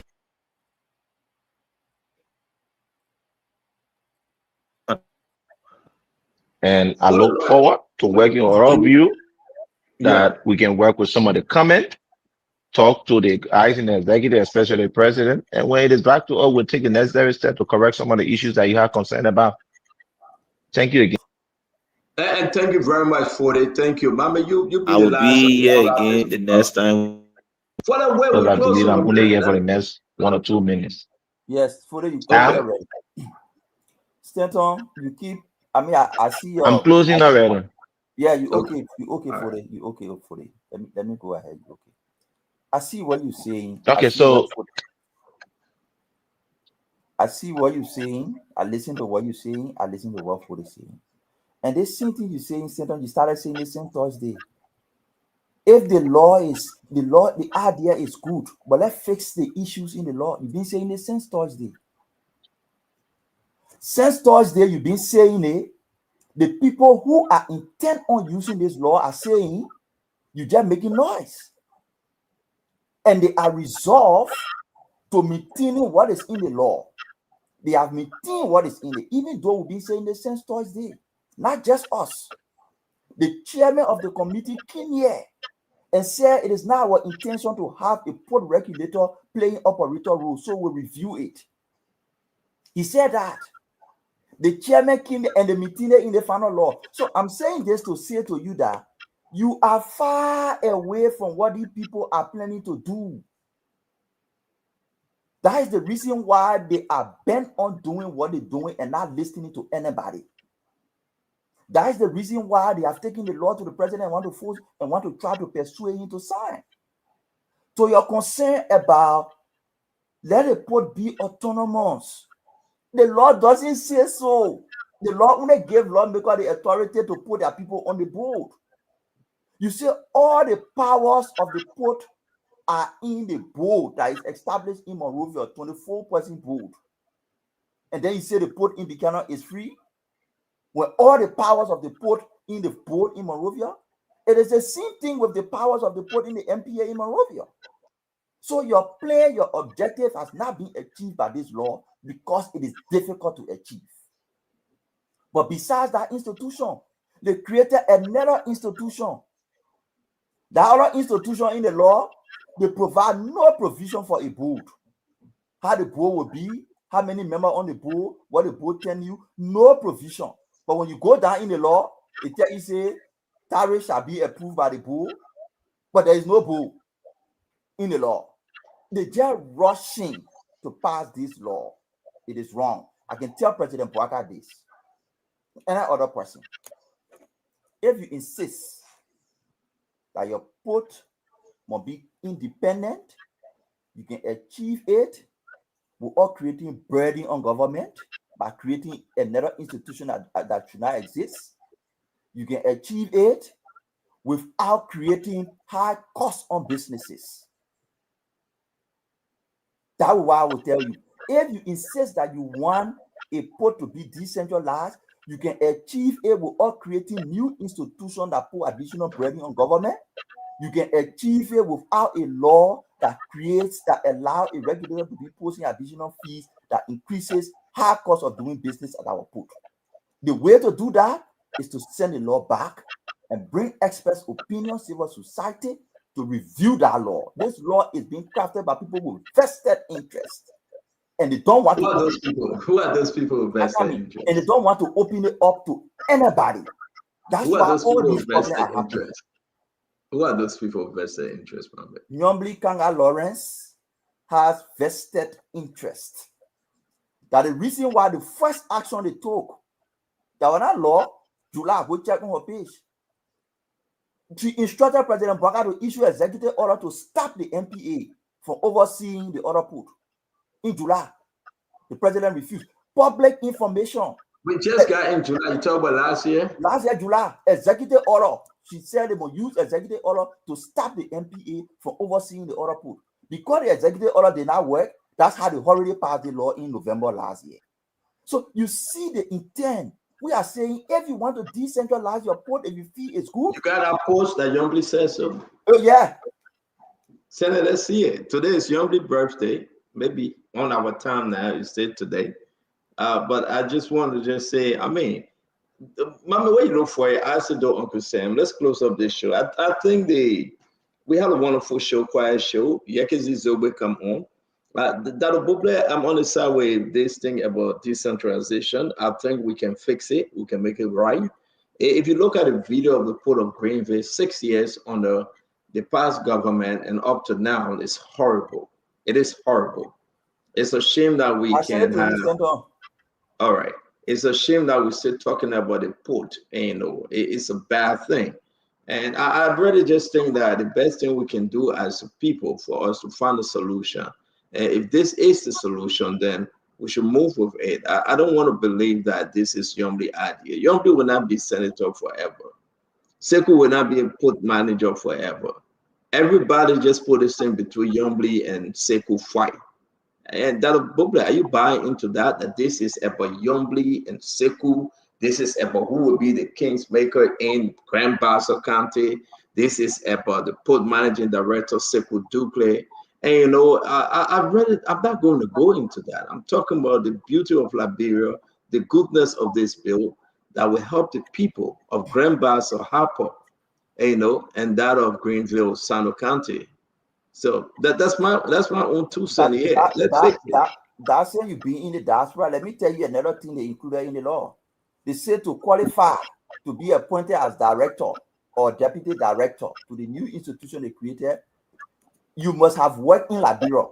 If you have not worked in Liberia, you can be expert, maritime expert, you come from OSA, you not qualify as per the law. Why you want to do that? You have capacity, OSA, Liberians. You want to come home and you create a law and say, hey, the only people qualified to work there are people who have worked in Liberia public service. So if you work in international public service as a maritime expert, you're not qualified to work to that institution as per the law. All right, so is this Yombly? I'm sorry, Dada. Is this Yombly page, man? Or somebody just put a picture or something? The Senate committee has advanced plenary Liberian Senate to recommend to the executive branch of government the issuance of executive order on the National Port Authority control over other ports. That's the Senate. That was July. How do you transform, how do you break apart a major institution just by executive order? How does the transition work? How do you separate them? We saw the separation of Ministry of Finance and LRE. We saw the process systematic, how long it took, the different things that were done. Ministry of Health and MPhil, we saw systematic process, how long it took, the different things that were set aside. Up to 18 months they were doing it. They want to say, they issue executive order. Yeah, but she came back now and they got a bill. So even the bill doesn't have a timeline. The bill doesn't have any timeline for transition. Man, y'all don't be joking with us, man. Man, we're having a conversation here, my man. I So mean, that you you stand understand? on, look, that you stand. I mean, the people Yeah, who behind it writing this type of bill, they will not be joking with us. That's not how you yeah, write you bill. know, sometimes we have to disagree to agree. So another government can come by, right, and just change this thing if it doesn't. That's good. If it's not in the interest, right, another government can come back, right? I said, though, let's hear you. Let's close the show, and I want to say to all of you, thank you for joining us. We're going to close this program to be continued. My own thing here, quickly, I like the fact that we discuss on the coming of President Jose Yimabwaka to the United States. I also like the fact that we talk about the indictment that was unsealed today, whatever indictment that was concerning Speaker Jay Funati Kofa, the former, and that of the rest of the guys. Yeah, but And don't just you can come, baby.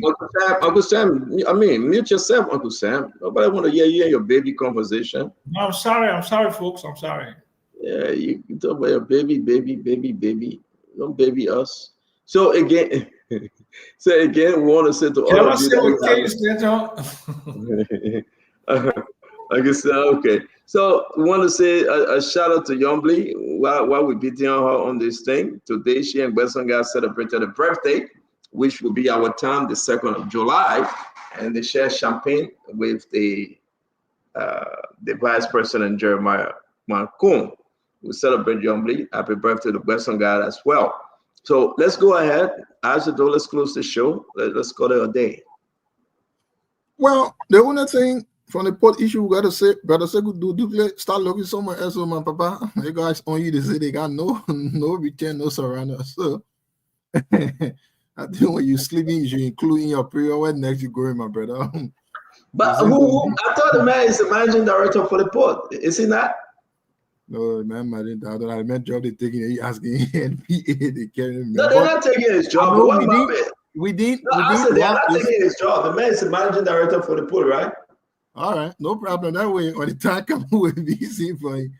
So I know we didn't get to touch one of the topics. Let's do it about as I beg you. We're going to touch it today. But just to pass on it, and tomorrow, hopefully, it becomes one of our first discussions. The CDA, the Cooperative Development Agency of Liberia. We've been investigating a couple of things there, and we've got a lot, tons of information of the highest level of corruption that can exist in government. And I think that place is rotten. It's really rotten. And if you say something is really rotten to smell, it's one of the places. And the only thing that comes to my mind when you think about places like that, like those, in the past, you didn't really hear these places' name. Those were like quiet places, cool, that do things, make their things happen.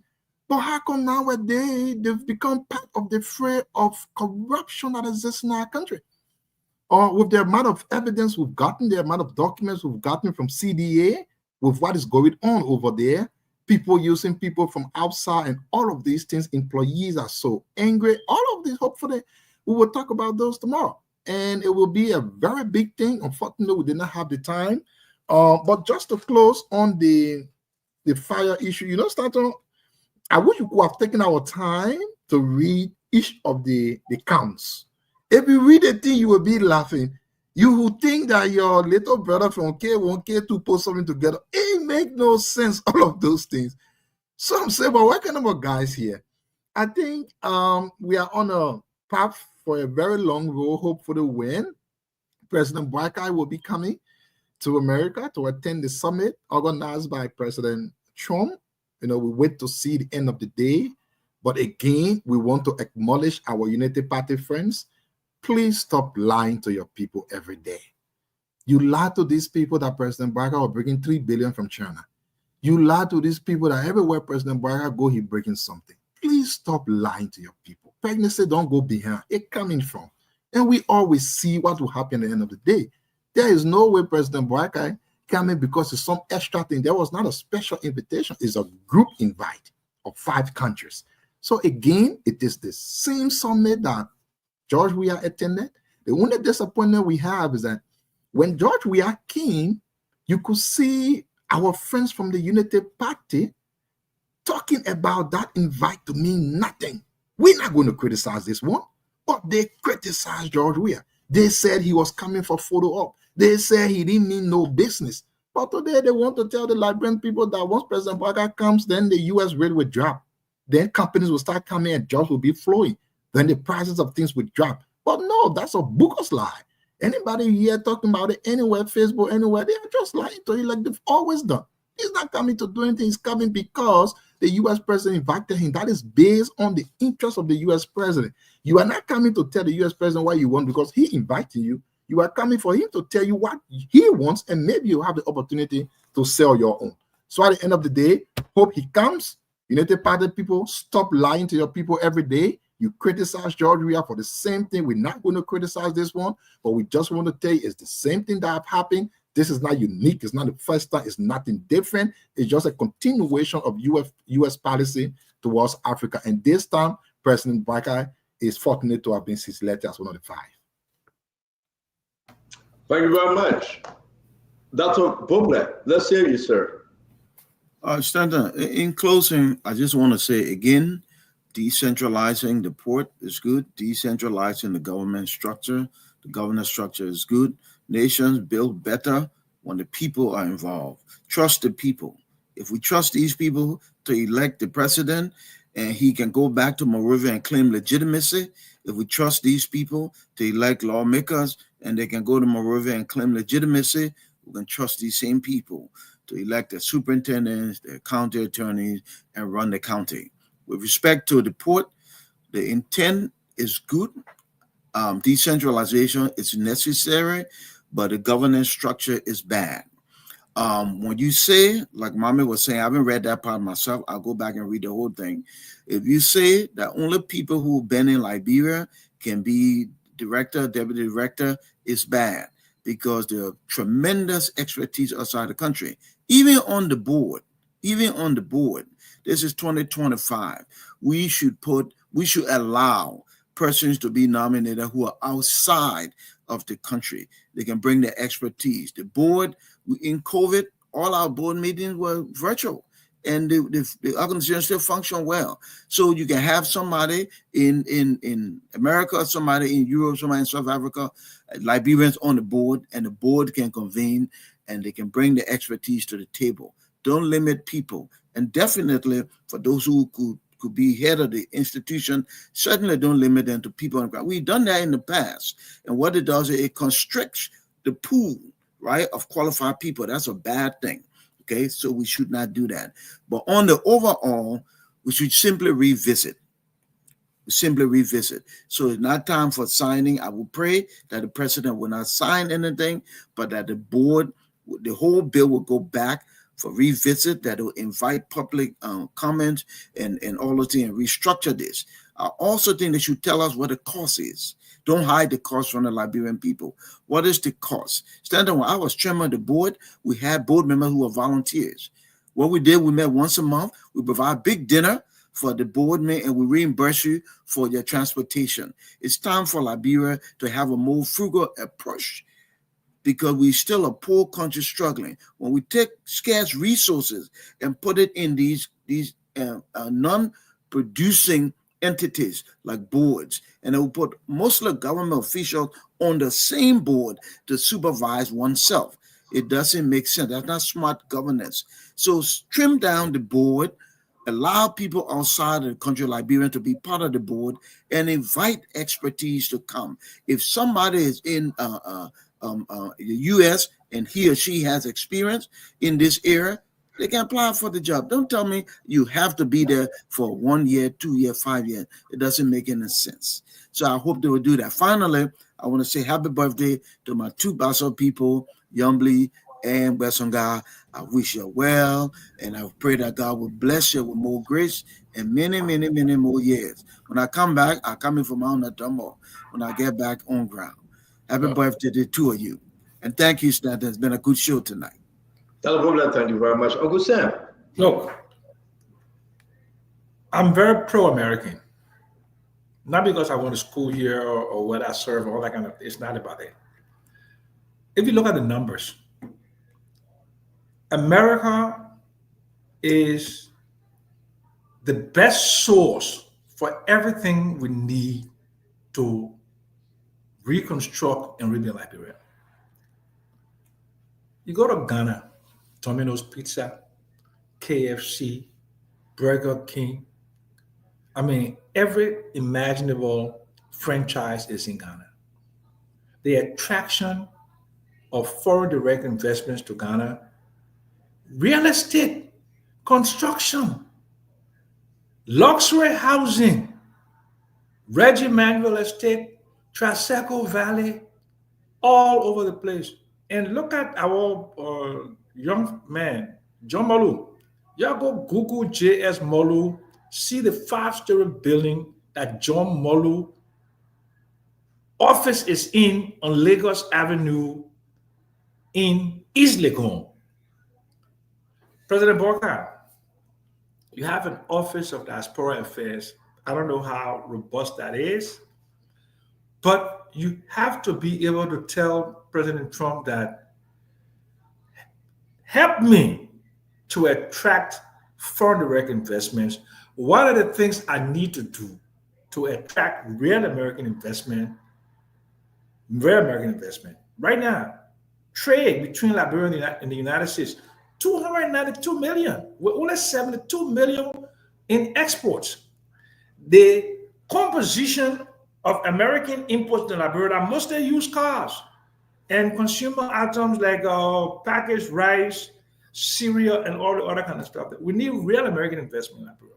We need American money in the banking system. 9 banks, 93 branches, a total of only $1.3 billion in asset, and I'm not saying liquid asset.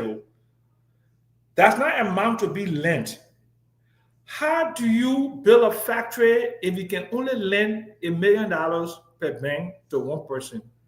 How do you build a subdivision or a real estate thing if you cannot borrow the money from the banks within the country? The only way to do it is to attract that money from outside. Lastly, security. The region is unsafe. If you look at in the north, the Sahel region there, you see Niger, you see Mali, you see Burkina Faso. The influence of Wagner needed to sit down with Americans and to plan a security plan and to do a security plan which will include a U.S. naval station or Americans on the ground. Cote d'Ivoire, French Legion, they've been in Cote d'Ivoire. The reason why Abidjan was not destroyed during the war is because of the presence of French investments and French citizens in Cote d'Ivoire. We need to have a new model of engagement with the United States of America. This thing about this conference, it uses a specific word, commercial diplomacy. Commercial diplomacy means trade, not aid. We, $800 million, Dr. Brooklyn and Stanton, $800 million a year come into Liberia from the diaspora, and mostly like 90% from the United States. If we could only harness $100 million a year for projects in Liberia, you see what it would be? So, President Boga, I'm begging you, let's come with a new mindset to engage America on this commercial diplomacy so we cannot do the ancient thing like the Firestone, the Lamco, and then we don't even, Dr. Problem, we don't have an American bank, an American insurance company, American financial services in Liberia.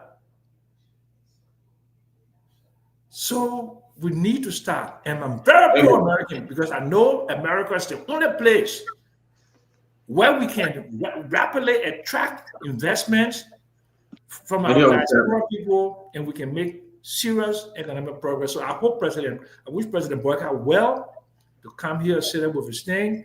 And please don't be intimidated by Donald Trump. He's a lot of muff, but I believe he's about business. And if Liberia can make the case, Donald Trump will listen because he likes money. Let's put a Trump Tower. Thank you, Uncle Sam. Let's put a Trump Tower in Buchanan. Why not? Thank you, Uncle Sam. You don't have electricity there, so let's just wait. Mommy. Tell him to bring an independent power producer. Thank you, Stanton. Good show. We look forward to the president's meeting.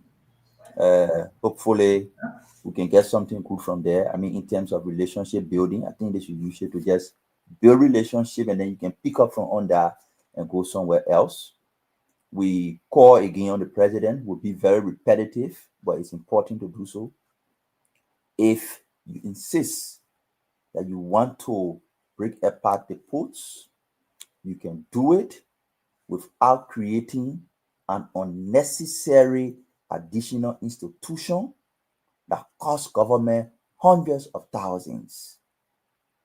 You can do it without creating a situation that puts unnecessary additional fees on business people at the port. The first step to preventing you from separating your port in ways that it create chaos, the first step to do that is to open this law up for expert review, extensive consultation. That's the first step. A lot of things in the law bar. I just saw another provision that the ports will be reporting to the Joint Legislative Committee the same way like the GAC is responsible to report to the committee. Port reporting to the Legislative Committee. They will supervise. They say the committee shall supervise the port. Akaro kept saying that thing. I was not really picking on. They are really just that.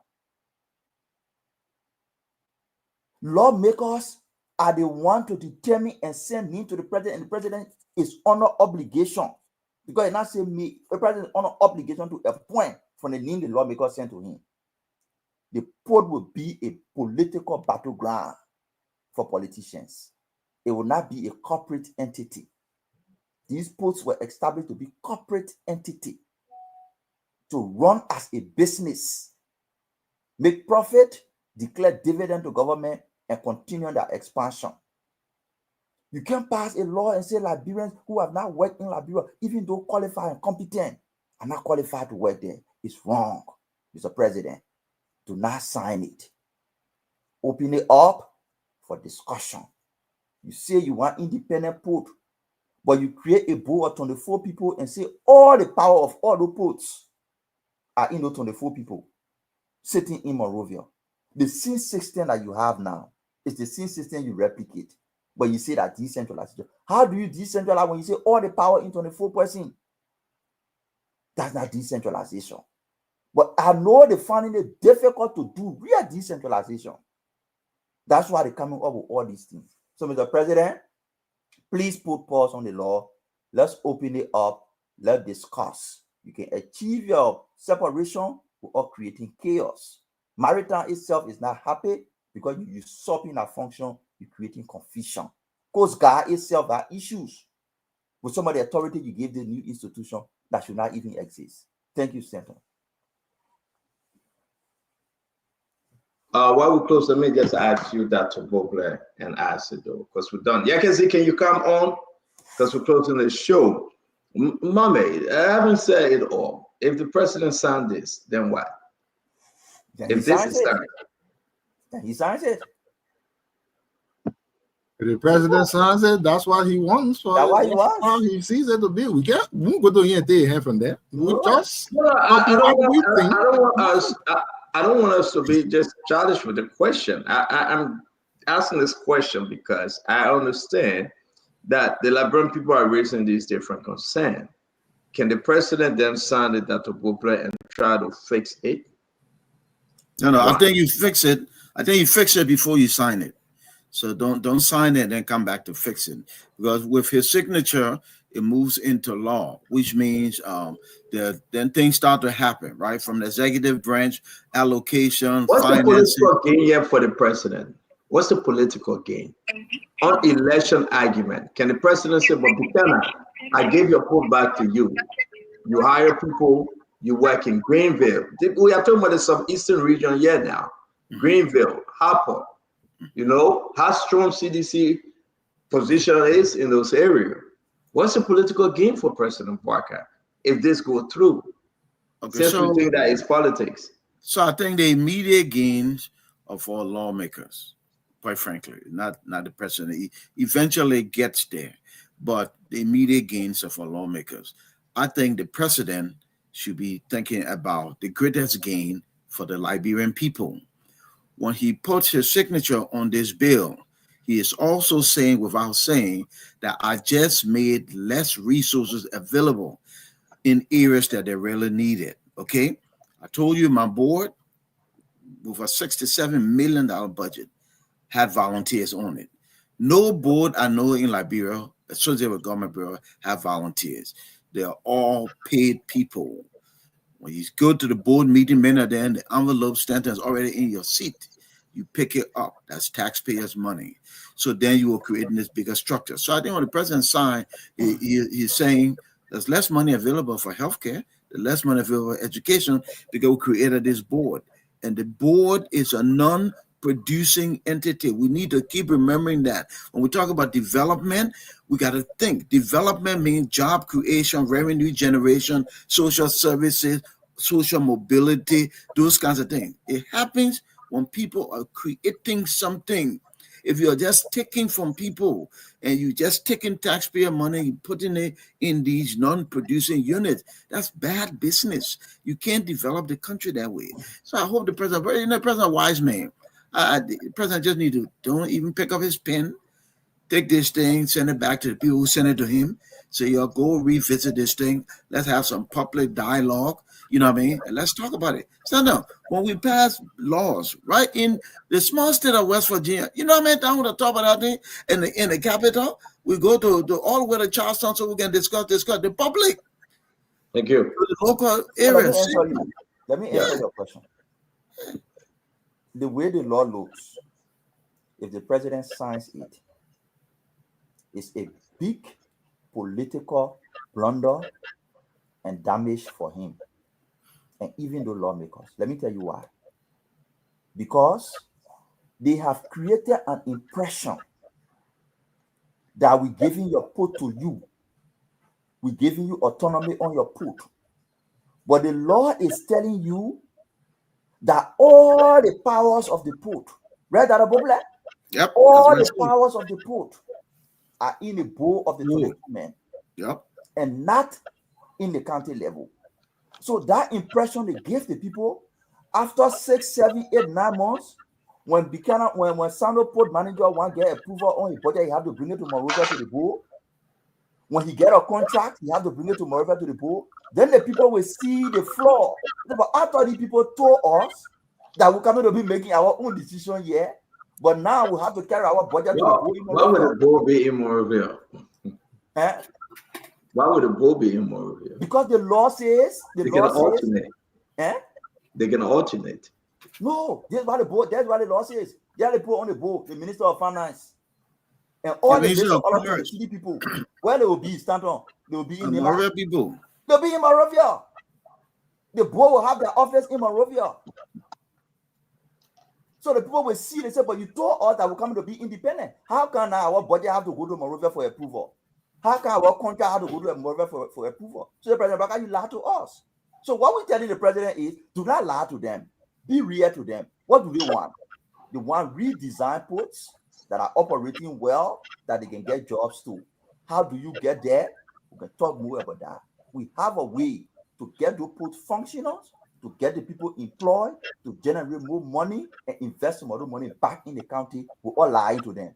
So big continue. Want to say thank you very much, Abula Mambe, Dr. Bopla. Thank you, Dr. Bopla. Let's talk before you leave. Again, I want to say to all of you, it's very important to have you on Spoon Talk. Have a wonderful evening. Good night, and God bless you. Dr. Bopla, God bless you, my friend. I want to say to all who have many followers, to the producer in studio, Yekiazi Zogwe, thank you very much for producing tonight. To all of our sisters and brothers around the entire world, Zukat Jr., Magnus Cassell, Roden Solomon Glay, Gabriel Wyman, Stephen Gold. Again, Stephen, how many times you want to come in here? We want to say to all of you, it's so good having you. It's so good talking to you. It's so good that you're part of this great conversation concerning our port, concerning the indictment, concerning President Walker visiting the United States, and the United States President, how you call him, Jose Yimabwaka will be meeting Donald J. Trump. Through it all, we bless you. We say have a wonderful evening. Come back, join us tomorrow, Thursday, the 3rd of July. Don't forget, July 4th is on Friday, and don't forget, July 26th is coming up likewise. May God bless you. May God keep you. Good night.